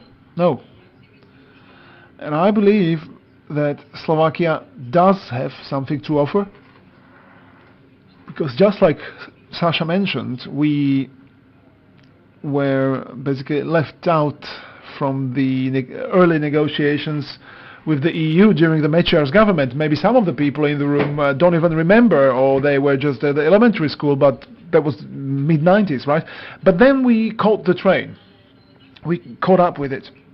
So there is something to offer, and if there's something we want to do, we need to do it now, not after the war, because Ukraine is working on this actively. These 7 steps, or 7 measures, let's say, which were a part of this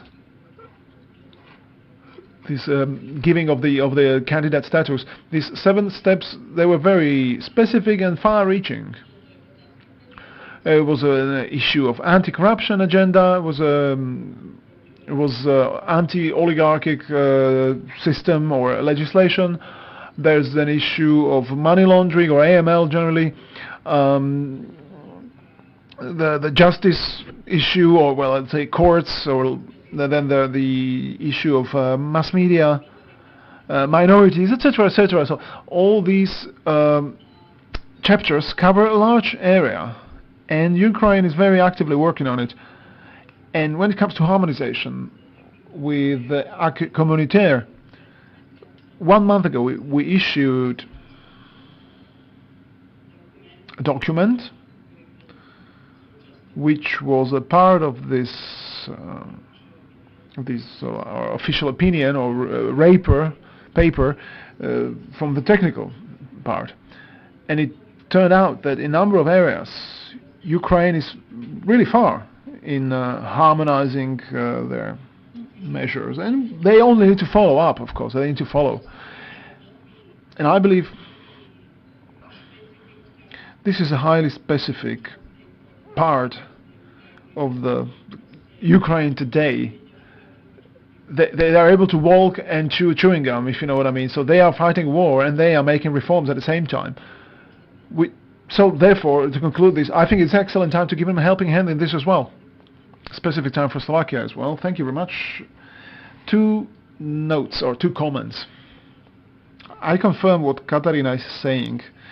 Why should we wait to give them some beautiful, shining master plan, or why should we wait until the war is over? No, the assistance needs to be provided now, including the destroyed infrastructure, schools, hospitals. You need to be present there.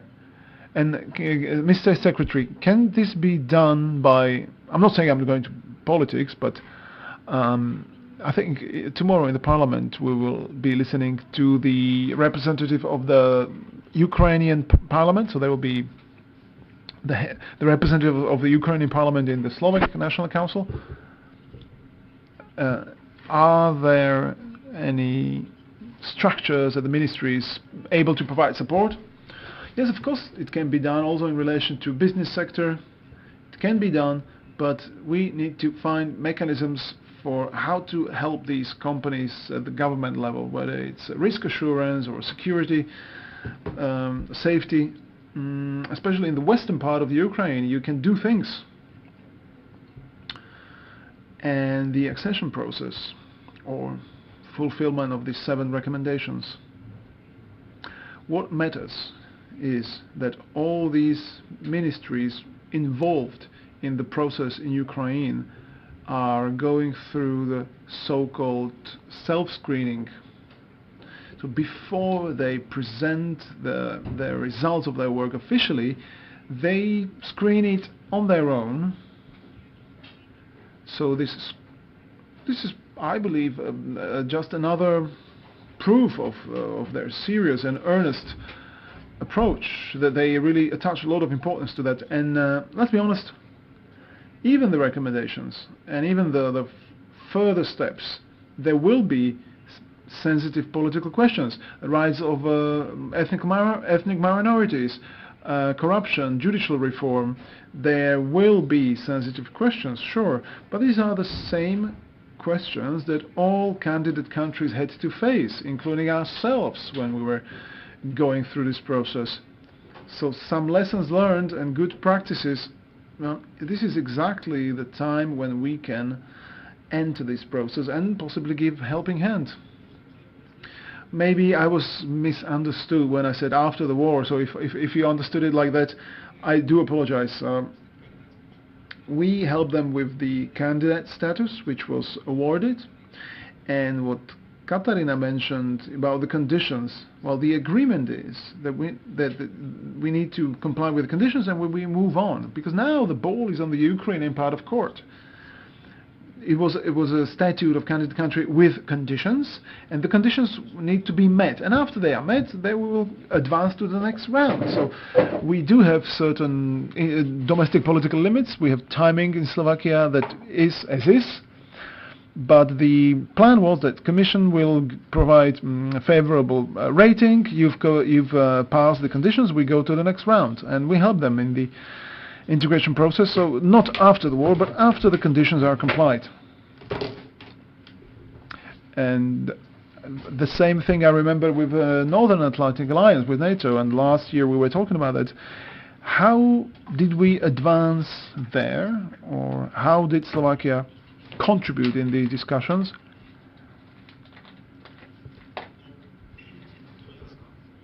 Well, this has some shared features and some differences as well. So on the Ukrainian part, there was a joint declaration, and they put it into their strategic documents, and nothing changed in this. Naturally, the overall security situation puts it into a more complicated light. At the same time, there are certain starting points which on the part of NATO were already present in the past, maybe even sooner than those at the level of the EU. Let's talk about the declaration from the Bucharest summit, statute of member with extended possibilities or extended opportunity partner, which NATO only has with Australia, Jordan and Georgia, if I'm not mistaken. So in this respect, Ukraine is in some exclusive position, which gives them the possibilities for exchange of experience, mutual communication, especially when it comes to transformation of armed forces. Yet, I do perceive in the alliance at the moment some, differences. Or let's say there are some groups of countries. If we only look at the EU, we see the same parallels in NATO, and there are some strong countries. I will not name these countries. Some countries are just not helpful to or conducive to the debate on accelerating the process of Ukraine's accession to NATO. This means that the process of this parallel solution mentioned in relation to the EU is quite problematic. Naturally, at the bilateral level, the communication is happening, but at the NATO level, the opinions are differing. Some voices say, let's wait for the end of war now, let's focus on the practical assistance so that the Ukraine is successful, but let's not go into the political things. Slovakia, in this respect, I believe, correctly, is standing on the part of the countries saying that now's the time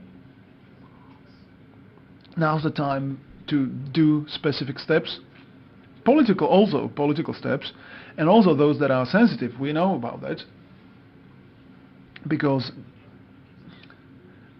there's a question of how the question of their territorial integrity is going to be addressed. And it's going to be quite difficult to negotiate about NATO membership with such a country. We know that, of course.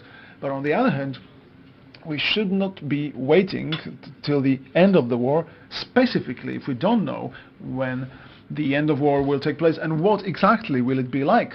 So we should also send strong political signals to Ukraine about simply counting them in, that we are counting on them, and that we are ready to make specific steps in this respect. So I believe that Slovakia is active member of NATO in this respect. It's not very often communicated. These are internal closed debates. Also, while maintaining the idea of solidarity and zero fragmentation. But Slovakia, I think, is on the right side and we're doing the right steps. But without a greater harmonizing and synergies, the progress will be slow. Communicating EU integration, which we are quite familiar with, it's one thing. But when it comes to integration to NATO, if you have so strongly armed member of NATO, how to communicate to our population this is a national interest? Well, a number of these disinformation are, we all know this. These are known phenomena spreading in the society, how NATO is trying to besiege Russia or circle Russia. If you just look at the map, and if you know how to read the map, you see this nonsense. Also, another argument that saying that it doesn't make sense why a country, ex-communist country, was a member of NATO. But we have the example of Baltic states, Baltic republics, which are today, not only today, but for long term, they are one of the leaders of the communication, very clear communication of NATO. So, communication is a difficult thing to do. And I'm returning to the essential question of how to convince people. And it's difficult to do if you don't have essential consensus on the political scene. This is a very complicated thing to do. Very often, when I get this question, I say that without joint political messages and joint political communication, it will be very complicated to convince these people when they turn on the TV in the evening and for 1 hour or half an hour they listen to someone who says in an essential contradiction to the strategic interests of this country. I mean, you can go there, anywhere, to the regions, every day, every week, whatever, but you don't have the power to communicate that. So I believe this is a problem. I believe this is a problem because there are different opinions in different countries. Maybe we could even identify a single country, but let's not do that. Such an essential contradiction at the political level among political parties is quite difficult to find in any other NATO country. And this then also concerns the topic whether EU should be member of EU or member of NATO. Of course, from our perspective, it should be member of both, because the further we move the border, the better for us. The more we extend the territory of stability, the territory that is stable, certainly yes, but looking for the way how to communicate that, it's perhaps more complicated and we would spend too much time. I will leave room for questions. Thank you so much. My question is for the State Secretary, but maybe also for others. Recently, newly elected Czech president said that in his opinion there is only one big chance for Ukraine for a big offensive, and if they don't manage, it could be expected that we will end up in financial and military fatigue. Ukraine and all of us who are helping Ukraine. Well, State Secretary, I know that you can't be completely open, but how do you see the future? And also, the other panelists, what do you think? Do you think we will end up in fatigue? That we will really be fed up with it, with supporting Ukraine? I'm not saying that we would stop it, but that we would slow it down. Well, no matter whether we like it or not, the fatigue is somehow creeping in. And I think that both sides know, without going into details, that there are no many possibilities for principle change. Of course, it's about the Ukrainian side that is trying to push out Russians, and it's in more difficult position because it has a lot to lose. So, well, Russia can experience strategic losses, but not territorial losses if we don't include Crimea.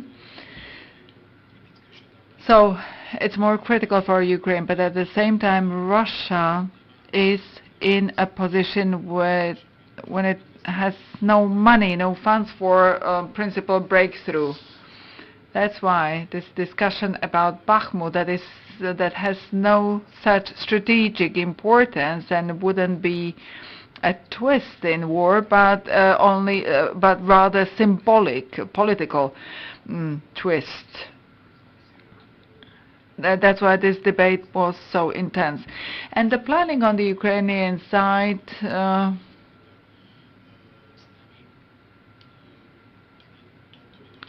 is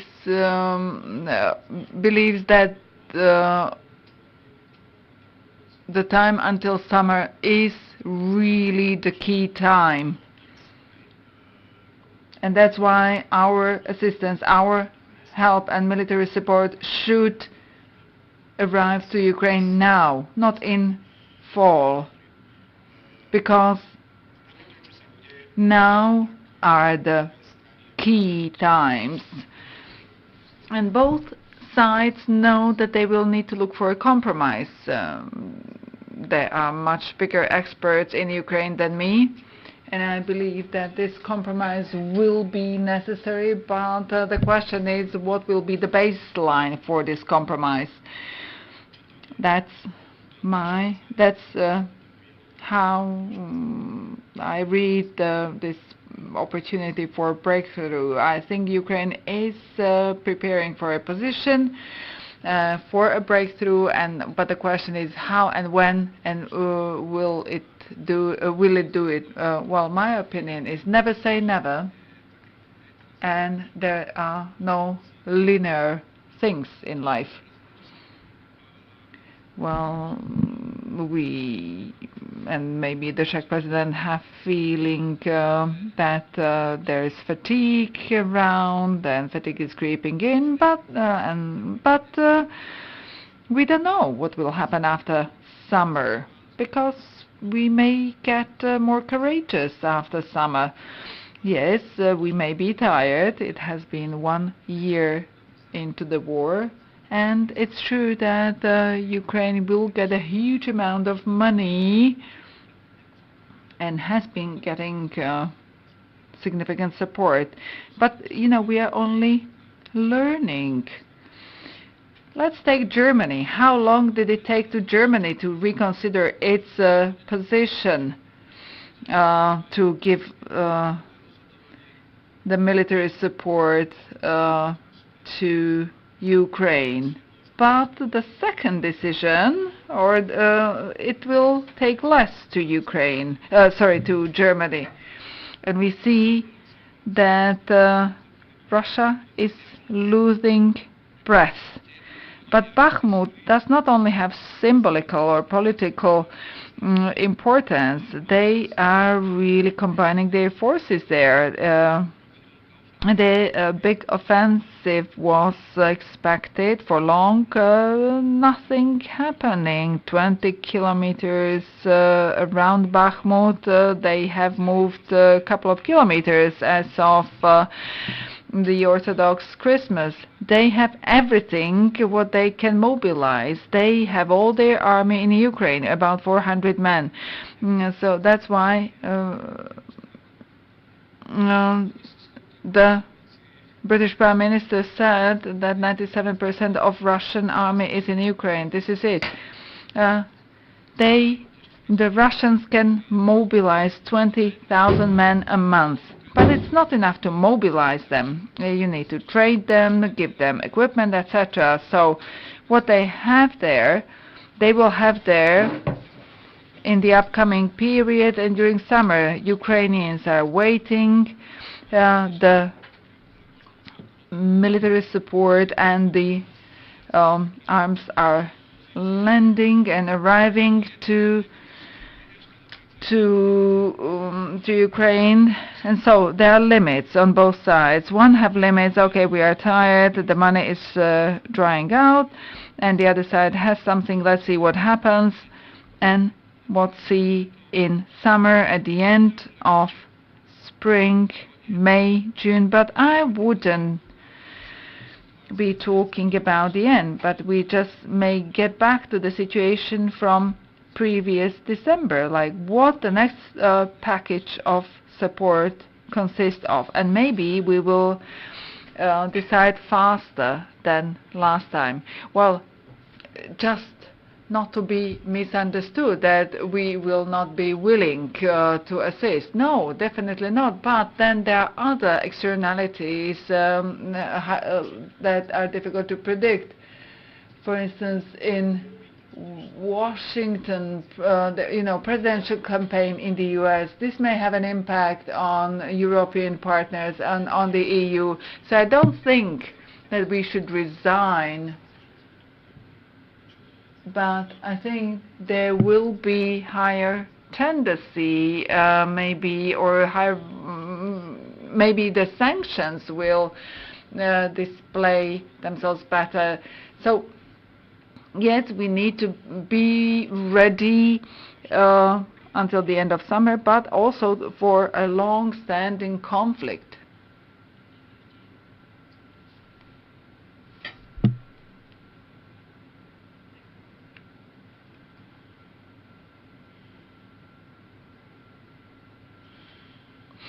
Okay, what do you think about the role of China? What will be the role of China in the upcoming months? Because the Chinese president should talk to Volodymyr Zelensky. Is it going to happen? And what do you think? What will happen? What will be the role of China? Maybe Katarina knows.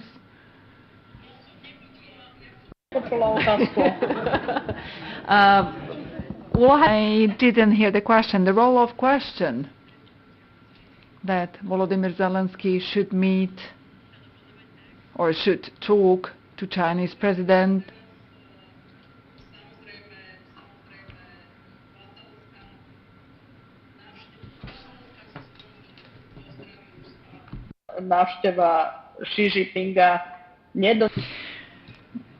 Well, Russians are behaving like complete subjects or vassals to China.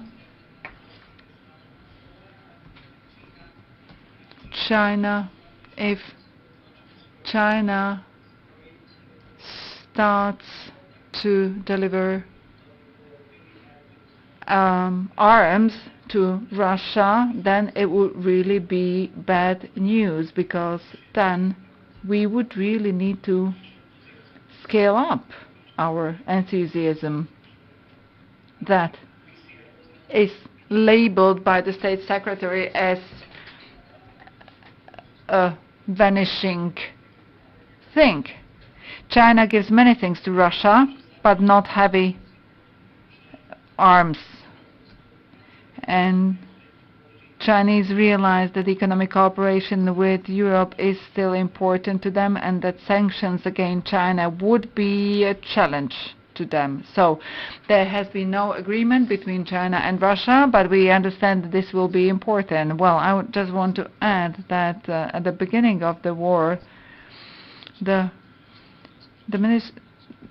State Secretary of Chinese Foreign Ministry got a question whether they are allies with Russia, and he replied, well, Russia is our partner but not our ally. We don't have allies. It just China pursues its goals. So far it does not deliver arms to Russia. The question is whether it will provide money to Russia,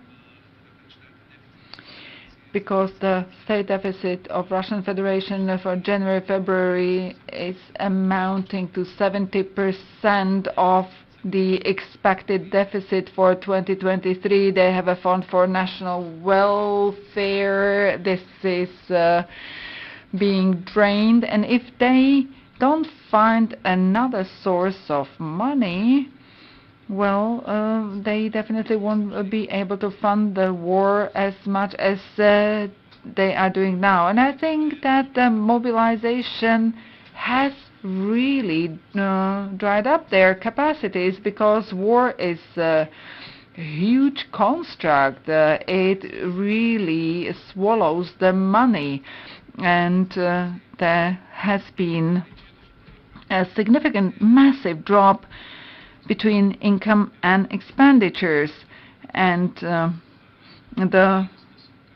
we managed to cut ourselves off, and we managed to reorient ourselves from heavy dependency on Russian fossil fuels to other sources. Now we are at less than 10% and 20%, and now General Zima, the general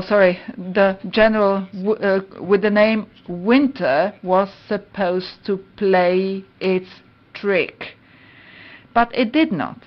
And now some are saying that the general fatigue should start ruling. No, let's not subdue to this general.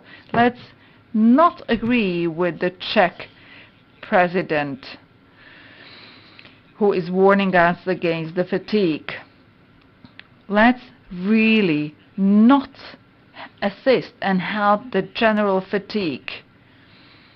Let's act. Let's work. Thank you very much, all the panelists, State Secretary Ms. Brodskova, State Secretary Marian Mayer, the ambassador of the EU to Ukraine, Ms. Maternova, and then the advisor to the Prime Minister, Mr. Duleba. Thank you very much.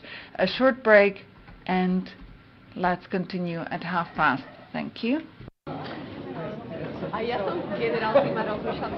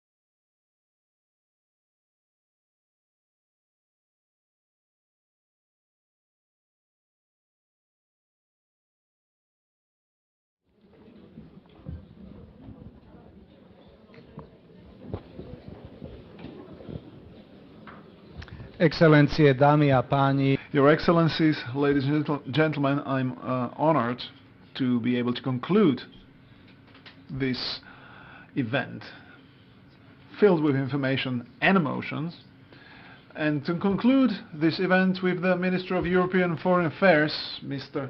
Ladislav Káčer. The organizers asked me to conduct a chat with him, a genre which, okay, they probably mean informal chat, but that would be a Czech word, so it's not correct grammatically. So this should be an informal discussion before we conclude this event and move on to the Paludai Palace next door. So we have 45 minutes for this, and as soon as I feel that I'm running out of imagination, I will perhaps give over the floor to you for your questions, but those 40 to 45 minutes, that will also depend on the minister here, depending on how we manage. He gave me a free hand in the questions that I chose, so I will be improvising on one hand. On the other, I will certainly use the starting points that were introduced by today's event. The minister was introducing Madam President, he was introducing the Prime Minister. Now he will have the time to present his viewpoint of Slovak foreign policy on the 30 years of Slovak foreign policy. But firstly and foremost, I'd like him to focus on today and the future, because we haven't mentioned that very much. Before that, Minister, I was here also as a panelist, and I was actually informed that I was slightly impolite. My note when it comes to former ministers, Zdenka Kramplova, may have sound slightly misogynistic in terms of my cooperation with women in foreign policy, so I do apologize. This remark was purely and only specifically concerning Mrs. Kramplova, not women in general. So if anyone was offended, I'd like to apologize for this, and I wanted to get over with this because I want to be just a moderator now. Minister, 30 years of foreign policy, whether we're talking about the Ministry of Foreign Affairs, or we're talking about Slovak Foreign Policy Association, or any stakeholders sitting in this room, and I am quite impressed by their patience for staying here the whole day, and now they are interested in your opinions. I'm checking who's remaining in the room. Okay, talk about pride. We've heard several times this day that we shouldn't be so self-flagellating and we shouldn't be so depressed because of the war, the turbulent times, etc., etc. You know, it's been a 30 years road, and it was a road of success, especially the Ministry of Foreign Affairs, or the diplomatic department, so to say. You started here as an employee during the federal era of Czechoslovakia 30 years ago, literally, together with other people we know. So you've gone through this path of 30 years. Is there any sense of pride? What, and if there is, what it actually means for you as a boss of diplomacy at the moment? So let me start with a digression. Now I'm thinking about the 1990, the year 1990. Many of us, well, we were young. We had several alternatives what to do with our lives, and I had three major options. I was working in a lab, just like you. We were actually conducting gene manipulations. One of the first in Slovakia wanted to clone red deer's gene, so that the cows would be able to consume cellulose matter, and it was a unique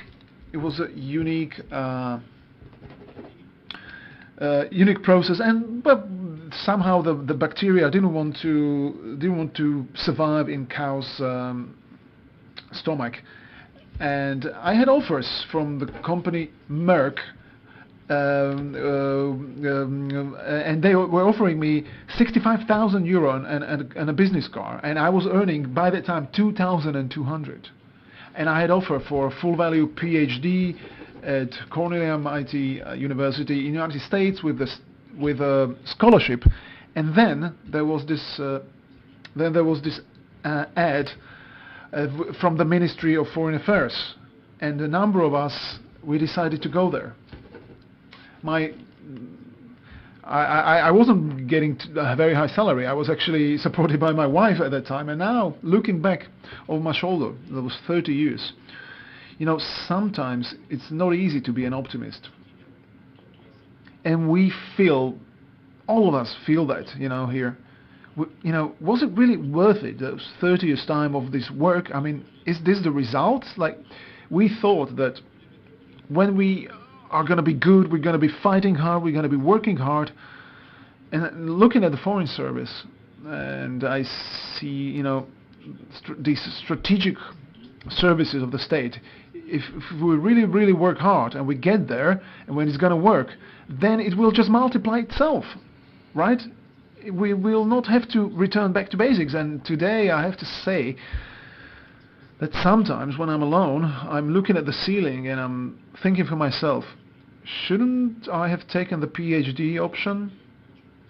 And with Ivan Korczak, who was my classmate, you know, we were sitting together, and after a bottle of wine, you get more emotional. And I told him, and he told me, you should really be ashamed. Of course, it was a good decision. Come on, right? So, yes, we are here a generation of people who, Martin Butora, Madame Vashariova, and others, who we are a generation of those who we are a generation of people who, in those 30 years, built Slovakia, or put Slovakia on the rails, and we believe that on those rails Slovakia will be just moving on like a locomotive, and we will not be dealing with the questions whether we should get off those rails, you know, get off that track. So as a generation, I believe we fulfilled this role. However, we also failed in something. We see that Slovakia again is at a crossroads, and of course there are a number of reasons why. But we are at a fatal crossroads. We feel that, all of us feel the urgency of this threat. Sometimes it makes me crazy. I mean, what else? I'm asking myself, what else should I do? You know, but still, foreign service and strategic services of the state should have no reproaches. I mean, we shouldn't feel sorry about anything of our past. But still, we are in a very complicated situation. Okay, but no Cornell, no MIT, and not even Cornell or MIT managed to clone those cows with roe deer genes. So you shouldn't be sorry for yourself. And you were an ambassador to United States, you were an ambassador to Budapest or Hungary, and you were ambassador to Czech Republic. Difficult to find better addresses in diplomat career. And during your career, you were one of the key factors for the President of United States, George W. Bush, came to Slovakia. You were actually guiding him, and that was the time of the meeting of George Bush with Vladimir Putin here at the Bratislava Castle. We felt that we were top of the world. We were the European tiger. We are this neutral country, and these leaders will convene here, and we felt that we are succeeding, like we are the most important country in the whole of Europe, perhaps, right? At the time, we were talking about end of history. We were hearing about end of history, globalization, democratization, all of these trends will change the world today. Now, about your comment about the feeling that you have, it seems like we are back to history, unfortunately. United States and Russia, well, it's quite... No, there's no way that the President of the United States would convene here, because we would have to arrest Vladimir Putin, because there's an arrest warrant issued on his name on behalf of the International Court of Justice. And the idea of multilateralism, as we knew it in its start, and as we really believed in it in its beginnings, it's falling apart, it's disintegrating. A member of UN Security Council attacked its neighbor. And we were talking about this the whole day, how to cope with this. in the Balkans, the religious principles are still in the forefront of the domestic politics that it prevent the West Balkan countries to approximate or to get closer to the EU. The whole post-Soviet era is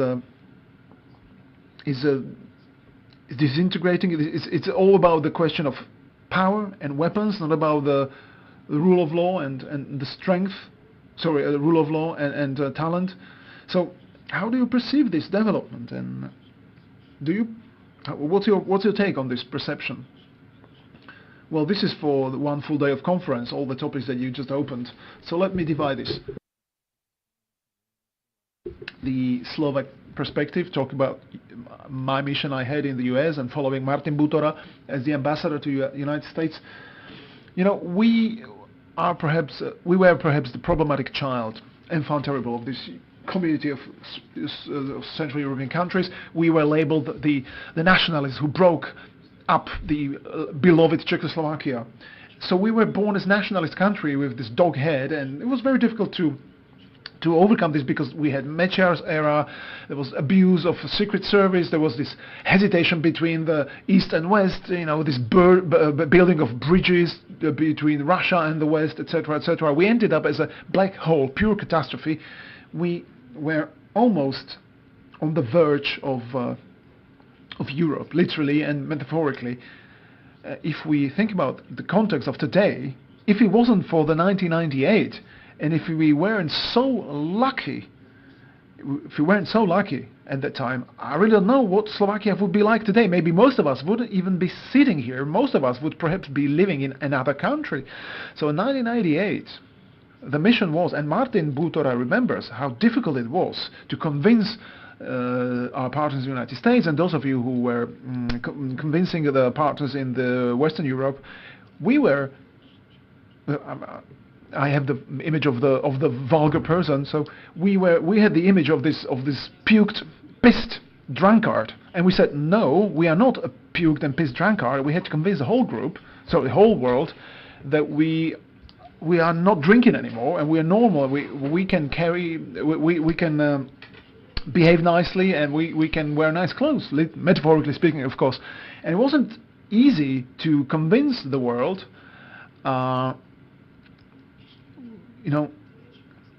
And you know, these people may be asking, like, who knows whether he really stopped drinking? Who knows whether he, you know, returns back to booze, you know? And we had this period of success. We became this star group under the Tatras. It was reality. It was actually the porch of Ron Weiser and Steve Forbes. We were drinking wine, and we had a 3-hour debate. There was this beautiful trip around Slovakia. He was excited, and then he wrote this commentary of Tatra Tiger. I mean, and of course you cannot buy that from Forbes, you know. And we also almost received parity with Czech Republic and Slovakia. And we got into the elite. We were almost at parity in the purchase power, and for a short while we were doing better than the Czechs. But then we started declining. Robert Fico, Kuciak.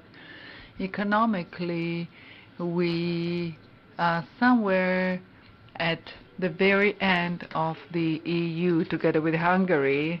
After Bulgaria is ahead of us, actually, and all the Eurostats are reporting we have problems, and it seems as if this expectation that okay, he would start drinking again, this kind of prophecy came true, that we are declining again, and we don't have all the time in the world. The world is not going to wait for us, and all the complexity you have described, and I totally agree with, are totally falling on our head and are destroying us together with our immaturity. And it may really, together with the results of the parliamentary elections, be an incredible challenge to us. Well, as very few of us, you had the opportunity to meet Volodymyr Zelensky in Kyiv. Well, we keep on whining and moaning here because of small difficulties and hurdles, while Volodymyr Zelensky has incredible burden on his shoulders, and he is able to challenge leadership on global level. The very notion of leader has been completely shifted by Volodymyr Zelensky, and it's difficult for many people that label themselves as leaders to compare themselves with Zelensky. So what kind of an impression he left with you? Science fiction type of Dune scene. There was this situation when a son was talking to his father, and the father was saying, the big leaders are not those who want to be big leaders, but big leaders pick up the challenge and master the challenge, and Zelensky is definitely an example of it. The meeting meeting Zelensky was made an incredible impression on me. He is a tiny man. And yes, we have met many people throughout 30 years. It was in a sequence that from Kyiv I went to the Vatican, to the Holy See. And if I were to compare the immediate feeling, it was all about contrast. While entering Kyiv, we were entering government buildings that were in darkness. We needed to cross multiple barriers against running tanks. Then, when a long corridor was interrupted by a group of sandbags in order to hide behind them, while in case of open fire, because people were ready for ending up in open fire and dying tomorrow. The parliament with sandbags all around, and all of a sudden you enter a room where a man dressed in green is standing with incredible energy, with incredible sparkle in eyes, and we dive into details, and he is not only a leader, but he can study, and he is learning, and he absorbs so much, and he's very humble at the same time. And we have seen so many examples of people losing their humility once in power, because they lose the grasp of the humanity and of the humbleness, sorry, not humility, but humbleness. And we, well, in Kyiv, it looked the same, like some blocks of flats in Michalovce. However, many buildings were destroyed. And then 2 days later, while entering into the Holy See, I need to say that those government buildings with sandbags made much bigger impression onto me than the Holy See with all the gold in the palaces. And of course, the Pope is an incredible figure, but meeting Zelensky was more spiritual experience. And I'm Catholic, so meeting the Pope is a big thing for me. And then when comparing the two, I need to say that the Ukrainians had an exposition of Christmas trees with little angels. with little angels, each angel representing one killed Ukrainian child.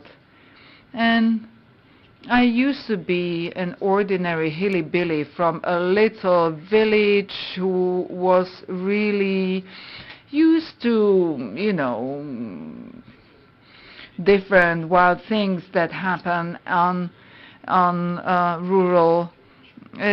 rural areas, but I couldn't really help, and I wept.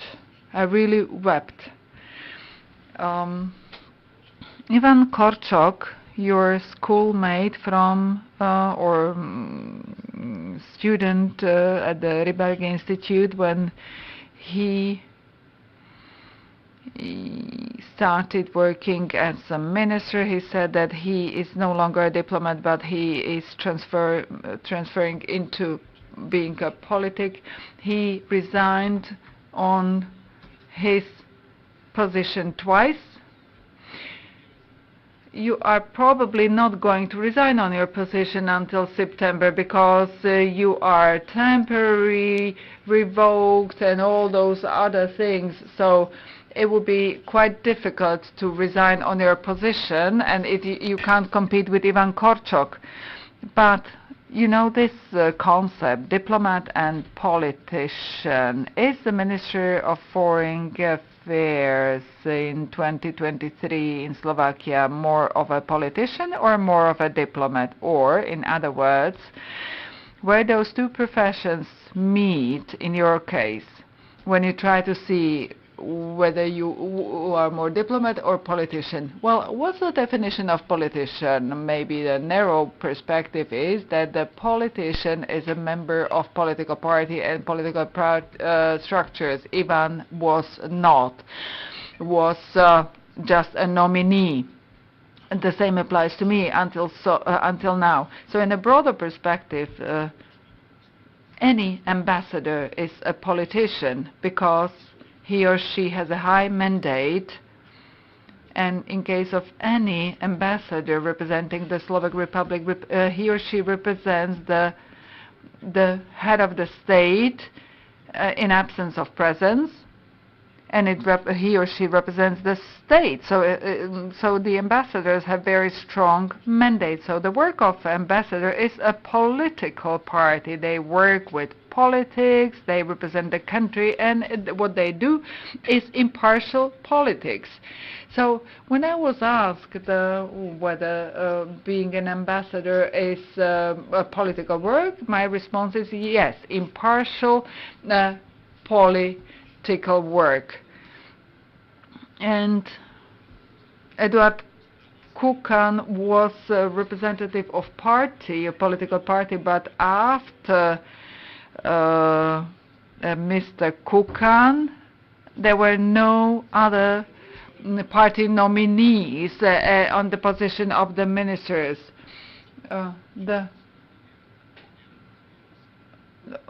Minister of Foreign Affairs was also Mikuláš Dzurinda, and definitely he was a political nominee. But this was anomaly, we need to say. Well, I don't think that this is standard scenario, but what do I believe that Slovakia has a weak administrative capacity and a weak structure of state administration. Foreign service is relatively functional and stable because it was lucky to have ministers that were protecting it. It was not the system that protected our foreign service. Parliamentary democracy is inherently unstable system. Usually there are complicated, unstable governments, and what used to be stable, as Great Britain, that has a different election system, it's kind of a hybrid, well, had 3 changes of prime minister. Let's take Italy, with their ever changing prime ministers, but the country doesn't feel it because their legislation is structured in such in a particular way. They, you know, no British ambassadors took notice or were interested in the fact that the prime ministers or the chancellors have changed. We have inherently unstable system of parliamentary democracy. We keep on changing election laws, etc. What we would need is to dramatically increase administrative capacity of the country and make it more stable. And this ministry has capitalized on ministers that were protecting of it. And I will be bold. 50% of my motivation to accept the offer was to help protect the stability of this service before the election, so that in all the panic that is in the run-up to the elections, somebody doesn't have the idea to dismantle or to make changes at this ministry as well. So with the exception of foreign service, we have GLOBSEC, Slovak Foreign Policy Association, Rybark Diplomatic Academy, and the school in Banská Bystrica at Matej Bell University that has trained various good diplomats. So what is your take? What do you think about the role of civil society in diplomacy? Because we have been talking about civil society organizations that have played crucial role also in the war in Ukraine, but you are one of the few ministers that used to be in GLOBSEC, then you went to private sector and you helped to move GLOBSEC closer to this ministry. So how do you think, what do you think about the civil society? Well, I believe that the good society is built on 3 pillars. First, the politics and administration of the state. The second is active civil society in broader capacity, including free media, critical society, intellectuals, associations, etc. And third is corporate and business sphere. And those 3 areas and sectors should enrich each other and cooperate. And now specifically on civil society, it's a huge and strong pillar, starting from volunteering, charity, that is so much needed in crisis, all the way to other areas, foreign policy, automotive industry, former generals, former intelligence. There are so many segments, medical community. There are so many areas in society. Each and every one of them has certain interest groups. And for the foreign policy, it's the community of foreign policy institutions or think tanks or organizations. Well, and this has been always of my interest. I was working and trying to develop GLOBSEC also in order to enhance our expert capacity, and the same applies to SFPA, and also create room for consensus in foreign policy. Martin, you recall the term bipartisanship. So that means that we are looking for topics that serve as an umbrella over the society, topics that we can agree upon. If there is a campaign and we go on stage, there's zillion of topics where we can have that we can fight over, but there are strategic interests of state that we never fight over. Unfortunately, this has burned. This has collapsed.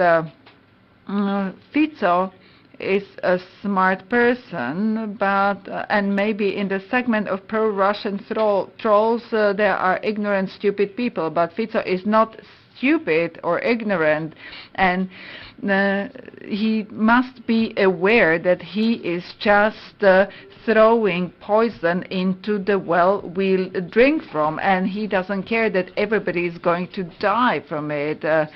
What used to work in America before Trump all of a sudden ended up in a trash bin, and this is very dangerous. Slovakia has a combination of various negative factors, externalities, internalities that meet at the wrong time, at wrong place, in wrong intensity, and that's a fact. Diplomats are taught diplomatic language. This is a term that people use. He or she speaks diplomatically, and very often it's sort of rounded, or some of the words are just in between the lines. So diplomats are supposed to be professionals with much more cultivated language than non-diplomats. So how about you, and how has this developed in the past 30 years? Well, I don't know how I developed in the past 30 years. This must be assessed by someone else than me, so I can't comment on that. Well, a number of you sitting in this room have known me for 30 years, so you know. Does Facebook help you? Well, okay, those who know me know. I think looking at the people in the room, where Ivan Korčok is from my year from university, Marika Krasnohorska, yes, I remember her, but she wasn't my classmate. She didn't drink with me in the pub. So, Marika, does his vocabulary develop? Tell us. Okay, number of people who were working for me or working with me, or let me put it differently. The world is changing. The world is changing, and from sociology perspective or any other perspective, let me give you an example.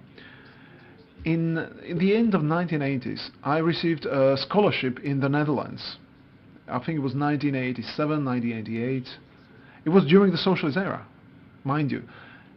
And in the lab, I went to a large research center in the Netherlands. When I was shocked by that the director of this research center doesn't drive a big black limousine, but he was riding a bike. And in this collective, everyone was calling everyone else with the first name. I had this colleague, Gerard was his name. He was a lab technician. And I was 20-something, maybe 20. And it was Gerard here and Gerard there. And I wasn't used to it, So I called the director, Mr. Director, or Mr. this, Mr. that. He said, like, please stop it. I mean, in the Netherlands, they differentiate, first name terms or second name terms, and he said, I'm used to different thing, and I have a father who's a doctor, medical doctor, and he had a nurse. He had a nurse for 30 years. Maybe this nurse even knew him better than my mom. And for those 30 years, he always referred to her as Agata, and she always referred to him as Mr. Doctor, And I told this to Gerard, and Gerard just laughed. 20 years ago, this was the same in the Netherlands. Everybody was referring to each other, very formally. But the country has changed. And, now, of course, Slovakia has changed too. My sister is a doctor and she has a nurse, and they of course call each other with first name, and they are informal. And look at the movies, look at the art. Something which was taboo 20 or 30 years ago today is absolutely acceptable. It's a mainstream. Talking about naked bodies, talking about language or words or used in films, or even serious art is changing, and when it comes to these standards. And what is changing essentially also is the manner how you can catch interest in this world of abbreviations, a world of brief communication. It's like Twitter. You have to pass your message in 140 signs, 140 keystrokes, and it's very difficult to catch interest with our emotions with 140 keys or keystrokes. The language is changing, communication is changing, the manner of catching anyone's interest is changing. So I'm afraid that in today's world, using diplomatic expressions, well, let me wish you good luck if you want to catch attention. And of course, then there's the extreme of this communication. That's the communication of Igor Matovic. That's like permanent clone show, which has no other objective than to catch attention, only to catch attention, whatever the price, whatever the cost, you know. Just like, you know, children at school who put anything on their heads just to make the other smile, you know. Okay, the elections are approaching, and we've heard many times like the foreign policy consensus of this country is disintegrating. The idea of our identity as the Western country is also disintegrating. Public opinion polls, whether in relation to NATO, EU, or the attitude to Russia and Ukraine, are all changing.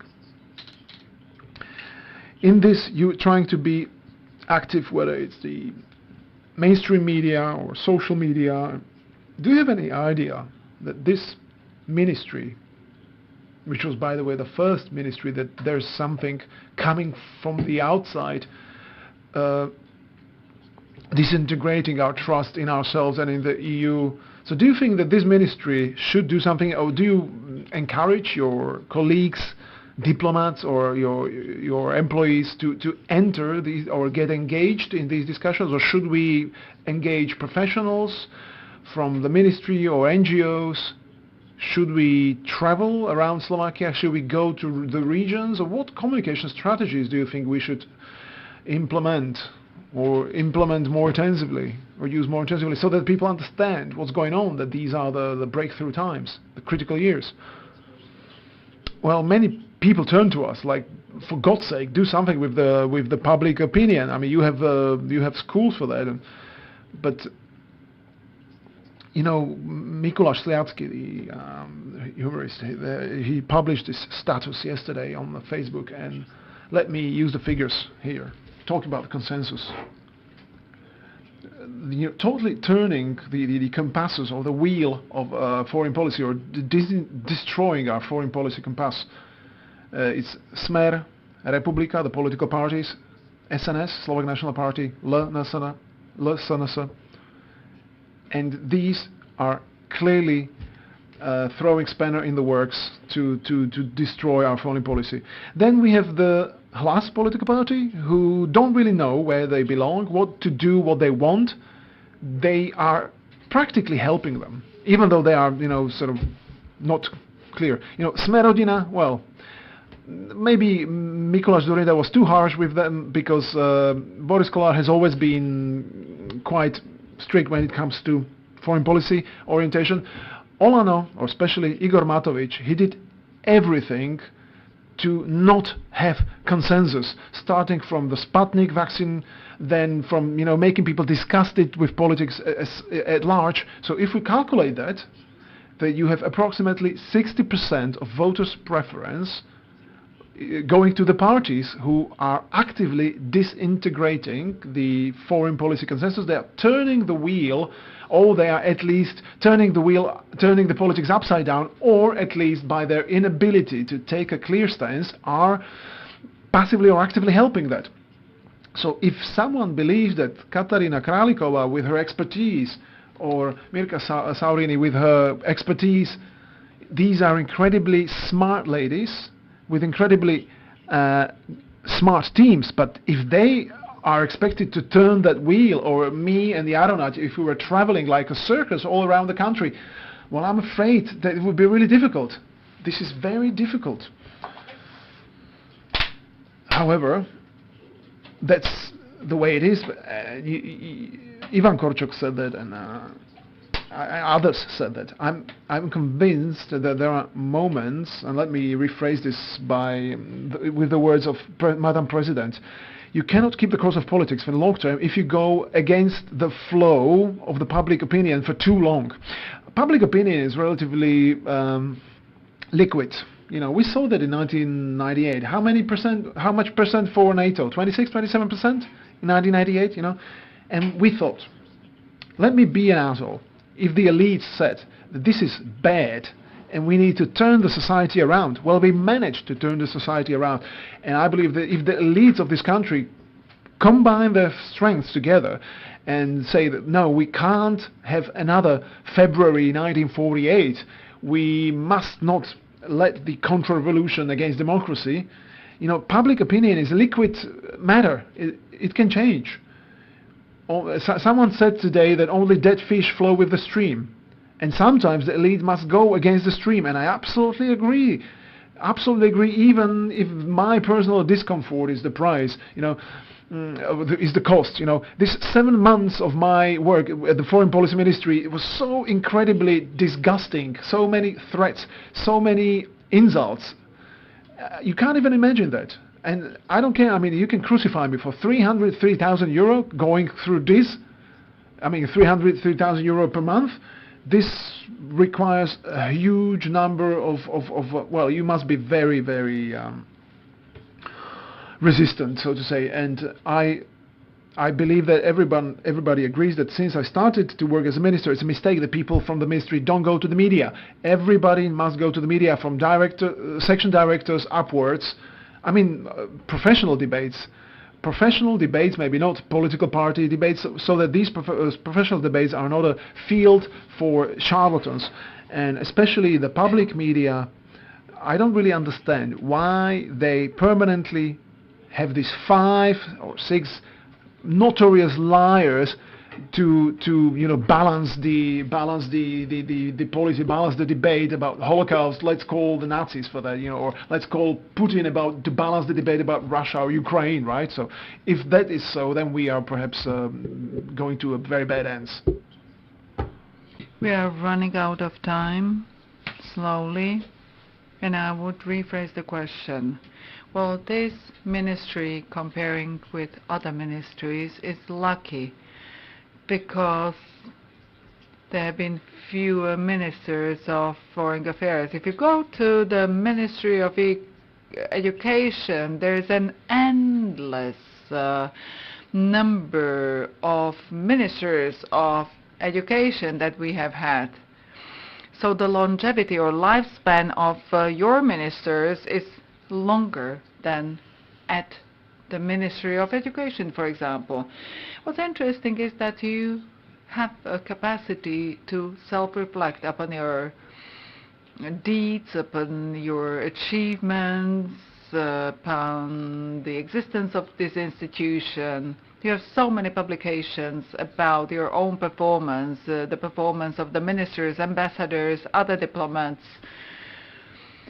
To which extent do you perceive the advantage of certain level of continuity, also at the personal level, starting from Milan Kňažko all the way up to you? Does it somehow contribute to the stability of your institution? Well, it's hard to predict how the war is going to end. And the whole architecture, the world architecture is changing, so it's difficult to forecast what will happen. But where do you see how to secure the fact that you keep on having the courage to pursue this path and also to have strong ministers? Well, a stable institution is a fact, but we are far from perfect. I see many processes in a very critical way, but I'm not here to perform a significant reform because I don't have mandate, time, money, and also political support. We are a very underfunded service, and we would need a shark into our pond, so to say. It seems that we are getting a bit more lazy, as if some were thinking, okay, we have survived Lajčák, Kukan, Korčok, we will also survive through Kačer. The service should remain, the ministers come and go, but at the same time the internal mechanisms and structures should be such that the internal dynamics should be going on without the ministerial presence or not. This would need to be done, but I don't have a mandate for that and I don't have time. If I had the mandate, I would have done many things differently. And one more comment. Just not to be surprised later on that we are those who have survived. Peter Sijarto has fired more than 2/3 of staff in diplomatic service, in foreign service, sorry. The same applies to Poland and Polish case. So there is no money back guarantee that this service will survive in discomfort and in this direction we are heading. Thus, this foreign service can be hijacked easily. And I don't know if all the stakeholders realize that this can easily happen. I have seen it really in Hungary, how they have swept away and they have fired very skilled and qualified people. The same in Poland. Senior managers, senior representatives of foreign service were fired and were put aside. So we should be aware, we should be cautious. I will definitely keep on striving. I will see how, whether through my civic engagement or through political engagement, or whether I will just go to Alaska and rent a cabin and will be running the household because you think when you are 58 well, what to do with the rest of your life. I don't have the genes as you have, Miss Vashariova. I don't have ambitions like you have. I am more open. Just we shouldn't really think that this service is well protected. This has been artificially induced state, and there is no money back guarantee that it will remain so. And I'm not sure whether this should be that in this way. On this happy note, I would just like to add that Kacer is also only a human being. Sometimes he is tired, and sometimes he's also afraid or pissed off. And okay, I'll give you a little story from my life. We were sitting at the table with my wife and my sons, and my son was saying, I'm so pissed off, and my wife was saying, you cannot say this word, pissed off, you need to say that you are angry. And I was like, no, let him be, because if he is pissed, he is pissed.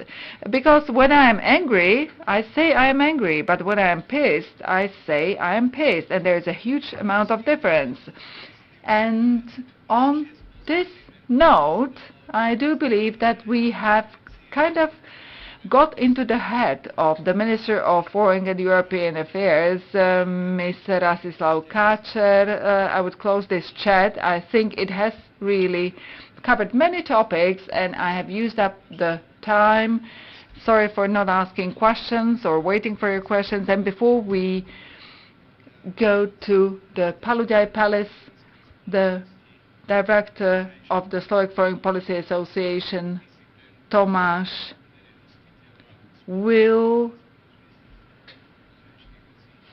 close our review conference together with the co-host. But before that, a big round of an applause for the Minister of Foreign and European Affairs, please.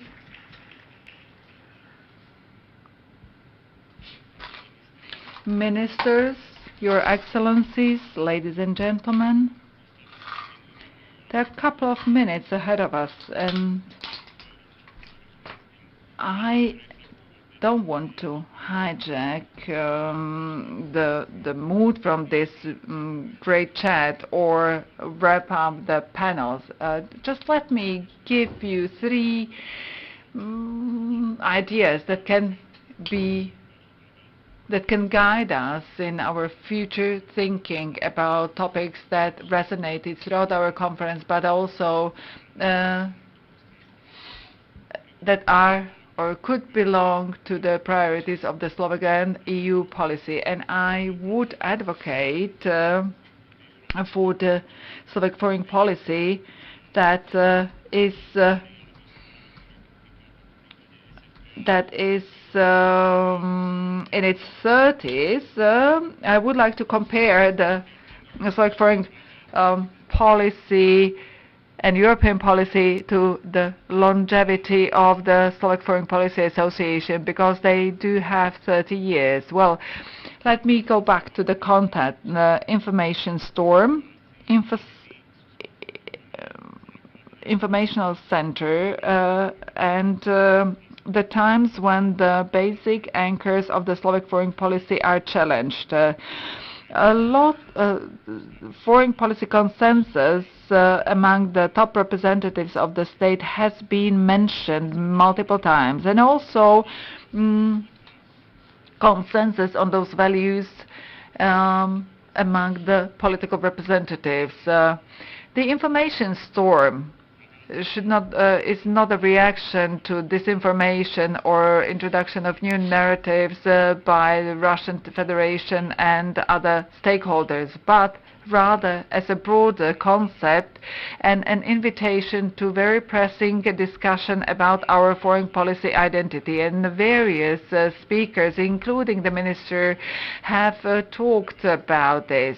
We were talking about the need of cultural change, redefining the state interest, or which state interest we uphold to, the strategies of foreign policy, and hand in hand with that, a second comparison that was used, that only dead fish or very tired fish swim along the stream. And in the context of cultural change, we should swim against the grain, go against the grain. And if we are really ambitious, we can apply this concept of going against the grain not only in the Slovak domestic politics or Slovak foreign policy, but also go further and go beyond, because the voting through qualified majority when it comes to security issues has been on table for a couple of years already, and I'm not sure whether we are getting closer to consensus in the EU. So Slovakia could continue to be a forerunner in multiple topics, also at the European level. And a couple of times we have heard the fact that Slovakia has a major stake and has contributed in significant way to awarding the status of candidate country to Ukraine. The third notion that has resonated throughout today has to do with a comeback to foreign policy consensus, and also talks about the cultural change and the need to reassess or go back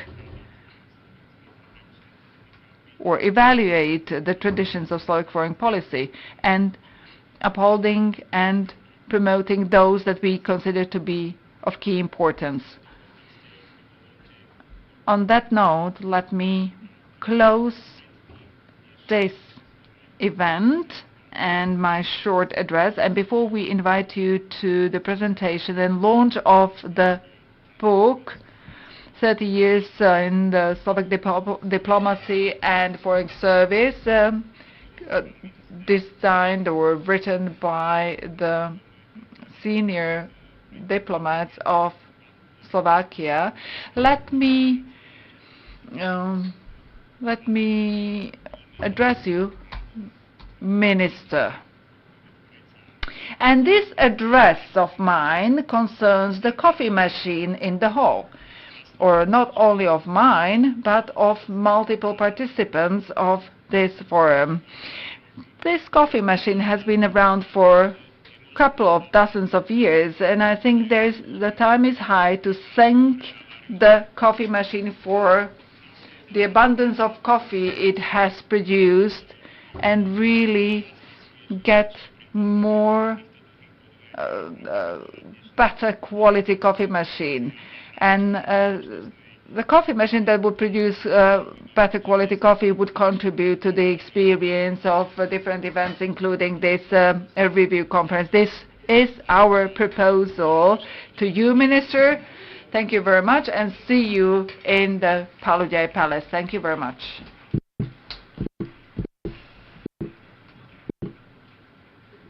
A tlmočníkom veľmi pekne. We would also like to thank the interpreters. The interpreters will need to get extra payment because they needed to maneuver through very difficult and challenging waters and vocabulary that has been used throughout the conference. Thank you.